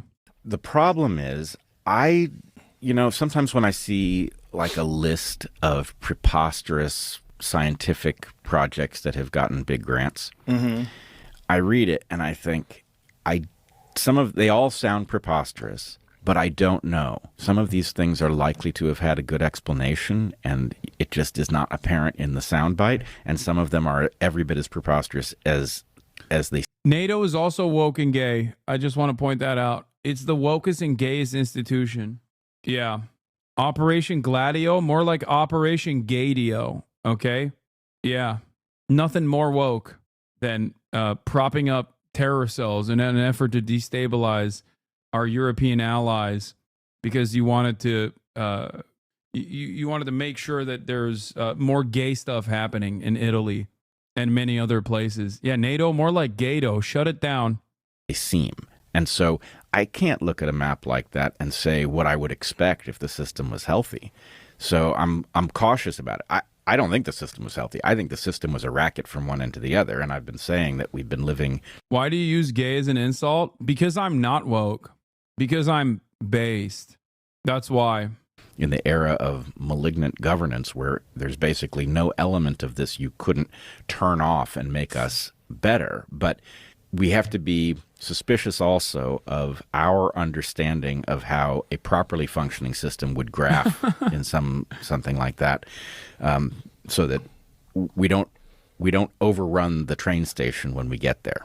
Federal workers now have until Monday to decide whether to take a buyout after a Clinton-appointed judge extended that deadline. I hope it ends there, too. The move comes as nearly all USAID employees are reported to be laid off tonight, with unions now suing the Trump administration over the sweeping cuts. They'll bid for over 1,000 to 300. It's unbelievable. Lucas Thomason joins us live from Washington with the details. Good morning, Lucas. Good morning. Good morning, guys. Well, if you're a federal worker on the fence about taking the buyout, you have some more time to think it over. Not the case for thousands of USAID workers who face a midnight deadline tonight. Here's Secretary of State Marco Rubio on the cuts. We're not trying to be disruptive to people's personal lives. We're not being punitive here.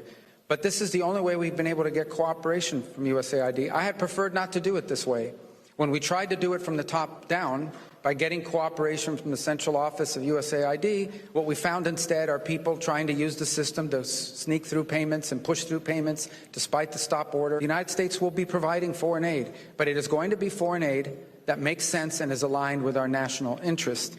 Now, USAID is being folded into the State Department, who plans to...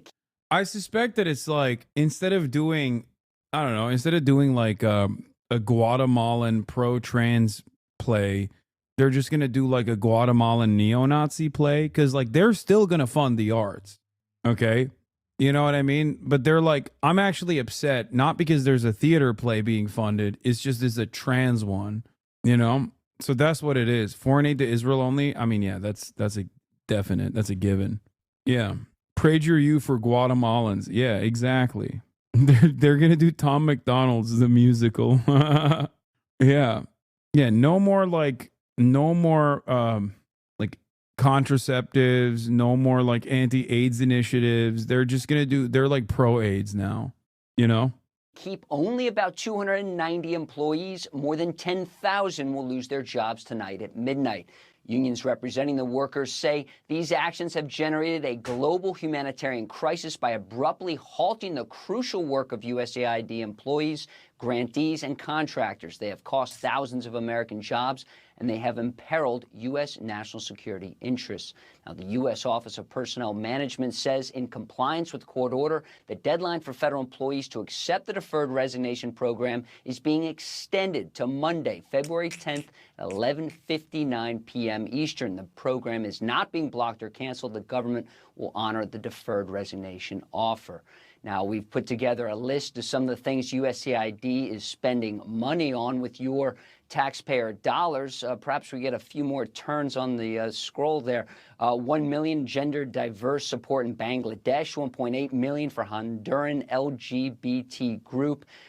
Some of the bigger ticket items, 15 million for condoms to the Taliban, 19 millions assisting migrants in Colombia.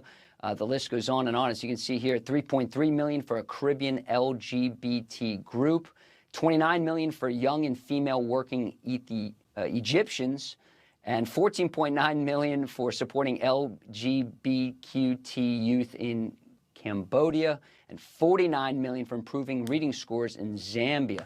Now, some lawmakers on Capitol Hill, guys, seem to support USAID, and that includes Mississippi Senator Roger Wicker, who says USAID is important to countering Chinese influence, but he also acknowledges some of these spending programs are... Is this real or are they lying? Some of it is massaging the truth, but a lot of it is real. I don't know why you guys are shocked by this.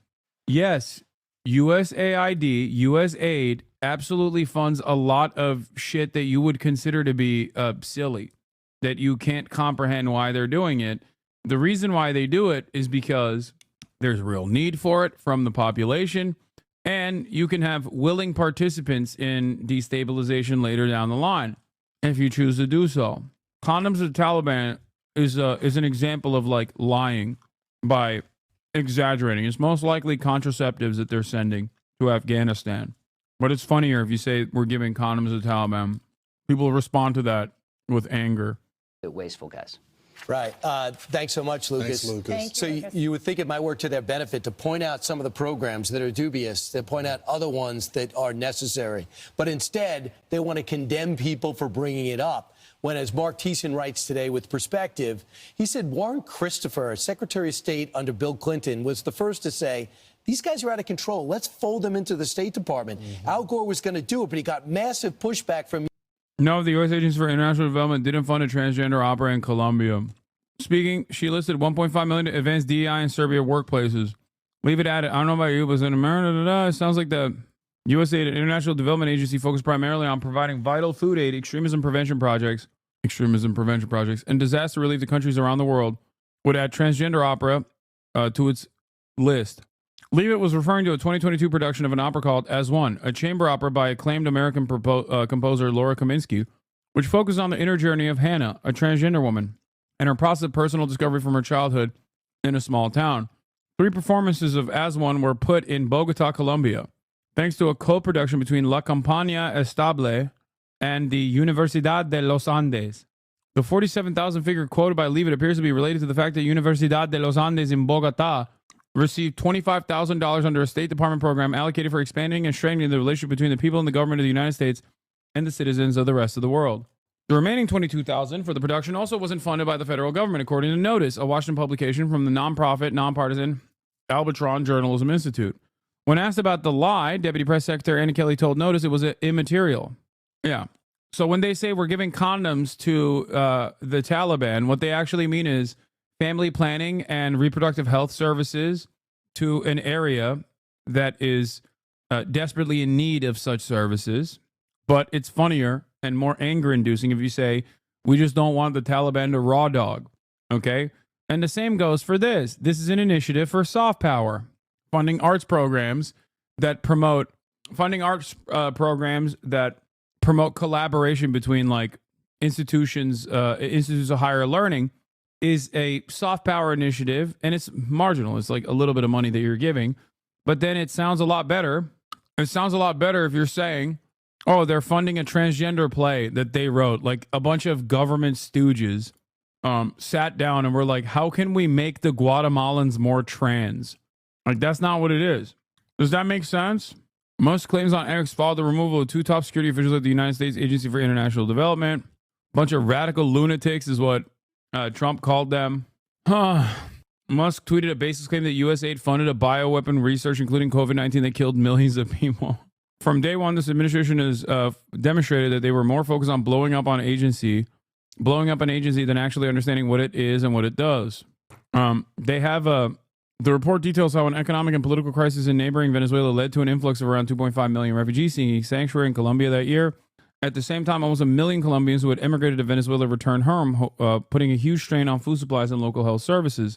In response, USAID's Bureau of Humanitarian Assistance prioritized the provision of emergency food assistance, including cash transfers for food, vouchers redeemable in local markets, and hot meals, not operas. Did millions of people just not die? What? Once again, talking about that issue when you support Ansar Allah, holy? Did millions of people just not die? What are you saying? Talking about what issue? I'm confused. Do you think that I am calling into question whether COVID killed millions of people? Or the fact that it was a U.S.-funded bioweapon that was unleashed upon the public? Like, because I'm not calling into question the millions that died to COVID. The Taliban, once again, talking about that issue when you support Ansar Allah. First of all, my support for the people of Yemen entirely revolves around them trying to do whatever with the little power that they have to make Israel's genocide more costly. This is something that I've been very clear on since day one, okay? I've explained this over and over again, and yet people seemingly don't understand that position, okay? That's number one. Number two, I'm confused as to what this has to do with anything that I'm talking about currently, because the only aid that we're offering Yemen, as far as I understand currently, is bombing. Aid in the form of munitions that explode on Sana'a. Actually, that's not true. I'm sure USAID has done initiatives in Yemen as well, as they do everywhere. Okay. All right. Well, I'm glad you understood where I'm coming from. They are mad about you Houthi takes. I checked the logs. How much you want to bet? It's probably things that I've already addressed or criticized about, like the Ansar Allah movement's like insane banner where they say a curse upon the Jews or any number of different things. But he obviously never heard my commentary on it at all. And he just simply watched like either Asmongold talk about it or Ethan Klein talk about it or Sex Pestany talk about it through clips, and then decided that I am unconditionally in support of Ansar Allah and is now in here getting mad at Shadows, basically repeating the same things that I've already mentioned and addressed. You know what? I kind of want to look at what he had to say. Let's see. Where was it? What was the name of the chatter? Here's the thing, you guys. I don't support Destiny at all. Oh, this is the same guy who was like pro RFK, who's anti Bernie Sanders. Oh, it's the same guy from yesterday. What the hell? Liam Doherty? Liam Doherty and Winston? Liam Doherty? You realize that's what Liam Doherty said? But you didn't hear about Liam Doherty? Liam Doherty, though. What the hell? I think he might be just like a COVID guy. Maybe that's why. He's like a COVID is a bioweapon and RFK Jr. is right guy. But he's also like a leftist, I think, on other issues. I'm confused. Anyway, let's keep going. USAID, and they said, okay, we'll fold. Senator Joni Ernst said, what are you guys spending your money on? You're looking as though you're not even going for American causes. You're going for anti-American causes. They threatened her. They told her to back off. And as Peggy Noonan writes, she says, of all the agencies being batted around, this one will remember the first one will recall the period in history of the U.S. agencies for international development. Some of whose line items were spending was devoted to cultural imperialism. You have seen the list. USAID produced DEI musical in Ireland and everything we just saw. She says, when you look at what they are pushing in the world, you think they're not fighting anti-American feelings. They are causing anti-American feelings. Well, Ainsley, I'm stunned that they have allowed the Republicans now to be the party of the people. And when I say the people, I mean the American people. If there was an argument to be made of some program internationally that you want to fight for, you could just go to the president of the White House and say, can we at least just keep this program? But that's not the argument that they're making. They want to keep all of the programs from the USA, even though it's fraud, waste, and abuse going on, in place.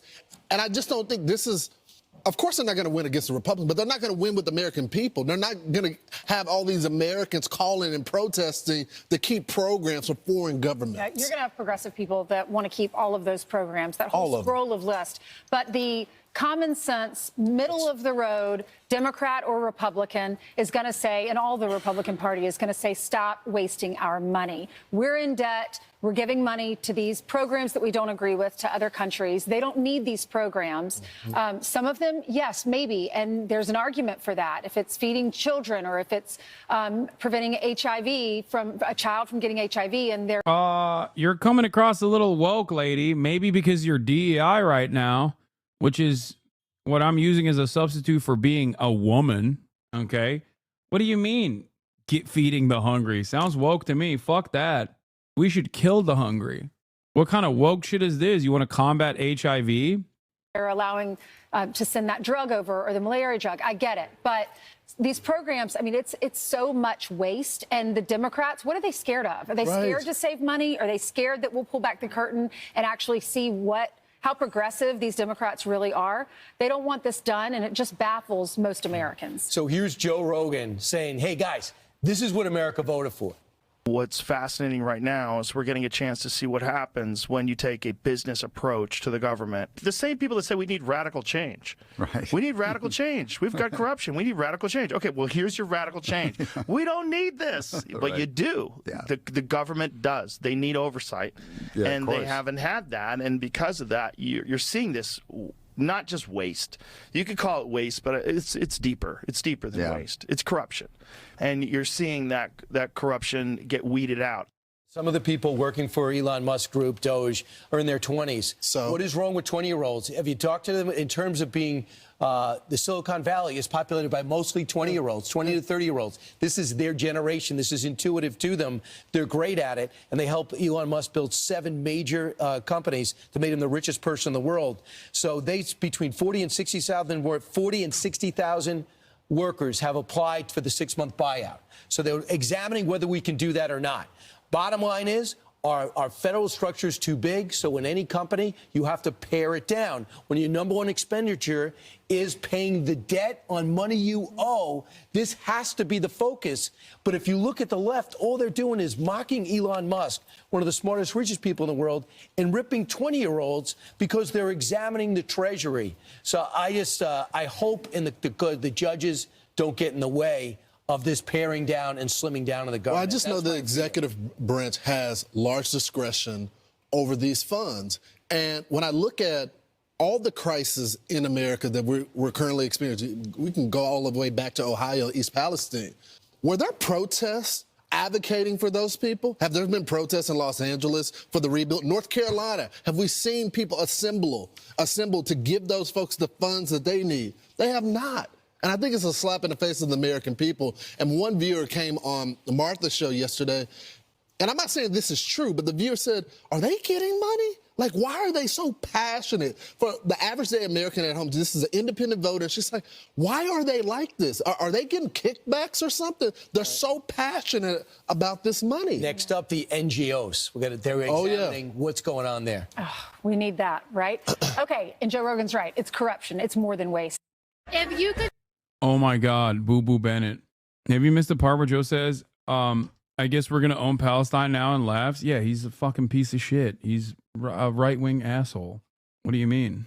Queen Poopy Pants is back, and she is defending Elon Musk. Oh my God, this is from 33 minutes ago. It's got 3,000 views. Why is your computer in italics? I don't know. I kind of want to. This is from 2 months ago. I'm not going to watch this. I don't know if I want to watch that. I feel like Hank Green is going to be taking an anti-populist stance. It's in support of Luigi. Oh, there was this part as well. Yoav Gallant admitting Hannibal Directive, which everyone said was bullshit. Yeah, was the order given to use the Hannibal Directive, which is the Israeli directive to kill Israeli citizens if they're taken hostage rather than allow Palestinians to use them as a bargaining chip. I think tactically in some places it was, says Yoav Gallant. In other places it was not, and that is a problem. Anyway, yeah, something I've talked about for quite some quite some time. But yeah, a U.S. senator wants Americans who use DeepSeek to be thrown in prison. That's cool. Yeah, there is more from this interview, though. Yoav Gallant, former defense minister Yoav Gallant, current war criminal Yoav Gallant, confirms what we've long known. Same ceasefire deal was there and agreed by Hamas back in April, and Israel torpedoed it. Let's talk about the hostages. Did the Israeli government do everything possible to bring them back? I don't think so. We could have brought back more hostages earlier at a lower cost. The agreement we see unfolding these days is, broadly speaking, according to the Americans, according to the cabinet secretary, essentially the same deal that was on the table in May, which you supported. Oh, Don Uyghur. Salam alaikum. Was identical to the current proposal, except it was worse in several ways. Unfortunately, there are fewer hostages still alive now. The more time has passed, and we are paying a heavier price. Kaya. At least 110 additional convicted murderers will be released in this process. I like that he's saying the deal is identical, except it's worse because they're releasing more Palestinians as a process, as a part of this. This clip would hit hard if any of your critics cared even a little bit about the truth. No, my critics do not care about the truth. That's why they're my fucking critics, especially on this issue. Okay? You can have ideological disagreements with me. You can have disagreements, but on, I don't know, my best standards and practices. But you can't disagree with the fucking truth. And because people refuse to contend with the reality, they usually try to push for alternative ways of being critical or desperately seek out with a fine-tooth comb, anything that they can clip out of context. And the damage to the Israeli ethos is severe. So who's responsible for the fact that it didn't happen back then? Take, for example, the events of April. It explains the entire situation. The war cabinet unanimously decided to proceed with a deal. And that included withdrawing from the Netzarim corridor with different mechanisms for releasing hostages. By the way, I literally mentioned this as well. Not only did I mention this as well, but also on top of that, Israeli hostage families also directly mentioned this, saying that the responsibility was entirely on Benjamin Netanyahu's hands for refusing to withdraw from the Netzarim corridor and the Philadelphia corridor for no reason whatsoever. It was like a last-second addition in exchange for prisoners. The decision was made in the early afternoon. By the evening, during a broader cabinet discussion, Finance Minister Smotrich, who was not supposed to be privy to the plan, entered and said, there is a plan to return 18 hostages in exchange for withdrawing from the Netzarim, and so on. We will oppose this and we will leave the government if it happens. I wonder how Smotrich was privy to this information. It's Benjamin Netanyahu. Benjamin Netanyahu wanted to tank the deal. I mean, his people... Murat! It is... he routinely sought out to sully the deal over and over and over again, and he took the initiative. I mean, he had people in his orbit leaking classified information to European outlets. If you recall, they were prosecuted by Israeli courts. People that were directly aligned with Benjamin Netanyahu, that worked under Benjamin Netanyahu, were leaking classified information to European outlets in an effort to sully the deal. Who told him? I don't know. I didn't tell him. We had told the security establishment we need to secure 33 hostages with a minimum of 18. Yet the number leaked to the media shortly after. Within an hour, 2 or 3 was 18. It took 1, 2, 3 days before Hamas understood the situation from Israeli media and said, we're withdrawing from the deal. And that deal collapsed, only resurfacing at the end of May through the president's speech. That's not the reason why that deal collapsed. The reason, I don't know, sounds like a really good guy in a moderating voice. Okay, I'm not even going to entertain these jokes, okay? Calm down. Did someone leak this from the cabinet to Smotrich to sabotage the deal?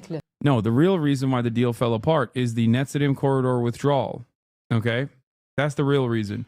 And no, Yoav Gallant is not a fucking moderating voice nor a good guy. He is a genocidal, monstrous piece of shit who very actively and deliberately in the initial stages after October 7 said that we are fighting human animals and we must cut out their electricity, their food, and their water. And then he proceeded to do that, okay? So no, he is not a good guy, as evidenced by even this information, because despite the fact that he has a personal bone to pick with Benjamin Netanyahu, he is once again still entertaining certain aspects of the war cabinet's mismanagement by claiming that it was actually Hamas that withdrew from the deal because they found out that parts of the deal were leaked to Israeli media. When the real reason why the deal never came to fruition was because Israel refused to concede because they added additional shit. Benjamin Netanyahu added additional clauses to the deal, such as not withdrawing from the Netzarim corridor. סמוטריץ' כדי לסכל עסקה. אני לא יודע מי העביר למי, ואני, תראו. Yo, every video game just went offline. What is happening today in my chat? YouTube went offline. Yo, is every video game actually offline? Like, what's going on? What does that even mean? Down detector says yes. Oh, PSN was down. They turned off video games because guess what? USAID was also funding video games to make titties smaller. Okay? And now that they've cut funding to USAID, it's obvious that the video game titties are going to be much larger. Clearly. תקשורת אתם מבינים יותר ממני, ובהדלפות בוודאי שאתם מבינים יותר ממני. אבל יאמר נתניהו, אם אני הייתי עוצר בנקודה שבה יואב גלנט רצה שאני אעצור, אז לא היה רפיח, לא היה מחוסל סינואר, לא היה מחוסל נסראללה, כל הדבר הזה לא היה קורה. קודם כל היחיד שלחץ לחיסול חיזבאללה ולהמשך הלחימה בעת ההיא זה אני. The fact that Aslan was talking about that unironically as a conspiracy was incredible. Yeah, it's amazing. I love it. Here's Piers Morgan denying the Hannibal directive. Yeah, of course he's denying it because he's a propagandist for Israel. Many mainstream outlets are propagandists for Israel. About the 1,200 people who they murdered and the 7,000 they wounded. No. Hundreds of those people were killed when Israel implemented the Hannibal directive. That's simply not true. It simply is true. It isn't. And I encourage you, in the spirit of journalistic inquiry and curiosity, to really look that up. It's already been thoroughly investigated. Yeah, no, it had not been. And also, this is 4 months ago, too. So, like, at this point, we did know that Israel played a role in killing at least some of the Israelis that were about to be taken hostage. It's not like this was immediately after October 7, where saying that would have presented you as a propagandist.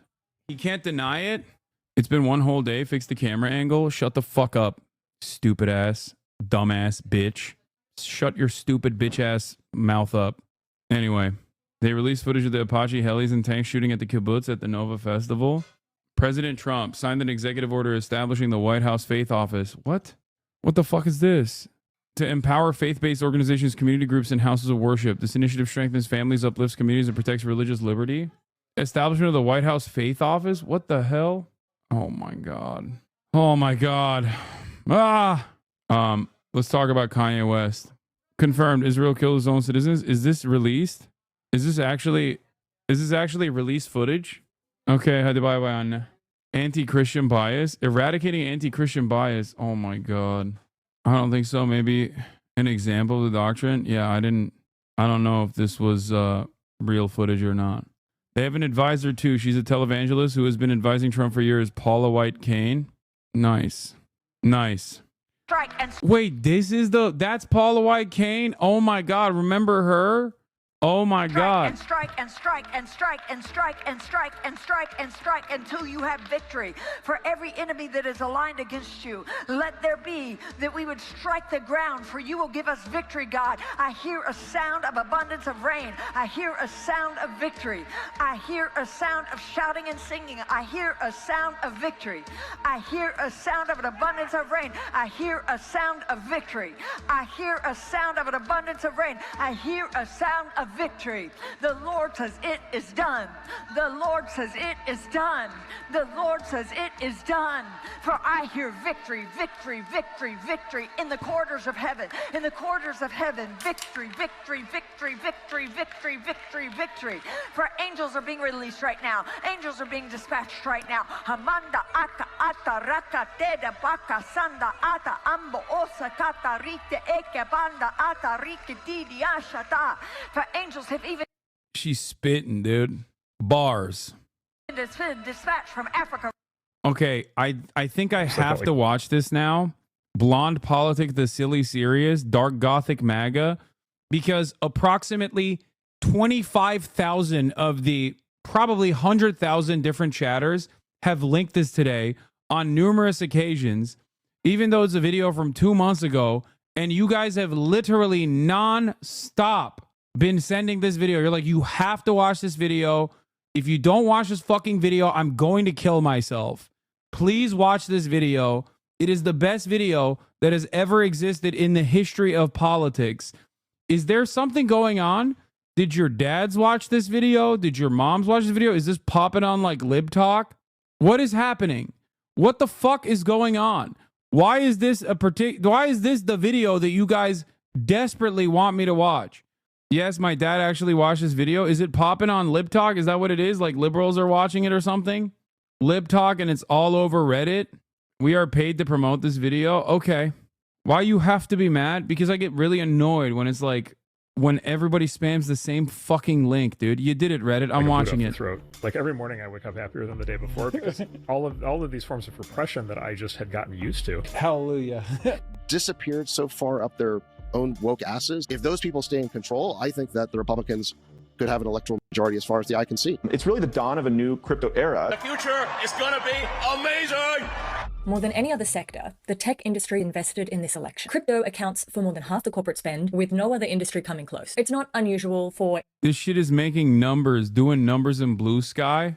Yo, this shit's popping on Blue Sky, dude. Industry to use their money to buy influence. And at a superficial glance... There was a first-time chatter and offline, like first thing in the morning, mad as fuck that you weren't waking up early to watch it for them. All right, let's watch. That's all the tech VC world wants. They want lower taxes and friendly regulation. They want the head of the Federal Trade Commission out. They want the tech industry to be responsive to the Future Commodities Trading Commission, not the Securities Exchange Commission. Except that's not all they want. Behind the money and influence flowing into the Trump campaign are a set of bizarre beliefs and a dark agenda. I'm not just MAGA. I'm Dark Gothic MAGA. You see, the tech bros of Silicon Valley believe that the American empire is on the verge of collapse. Silicon Valley wants to speed this up, but use the coming administration to create safe landing zones for them and their cash where they can also run their own governments. And what is so annoying about this is it makes me sound crazy. It makes me sound like a conspiracy theorist. But I'm talking about crazy people. I am talking about the guy who wants to colonize Mars. I am talking about the guy who said he gave up on democracy in 2009. These tech bros justify their point of view because they believe that that's the natural place in society. I agree with everything that she's said so far. Yes. Our tech feudal overlords unironically believe that they are God ordained to be in that position. Maybe some of them masquerade under the guise of meritocracy, but the attitude is almost identical. Are we watching the same video every day? What? I haven't watched this yet. Shut the fuck up, chatter. Every single person is literally demanding I watch this video. The courageous geniuses on the new frontier. I'm not speculating. These men say it. They say it on podcasts and at conferences and in interviews and in blog posts. Some are quiet, some are very, very loud, but they all are on board. And I think that if we want to increase freedom, we want to increase the number of countries. If you want to replace the elite that you have today. God, I can't get over how much of an egghead this motherfucker is, bro. Like, how are you walking around looking like that? And then you want to dominate American society and perhaps the globe? Look at this. Look at this goddamn egg, dude. That's Mark Andreessen, for those of you who don't know. Hey, what you need to do is you need to have a better elite. And there's a way to do this. It's been done before. We get kind of money and property right, and that it's a strong foundation for building, kind of a world that we all want to live in. We're seeing, some, breakdown of those in the real world in the United States lately. I'm definitely very interested in ways that you can sort of tokenize real estate and I think one of the funniest parts about Mark Andreessen's anger and resentment, and I've listened to, unfortunately, a lot of interviews of his, is the fact that what radicalized him was that he didn't feel like the peasants gave him enough respect. He's like, back in the day, you used to be rich, you used to be an oil baron, and you do a little bit of philanthropy, and the people would constantly tell you that you're awesome. But then something changed. That was a part of the social contract. But then something changed. Now everybody thinks the rich are bad, the rich are bad, the rich are evil. That's it. That's why he's mad. Because people weren't sucking his dick enough. That's not Mark. What do you mean? No, this other bald, clearly with a more normal looking dome, is not Mark Andreessen. But the person who said those, that's Brian Armstrong, CEO of Coinbase. Bro, this is a separate bald. I'm talking about Mark. Actual physical land to create better forms of society and governance. I do think America is in slow decline right now. I would like us to all in crypto think about how we actually go create physical places in the world to preserve freedom over the long term. I think that's ultimately crypto's destiny. The people of Mars will be more enlightened and will not fight amongst each other too much. It's basically tech libertarian futurism, an ideology around technology, and including technology enhancing human freedom.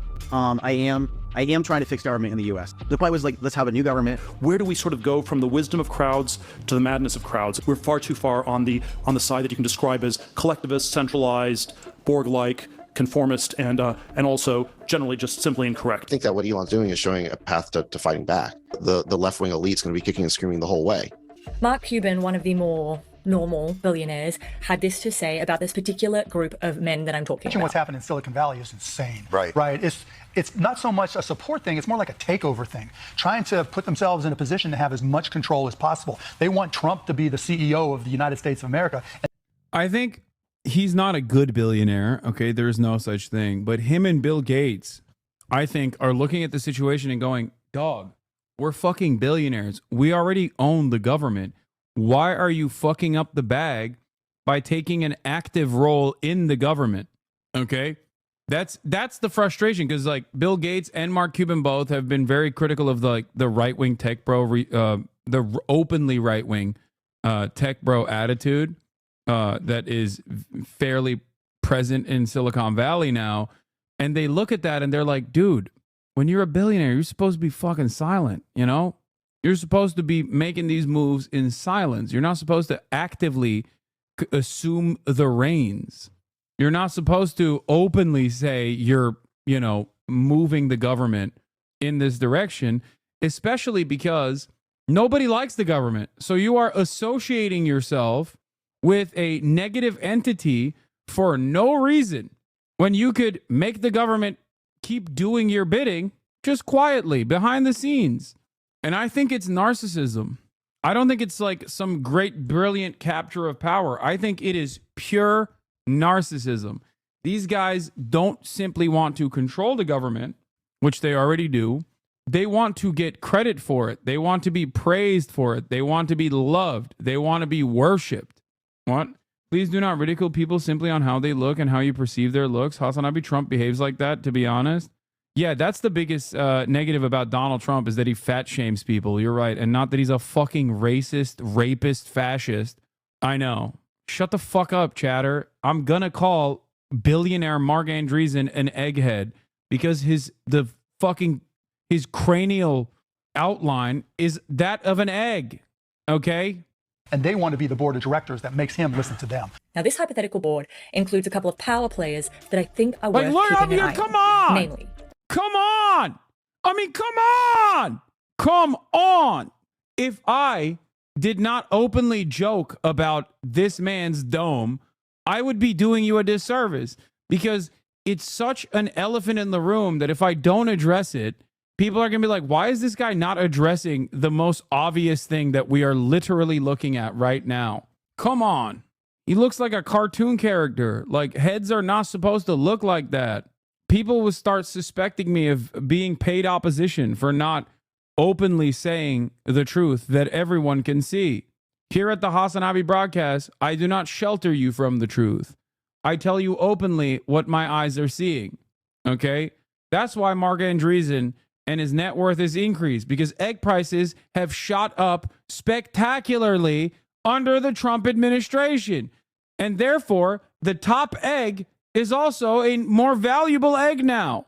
Peter Thiel, Humpty fucking Dumpty, Elon Musk, Brian Armstrong, Mark Andreessen, Ben Horowitz, and David Sachs. In this video, I'm Putting him next to two other bald guys who have, in comparison, more human-like shapes in their skulls perhaps makes this even worse for him.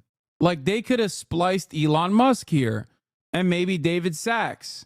They could have separated the balds. But putting all the balls together makes this infinitely worse for Mark Andreessen.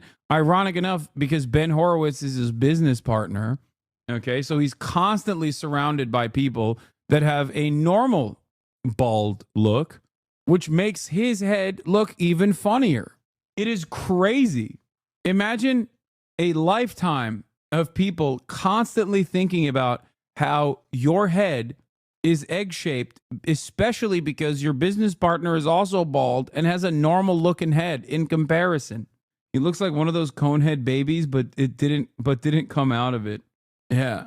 If you shot Mark out of a cannon, he would fly like a bullet. Okay? He would literally he has the perfect bullet-like shape. Yes, he is ballistically sound, perfectly aerodynamic. He would pierce through any object that you shot him at. It's crazy. Perhaps this is the reason why he blocked me on Twitter many years ago. Sachs. In this video, I'm going to try and lay out what I think these people are doing behind the scenes. If you do want to dive further into this topic, I recommend looking at the work of Gildaran. I have linked his blog below. This is his beat, and he's amazing at it. This man is named Balaji Srivasan. Like Beyonce, he tends to only go by his first name. Balaji is highly involved in the tech scene, and while not a billionaire himself, he is friends with a lot of them. He's a former partner of Andreessen Horowitz. He is the former CTO of Brian Armstrong's Coinbase. Thiel actually recommended Balaji to be the head of the FDA during the first Trump administration. Balaji wrote a book. It's called The Network State: How to Start Your Own Country. In that book, he talks about how to break nation states apart into smaller territories, which can then be run like corporations. What I mean by Silicon Valley's ultimate exit. It basically means build an opt-in society, ultimately outside the US, run by technology. And this is actually where the Valley is going. You see, like many in the industry, Balaji is a disruptor. He is interested in disrupting the current idea of nationhood through the creation of a network of sovereign, tech-run territories protected by military-grade security. Balaji wasn't the first person to come up with this idea, not even in the tech scene, but he was the first person to present it in a more palatable way. The idea... Bro, these guys read one book, okay? They read one Ayn Rand book, and just, it shaped their whole lives permanently, okay? It's so sad. Read a second book, man. Please read a second fucking book. Every decade, there is a new version of this exact same project. Every decade, they're like, we are very wealthy. Why are we wealthy? Because we deserve it, because we've worked harder and smarter than anybody else. They believe in meritocracy, the myth of meritocracy, okay? And they think, oh, why don't we capture all of this wealth and not be restricted by pesky government regulation? That's it. It actually comes from someone named Curtis Yarvin. I In hate this Patchwork, guy Yarvin too. wrote, the basic idea of patchwork is that as the crappy governments we inherited from history are smashed, they should be replaced by a global spiderweb of tens, even hundreds of thousands of sovereign and independent mini-countries, each governed by its own joint stock corporation without regard to the residents' opinions. Patchwork is a reboot of the current system in order to install a new operating system. Yes, Yarvin is a software developer with a company named Urbit, invested in by Peter Thiel. He refers to these small territories as patches, but he's flexible about how they might run, maybe like a corporate urban space or a city-state like Athens. These corporate dictatorships would use all-seeing surveillance to protect their citizens and enforce their laws. There would be biometric IDs. If you're poor, you will have to move to another patch. Or the poor could be ground up and used as biodiesel, or locked into a virtual reality prison. Now, Yarvin said he was joking about the biodiesel thing, but not about the prison thing. So I'm not sure if he was joking about the biodiesel, which gives us an understanding of why Balaji had to come up with a more appealing way to present this. It's pretty crazy because I do often joke about how the rich want to milk the poor for, for fuel. And here he is, one of Peter Thiel's like biggest influences, just a literal grotesque, advocating for it as a haha joke. This idea. Balaji has less about dictatorship and mass incarceration and more about freedom, an opportunity. A lot of people in the industry acknowledge that Balaji's ideas are a little out there. This is biology. Yeah, it's biology. And I would dismiss them too if those same people weren't actively funding them. Millions of dollars are being funneled into these projects as we speak. This is the website for Praxis, a network state funded by Peter Thiel. What's really funny is that these guys end up, I think, huffing their own farts a little too much. One, they personally have an inflated sense of self-worth and genuinely think that they're fucking brilliant and not like unimaginably lucky being in the right place in the right time. Sure, I'm sure that they're like somewhat intelligent too, but overall, to get to the level that they got to, they have to be profoundly fortunate. But these guys don't think that. They think meritocracy is real. So they actually arrived at this because it was God ordained. Okay.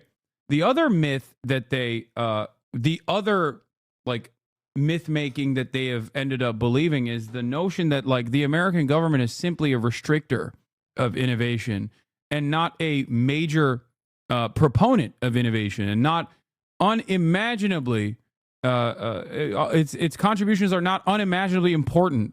Like they legitimately believe that if they were to build this like small state for themselves, that they would actually be able to successfully thrive in said small state and that it wouldn't get fucking destroyed either due to the, actual issues and their inability to address them, like with a welfare state or whatever, the inherent contradictions that exist within capitalism, or they would get dominated by another competent nation state, like instantly.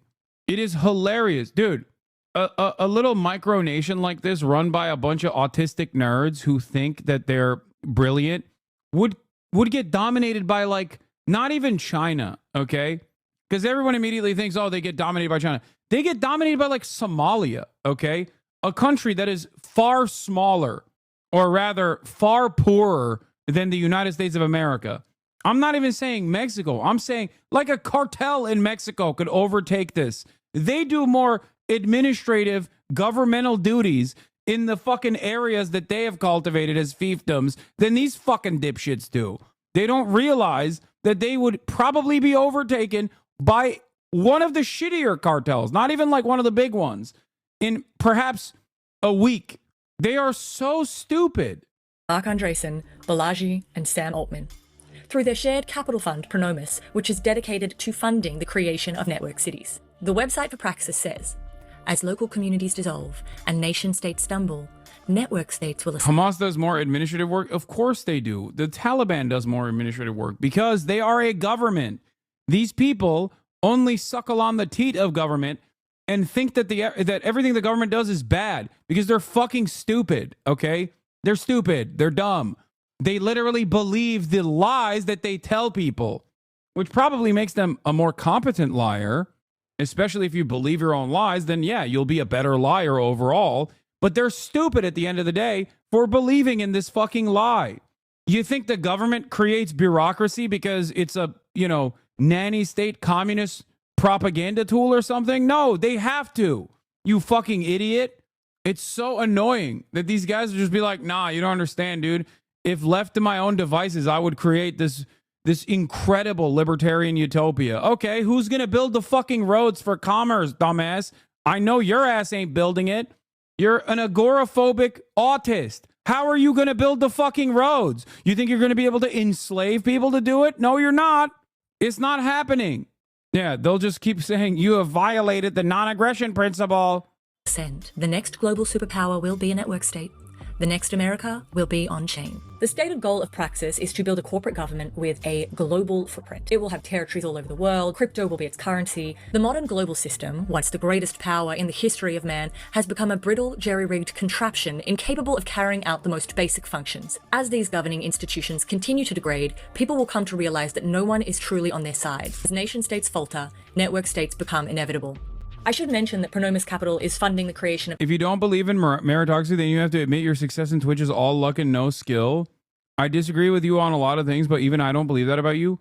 If you think luck did not play a ginormous factor in me being born into a family, having an uncle that was already in, media to a certain degree, in a small business, but still, in a startup, but still, regardless, If you think that that does not play a formative role in where I arrived at, I don't know what to tell you. Of course luck played a major factor. Are you kidding me? Do you know how many competent, charismatic, brilliant fucking people start Twitch channels? How many of them make it? How many of them get to this level? Of course luck plays a major role. That is my point. I say this all the time about myself. Now, having said that, you can have all of the affluent beginnings in the world and still fuck it up, and plenty do. Okay? Plenty do. So yes, hard work still plays a major role. You've said before you paved it on your own. Oh my God, dude. Oh my God. In a Complex interview, you actually got clip-chimped by a dude who has never stopped being jealous. Why would I say this right now if I genuinely believe like I did everything on my own with no help from anybody whatsoever and that luck was not a significant factor? Why wouldn't I just keep saying I paved it on my own over and over again, you dumb fuck? You're arguing with what I'm saying right now. You're arguing with what I'm saying right now because of your own personal misunderstanding, okay? When this is something that I have repeated a million times over. He is saying it now too. That's why people are bringing it up. I know. Ethan is so fucking invested in trying to cry about how I'm responsible for him stubbing his toe all the way to like losing partnerships and stuff like that, even though I've played zero role in this. And would love to wash my hands of all of this in its entirety, because I think it's a sad state of affairs for him, more so than it is for me, that he has decided to just go down the fucking, he's decided to go down the Destiny pipeline so hard that he's rehashing old shit that he used to cry about, Destiny used to. It is crazy. And yes, you even give credit to Divorcelli for your career, like it's insane. Yes, in the beginning, I did. Except he is such a monstrous person that, yeah, it got embarrassing to admit after a while. But that's, again, his own fault. Wait, what? It was really sad, backed up by an Ethan lie about Dr. Pepper being BDS? Yeah, it's so sad, man. Please, stop trying to drag me into this shit, okay? I wish Ethan Klein all of the peace and prosperity in the world. I really do. I wish this upon all of the people that are naysayers, that say I'm a bad person, I'm the biggest evil villain of all time, okay? Because I feel like if they were to become, happier people, they probably would be, not up my ass all the fucking time. You need to talk about it? What's wrong, bro? Does it feel like I need to talk about it? So pressed. Yeah. You're right. It's really getting to me. Yes. If you keep repeating it in the chat over and over again, maybe you can clip it and then put it on Reddit and be like, oh man, we really got him. Do I seem pressed? I don't understand. Anyway, getting back to this video. Other network states, many of which are further along than Praxis. Some examples are Prospera in Honduras, Afropolitan, Tana, and small farm cities in Africa, Metropolis in Palau, and I think Young Drunk City is planned for South Asia. On Pronomis' website, they claim decades of research on economic development has shown that the primary determinant of prosperity is the quality. The only reason you speak about this stuff is because people bring it up, acting as you bring it up on your own. I know, people bring it up, and it's not even fans. Like, people bring it up, and then I reply to it, and then other dumbasses in my community will go, no, you do actually sound kind of pressed. Like, it's an entirely one-sided beef, okay? And if you keep escalating it because you can't comprehend anything other than drama online, then I don't know what to tell you, Anyway, let's get back to these fucking tech feudal overlords. I can't believe a conversation about the myth of meritocracy, and something that I repeat regularly in terms of the unimaginable privilege that I have had and the unimaginable luck that I have had to be able to get to this point, led to an entirely stupid sidestep here. Okay, I'm going to start banning people that also are just saying, just get to commentating, lol, because you're being almost as annoying as the dumbass gray names that come in here specifically to chirp. Of a country's laws and the integrity of its courts, administrators, and other legal institutions. When institutions are outmoded, corrupted, or failing, the result is untold human suffering. Yet upgrading national institutions is notoriously difficult. Our solution? Build the cities of tomorrow. Right now, they are creating cloud communities, virtual nations, once they have access to land, they will get their citizens to migrate to that city. Have a look at the pledge that you sign when you join Praxis, which you can join right now, by the way. Pronomis isn't actually Peter Thiel's first flirtation with exiting democracy either. In 2009, he funded the Seasteading Institute. I want to say some things on why I think seasteading is not just possible or desirable, but why it is actually necessary. The Seasteading Institute envisioned building these floating cities in the ocean outside of government's jurisdiction where billionaires could live and create as they saw fit. This idea kind of ran out of steam because nobody wants to live at sea, especially not billionaires, which means they need land. But how do we get from a nation state to a network state? And this is actually related to a fundamental concept in political science, the concept of voice versus exit. If a company or a country is in decline, you can try voice or you can try exit.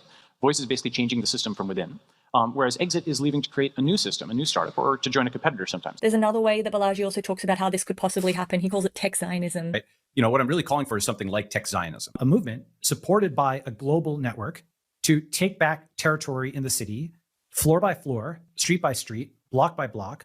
It's literally, it is BioShock. If you didn't understand the lessons of BioShock. Policeman by policeman, you have a foothold of private property, and you have a group membership of Grey Tribe membership and private property. You also issue t-shirts. The tribal lens is like a virtual reality filter. Every single thing can be tagged as gray or blue in the city. I mean, like literally. So gray is the future, red is the past, blue is the present. So blue stands against both the past and the future. They're against both the self-driving cars, and they don't want to go back to the 50s. They prefer OnlyFans, Me Too, BLM, Ukraine. The hard part is to take control of the streets. How can you fence off a street and make clear that it's under gray control? Take total control of your neighborhood, push out all blues, tell them they're as unwelcome as just as blues ethnically cleanse me out of San Francisco. Like, push out all blues, who has lost some territory in the cloud. They still control the land. Once gray starts taking back control of the land, that they're really going to howl. As they start losing, they're going to whistle for backup from California and eventually DC. Okay? They're going to try to get executive orders or things like that, which means you're going to need to have sympathizers at the level of California and DC who will side with you enough to block those actions, number one. And or number two, you actually get to the level of a sanctuary city and you say, I dare you.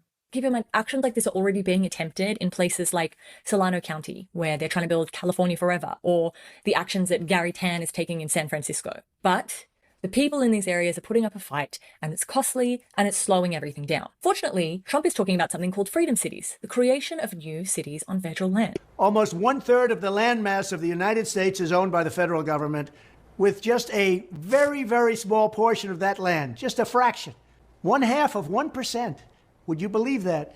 We should hold a contest to charter up to 10 new cities and award them to the best proposals for development. These freedom cities will reopen the frontier, reignite American imagination. I wonder where he got that idea. This is where J.D. Vance comes in. J.D. Vance is seen as a mild-mannered, well-spoken success story, a populist who was born into tough circumstances in Appalachia, but managed to pull himself up by his bootstraps, graduate from Yale Law, become a best-selling author, become a tech venture capitalist, only to give all of that up for public service.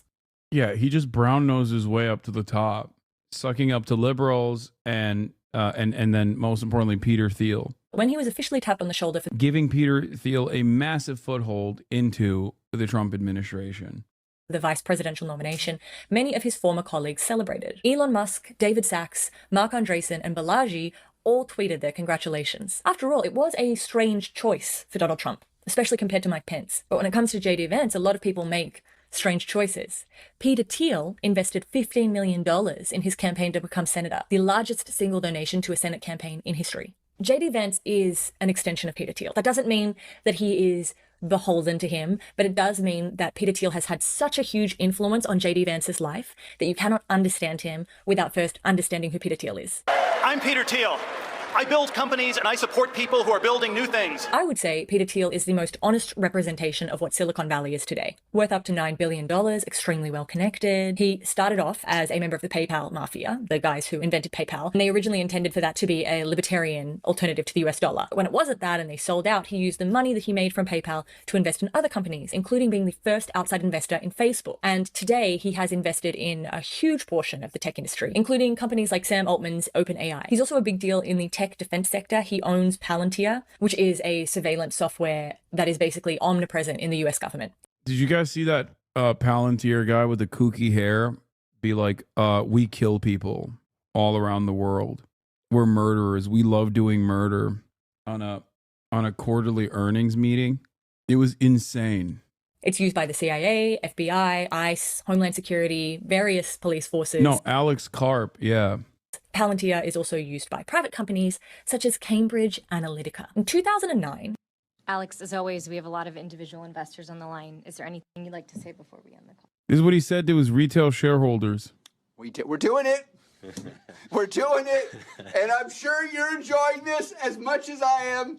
Let's not talk to analysts about the burden of being right, our burdens of investing in ontology, our burdens of actually looking at the math, the burden of reading what the Rule of 40 is, the burden of being honest about what an enterprise software company is, or the burden of explaining to your friends that you're really happy.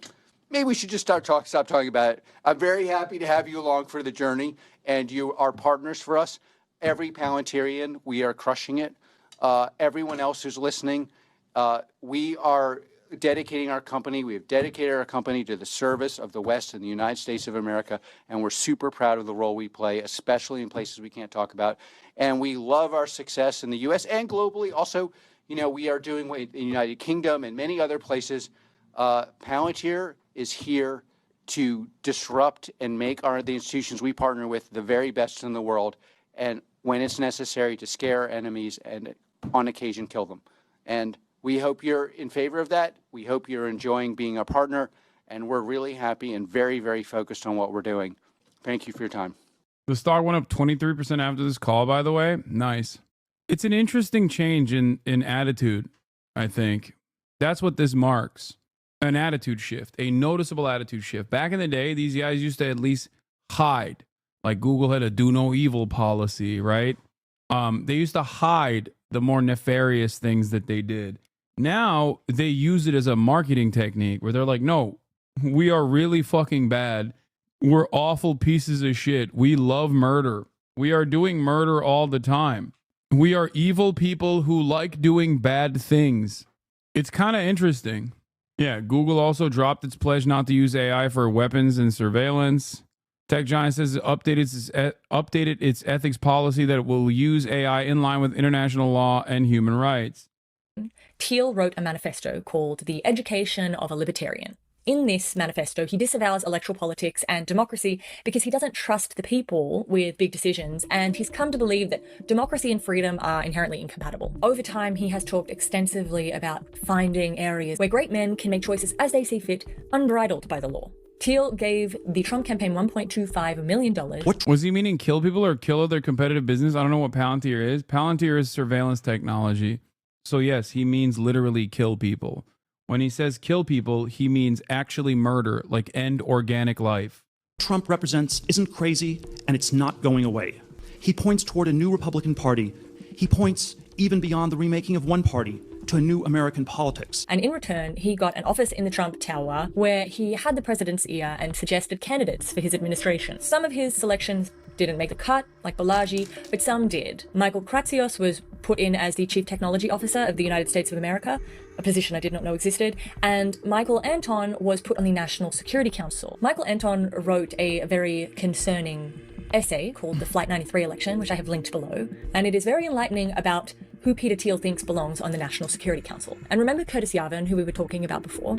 He is often referred to as Thiel's in-house philosopher. Thiel has not only invested in a number of Yarvin's businesses, but he keeps Yarvin in his inner circle. Yarvin watched the 2016 election from Peter Thiel's house, where they celebrated with champagne at Thiel's successful investment in the Trump campaign. And while Peter Thiel may not be as explicit in his beliefs as someone like Balaji or Elon or even Mark Andreessen, Yarvin assured Milo Yiannopoulos over email that Peter Thiel was fully enlightened, just plays it very carefully. People in the New Right circles refer to Yarvin as Lord Yarvin, or the Prophet. This isn't someone on the fringe of the movement. This is someone who is respected. Just like Peter Thiel, J.D. Vance is an avid reader and friend of Curtis Yarvin. There's this guy, Curtis Yarvin, who's written about some of these things. Vance not only name checks Curtis Yarvin, but he often uses his languages and repeats his ideas. You actually popularized the term red pill in the political context, is that right? Yeah, that's actually true. Is this concept of red pilling. Yarvin writes a lot of strange things, but one thing I'm particularly interested in is the blueprint he wrote for Donald Trump. It's called The Butterfly Revolution. It's quite radical and another thing that would be easy to dismiss, but here's a clip of Yarvin talking about why he thinks it would be successful today. Americans of 2024 are incredibly frivolous, incredibly ironic. It is the most ironic society in history. Like, imagine people trying to cope with a film like The Matrix or Inception in like 1960. Total frame breaking of this kind in some ways is actually easier than the sort of incremental political logic that people have employed in the past. They can sort of more easily imagine, oh man, it's all the Truman Show. In fact, they mostly already believe that it's all the Truman Show. They just don't understand the implications of that. Something I find concerning is the many ways that the butterfly revolution perfectly aligns with Project 2025. Not a huge amount of the tech bros in Silicon Valley are religious, but that doesn't really stop these kinds of groups working together. Definitionally, both of these movements are fascistic. Fascism has never been a fully coherent ideology. That's one of the things that gives fascism its strength, its ability to bring together groups from different movements, all of whom see fascism as a viable mechanism to achieving their own program. And that's why some people say that fascism is always hyphenated. So it's always going to be tech fascism and Christian fascism, but these people can work together, and they do. One of the things that evangelicals and libertarians should agree on is that the political order is not divinely ordained. Amen. Project 2025 has similar stated goals to the tech industry, in particular the dismantling of the administrative state and the return of self-governance to the people. Project 2025 is made up of 4 pillars, and Pillar 4 is the playbook. It is a transition plan for the president's eyes only. It will be rolled out upon the president's utterance of "so help me God." We don't know what's in this playbook, but given the alignment of talking points, key figures being involved in both, it wouldn't surprise me if it was similar to the butterfly revolution. And I think that's worth investigating. The butterfly revolution. Step 1. Campaign on autocracy. He says, "You're not going to be a dictator, are you?" I said, no, other than day one. Yavin says that Donald Trump should run on his autocratic ambition, but he should frame it as destroying an inefficient and unworkable system. We are in the late Republican period. If we're going to push back against it, we have to get pretty wild and pretty far out there and go in directions that a lot of conservatives right now are uncomfortable with. We are in the process of the Second American Revolution, which will remain bloodless if the left allows it to be. Step 2. Purge the bureaucracy. Curtis Yavin refers to this as RAGE. RAGE stands for retire all government employees. And he has clearly influenced some very... This is giving Blue Anon vibes? No. I mean, the success of it will be determined by how competent these dipshits are. But the notion that, like, tech feudalism isn't already happening is silly. It already is. It's not Blue Anon at all. Like, Blue Anon would be like, oh, Russia is having gay sex with Donald Trump. Not incredibly wealthy billionaire tech CEOs are actively aligning with right-wing government with the open interest of undermining every regulatory agency. That is literally happening.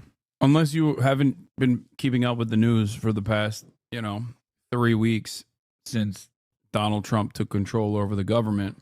Very important people. I think that what Trump should do, like if I was giving him one piece of advice, fire every single mid-level bureaucrat, every civil servant in the administrative state. And we know that Donald Trump would be open to rage because it sounds a lot like Schedule F, an executive order issued by Donald Trump in October of 2020. Schedule F would have essentially stripped protections from civil servants who didn't show enough loyalty to the president of the day, which is why Joe Biden rescinded this order the second he came into office in January of 2021. But Trump has said he plans to reinstate it. First, I will immediately reissue my 2020 executive order restoring the president's authority to remove rogue bureaucrats, and I will wield that power very aggressively. But how could you accomplish that so quickly? I mean, you need civil servants. Don't worry, Project 2025 is already on it. Pillar 2 of Project 2025 could be considered MAGA LinkedIn. This platform is designed to pre-stream candidates for their loyalty and streamline the appointments process. We talk about conservative warriors, but we want people who've been canceled, who've kind of, figuratively given blood for the movement. You can join it right now. Then pair that with Pillar 3, which is an online education platform known as the Presidential Administration Academy, and you have preemptively educated all future employees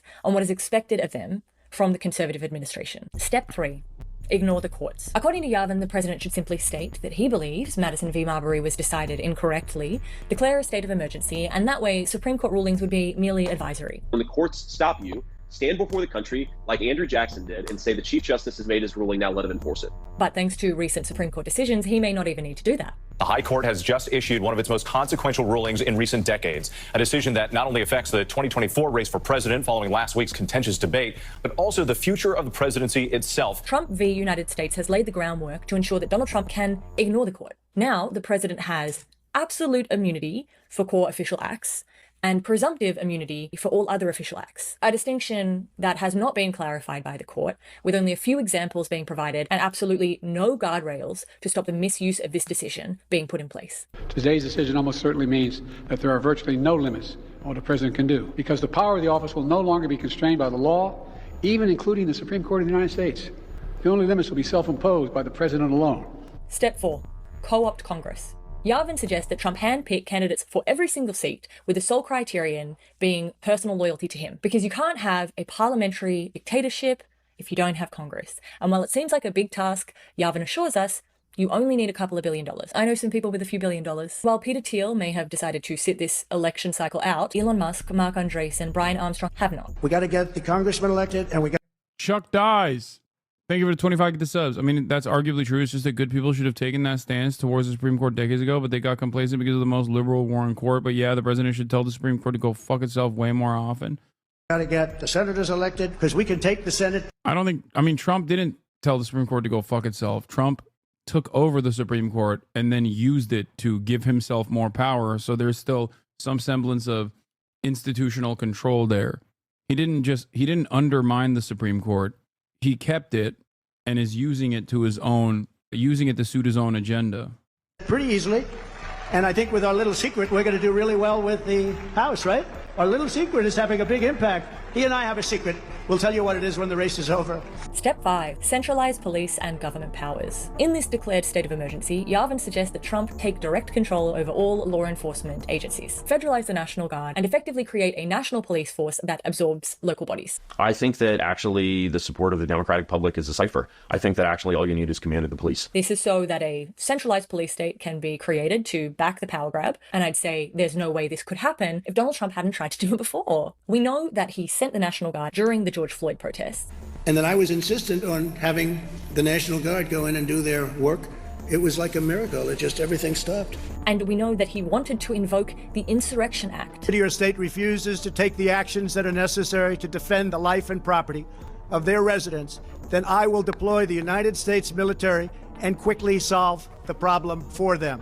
Now, there are, of course, protections within the law, posse comitatus, to stop a president from doing this, but Donald Trump has found a loophole before. I'm sure he'll find one again, especially in a state of emergency where he has absolute immunity for core official acts. Step 6. Shut down elite media and academic institutions. Yavin has explicitly said that you cannot have a New York Times or a Harvard past April. He has a popular theory that true power in America is held by something he calls the cathedral. A term that should alert you, whenever you hear it, to this kind of thing. The cathedral is made up of elite media and academic institutions that, according to Yavin, set the bounds of acceptable political discourse and distort reality to conform with their ideological beliefs. The cathedral is essentially performing the functions that a ministry of truth would perform in a classic Orwellian, environment, and it's performing the functions that a religion would in a classic theocracy. Therefore, existing media and academic institutions need to be dismantled. Vance has been quite vocal about his disdain for academic institutions, despite graduating from Yale, and often repeats Yavin's ideas in his own words. So much of what we want to do in this movement in this country,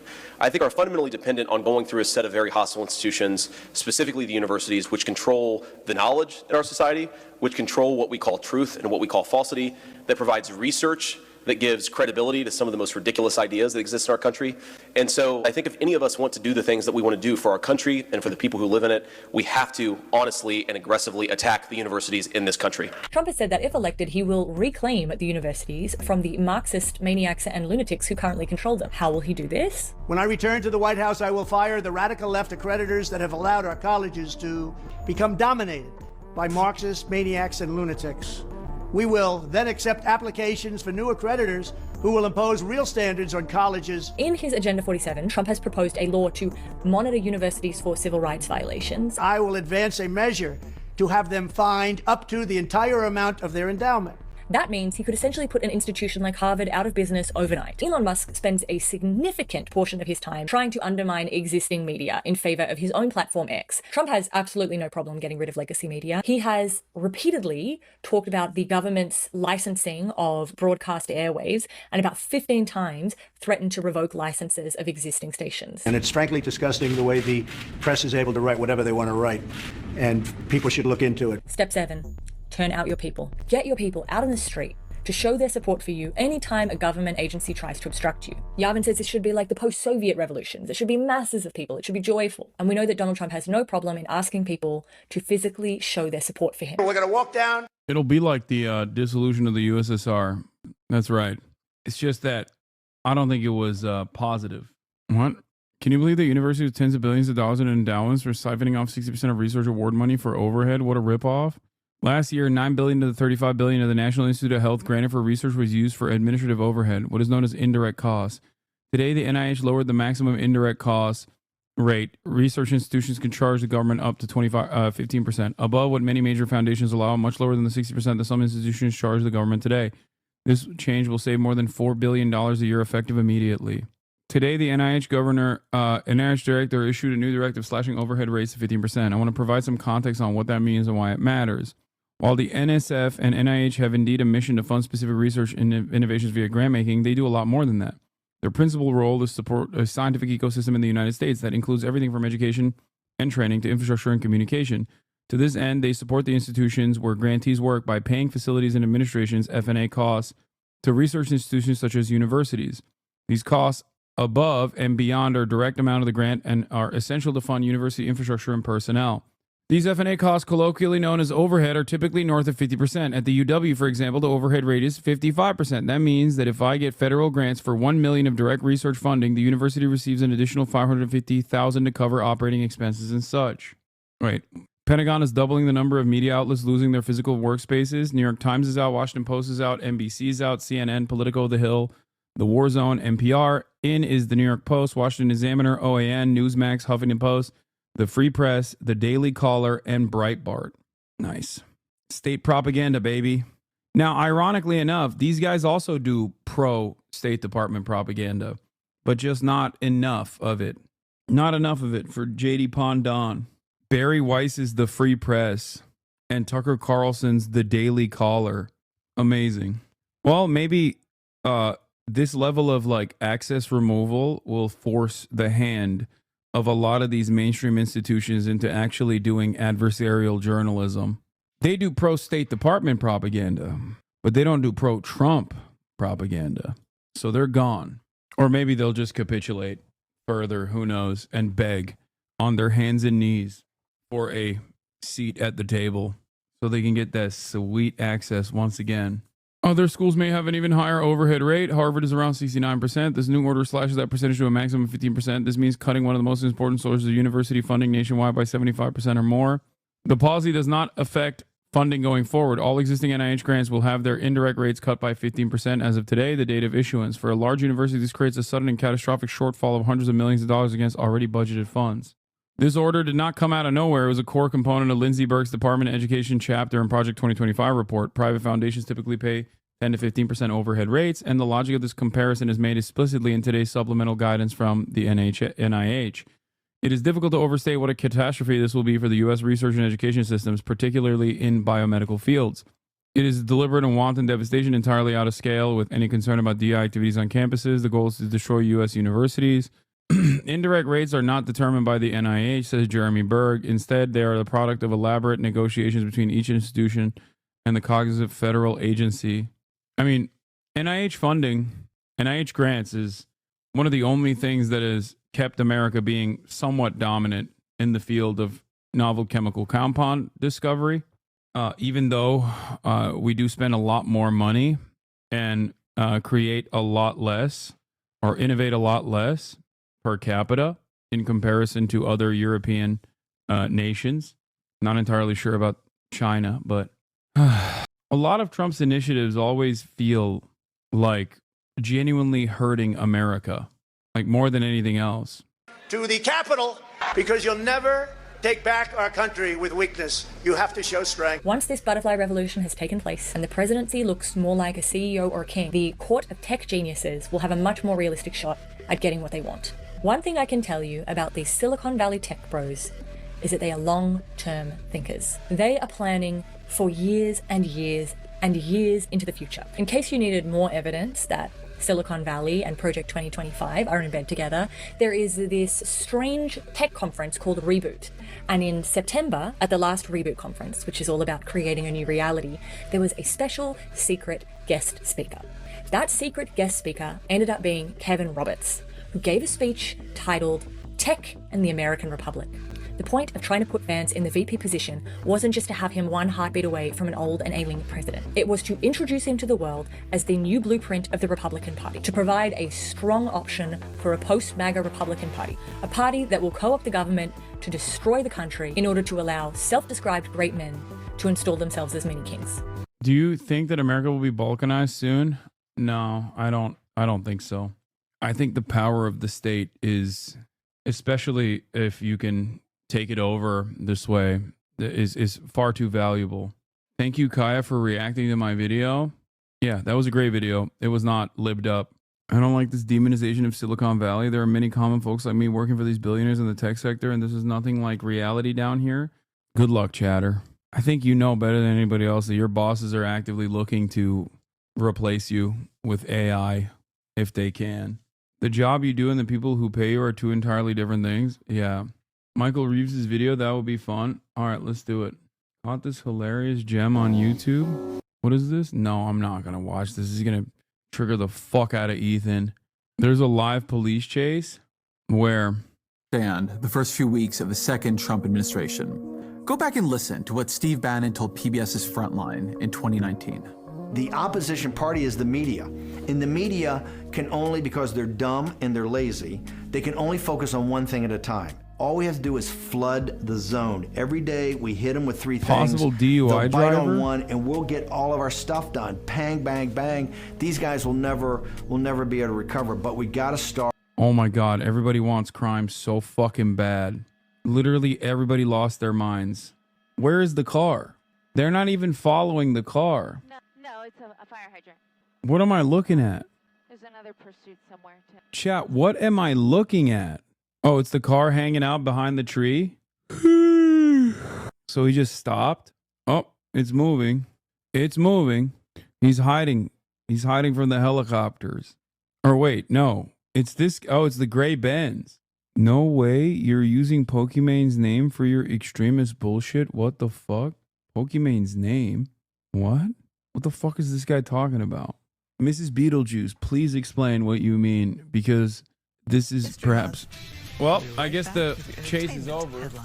In your bot message, bro? What is the bot message? What the fuck's this person talking about? This is what you're talking about? Watch your new gaming video, ha ha ha. Wait, I can't tell if this person is memeing or not. Watch Hasan's latest gaming video, Smurfing the Working Class with X-Pros, featuring Shroud Targ and Pokimane. Hello? Are you talking about my gaming video where me, Pokey, Shroud, and Todic were playing against like regular old Joes? Ha ha ha ha ha. Okay. I think the chatter is joking, but I can't tell. We've gotten so many haters in the last week that it's just like I don't even know when someone is memeing.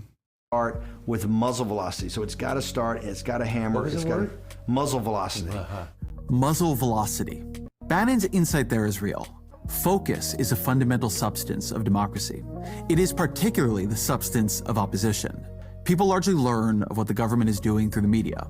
So if you overwhelm the media...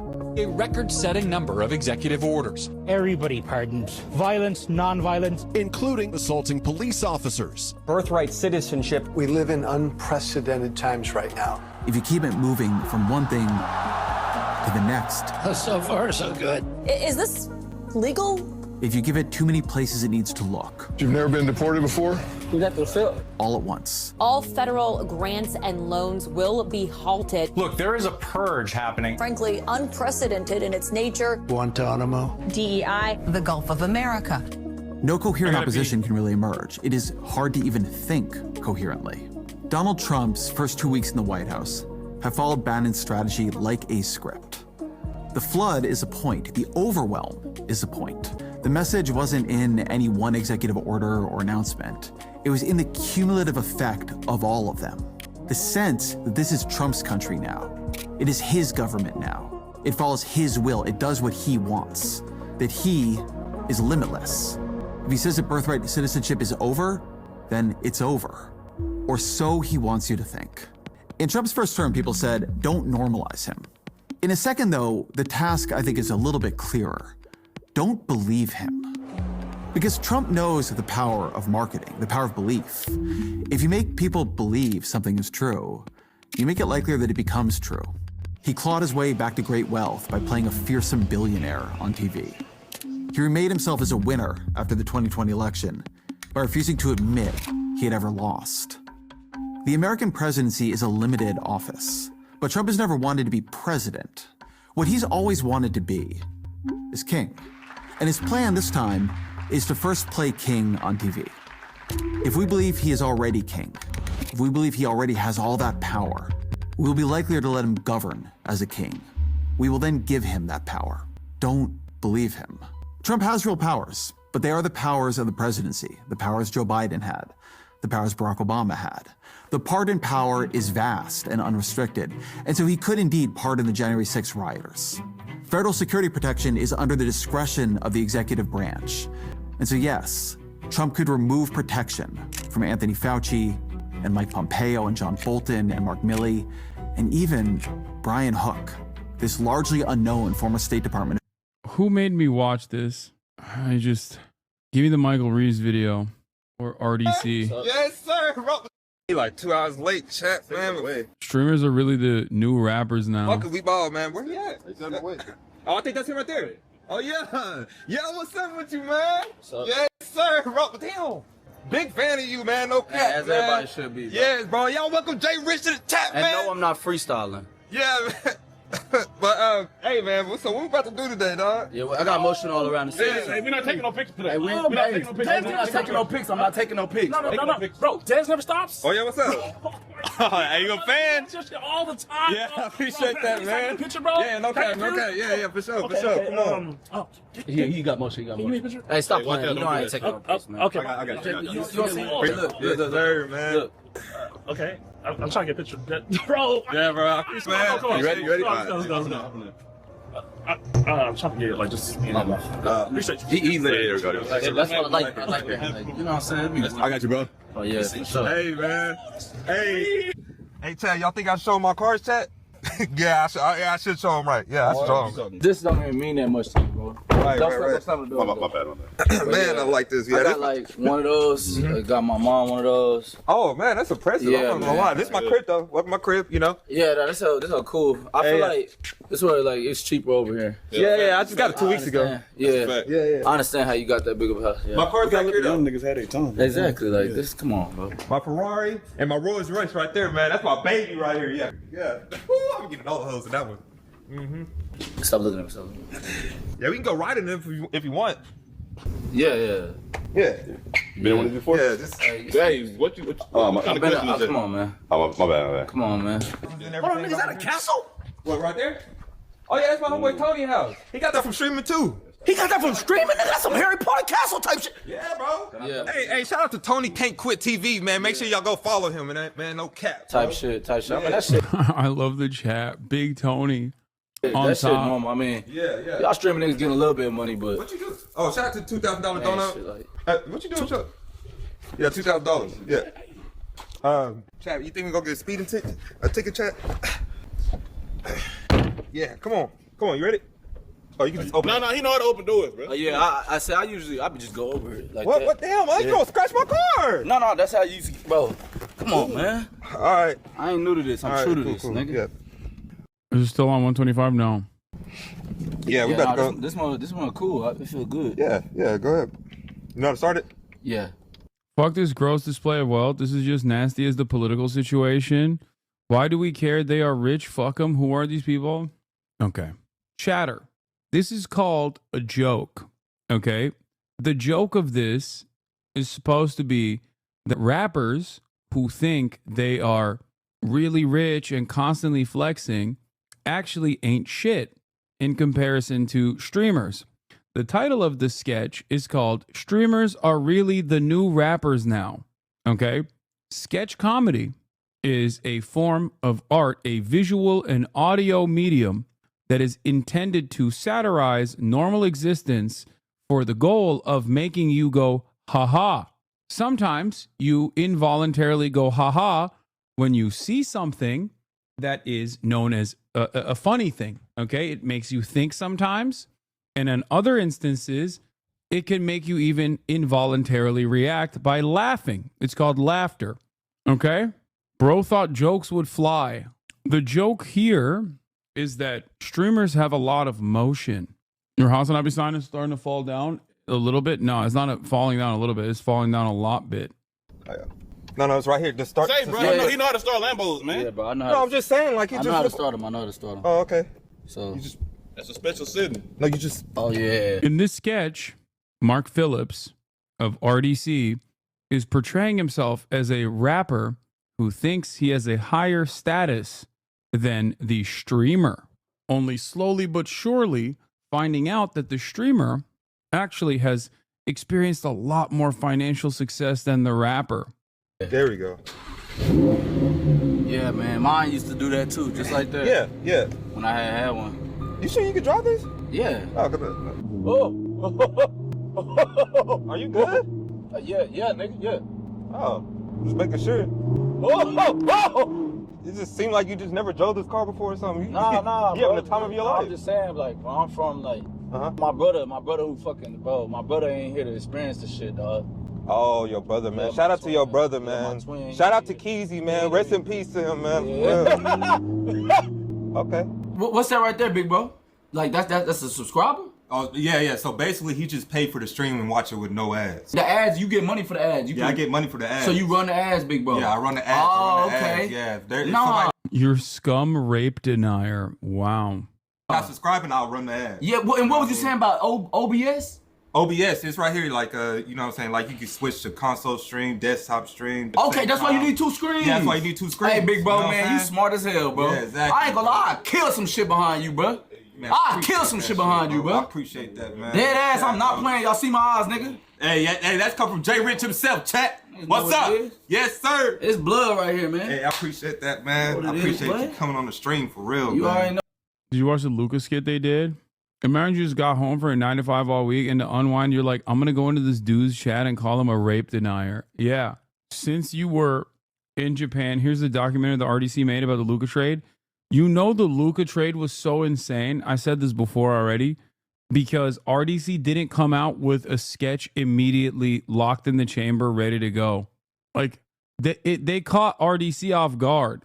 They usually have a meme fired up in the tank, ready to roll out instantaneously. Steph, what's up? What's up, Jimmy? How you doing, man? Chilling, man. Here. Appreciate you waiting for me, man. Yeah, for sure. Yes, sir. Yes, sir. Draymond, I'm not even with that shit right now. You got 2 jobs, Jimmy. 1, pass the ball to Steph. And if Steph's not open, pass the ball to me. And as a team leader, I'll decide what to do with the ball. You got it, Jimmy? Hey, Draymond, for real, chill out with that shit. No, Jimmy. That don't work on me. I ain't Tyler Hero. Draymond, please. Please what, Steph? You just keep on antagonizing him, like. You see, that's why you and Clay from the box now. You never set the tone when he was here. So he walking around here thinking anything. But not you, Jimmy Butler. Don't you think nothing. I don't want no thoughts. I want you to pass the ball to Steph, or you pass the ball to me. Do you understand, Jimmy? Draymond, no, I don't understand, bro. Like I said, chill out. Jimmy can't understand. Jimmy, if I had 3 apples, Jimmy, you gonna talk to me like I'm stupid. What's up? What's up? Yo, come on. What's up? No, fuck Jimmy, that, bitch. What's up? What you want, Jimmy? Jimmy, this not what you want. Made me get up, huh? What's up? What's up? What you want to do? What you want to do? Jimmy, this same thing I gave Jordan. What you want to do? I ain't Jordan. I ain't Jordan. Same thing I gave Jordan, Jimmy. I'm going to be the bigger person. Steve, get him before I get him. I told you not to trade AD. No matter what. I don't know what came over me, man. Oh, jeez. Rob Pelinka, you traded AD. Yes, me, Rob Pelinka, I traded KD. Not me, not LeBron James. LeBron did not have anything to do with this. Oh my God. I can't believe you, man. AD, man. You know I'd never do you like that, man. I'm gonna miss you, bro. I'm gonna miss you, all right? Yeah, all right. Oh, I can't believe this, man. First decision they made without me, man. First one? Yeah. Bronny, throw him out. I'm gonna miss you, AD. All right, Brian. Who's that? It's probably maintenance. You know that light that was messed up over what you call a locker? Yeah. You want me to get that? No. Go ahead, man. You gotta get over there to the Mavs, man. Fuck. Luka Magic! How you doing, man? You know my favorite player, right? Yes. I got you. Let me get this. I got you. Don't even worry yourself. Hey, so this is the locker room. This is the people, man. Right here. Yeah. Here, take that. You know what I'm saying? But yeah, this is everybody, the team. Oh, and this is my son, Bronny, right here. Yeah, future star, man. Y'all gonna hoop good together. I already know it. He left something. He said he left something. So that's what we on, bro? I'm just showing him around the. All right, AD.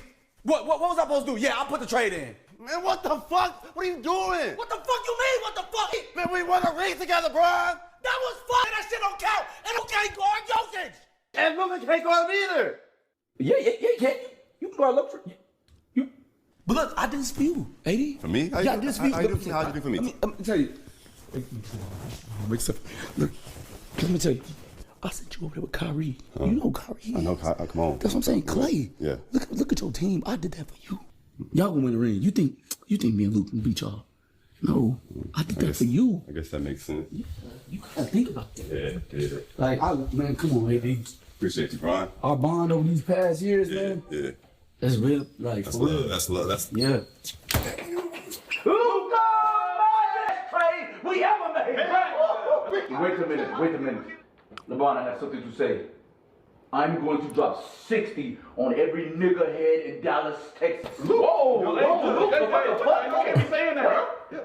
I had just bought the house, and that's how they do me. Yeah, that is true. That was 15 M. Yeah, that was 15. We'll let that stop. Gray just came in. Oh, Dalton, get the fuck out. What? It's me? Yeah, it's you. I can provide, though. Remember, it's me. Connect 4. Yeah, connect us to a city. Get out. Get out. Hey, we get in. I see him up here. Yes, sir.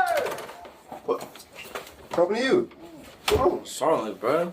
Charlotte, what you? I'm going to get a ring! Yeah, we get a ring! I'm coming.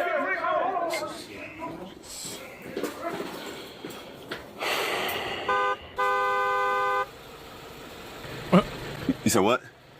Yeah, man, why you talking like that? Oh, yeah, for sure. Yeah, we go check that. Just drive, bro. Come on, man. Tripping, bro. This. There was no way to explain that trade, LeBron. Luka just went to the finals, but yet I had to get him to you. Now you know what you owe me, don't you? 4 more years of you hooping. And after that, I want Bryce and Bronny to be superstars on different teams. You know what that would do for the ratings. What's up, y'all? RDC World here. We are in New Orleans right now, but still, we had to get that trade deadline video out. Now, I ain't gonna lie to y'all. Right when the Luka trade happened, I was playing Poppy Playtime, dropped Poppy Playtime, went and made the Luka video.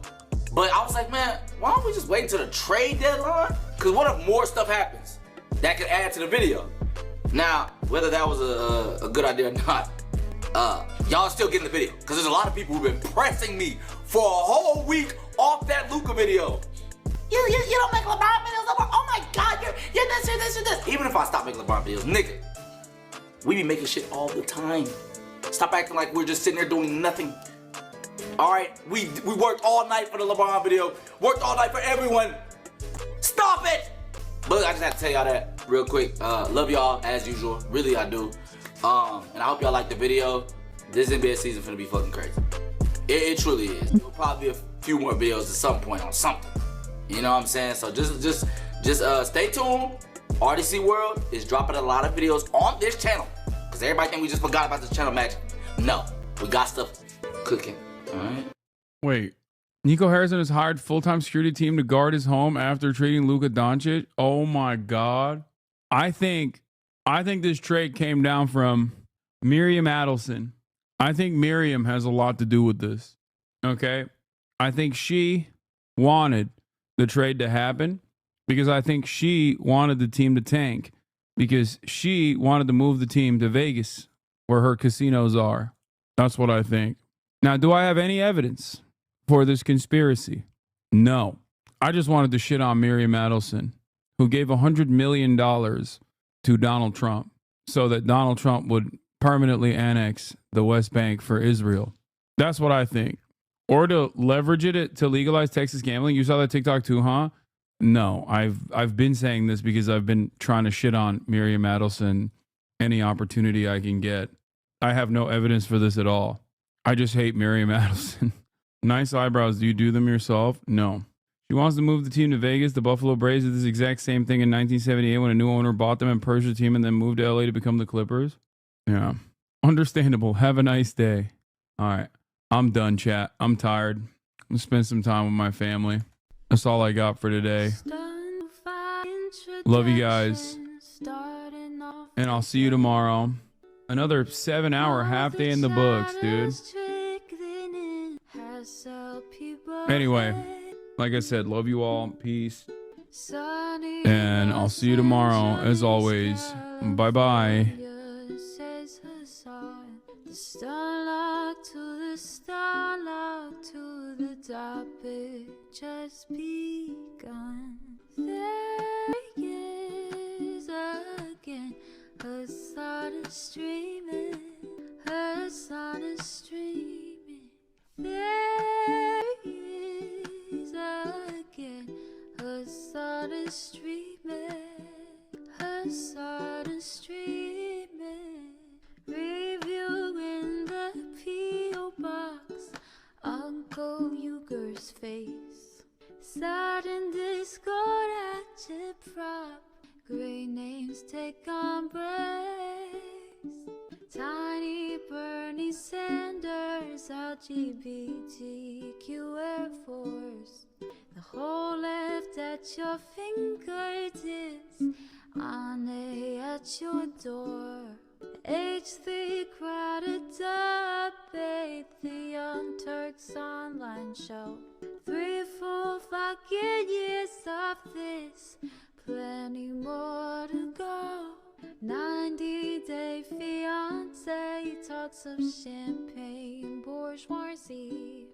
A Trump rally live reaction, a mass riot at DC. There he is again, her sun is streaming, her sun is streaming. There he is again, her sun is streaming, her sun is streaming. Reading live stream, fair comments, Austin show chat advice, and all the ways the right-wing pipeline can suck you in online. JCS react, Lord frame gets broken, cover blown. A full-blown mass pandemic, monster streaming at your home. Total radicalization coming out to find. The system you were taught to trust in was broken the whole time. All these daily streams, whether big or whether small, have helped me and so many find the meaning through it all. There he is again, her sun is streaming, her sun is streaming.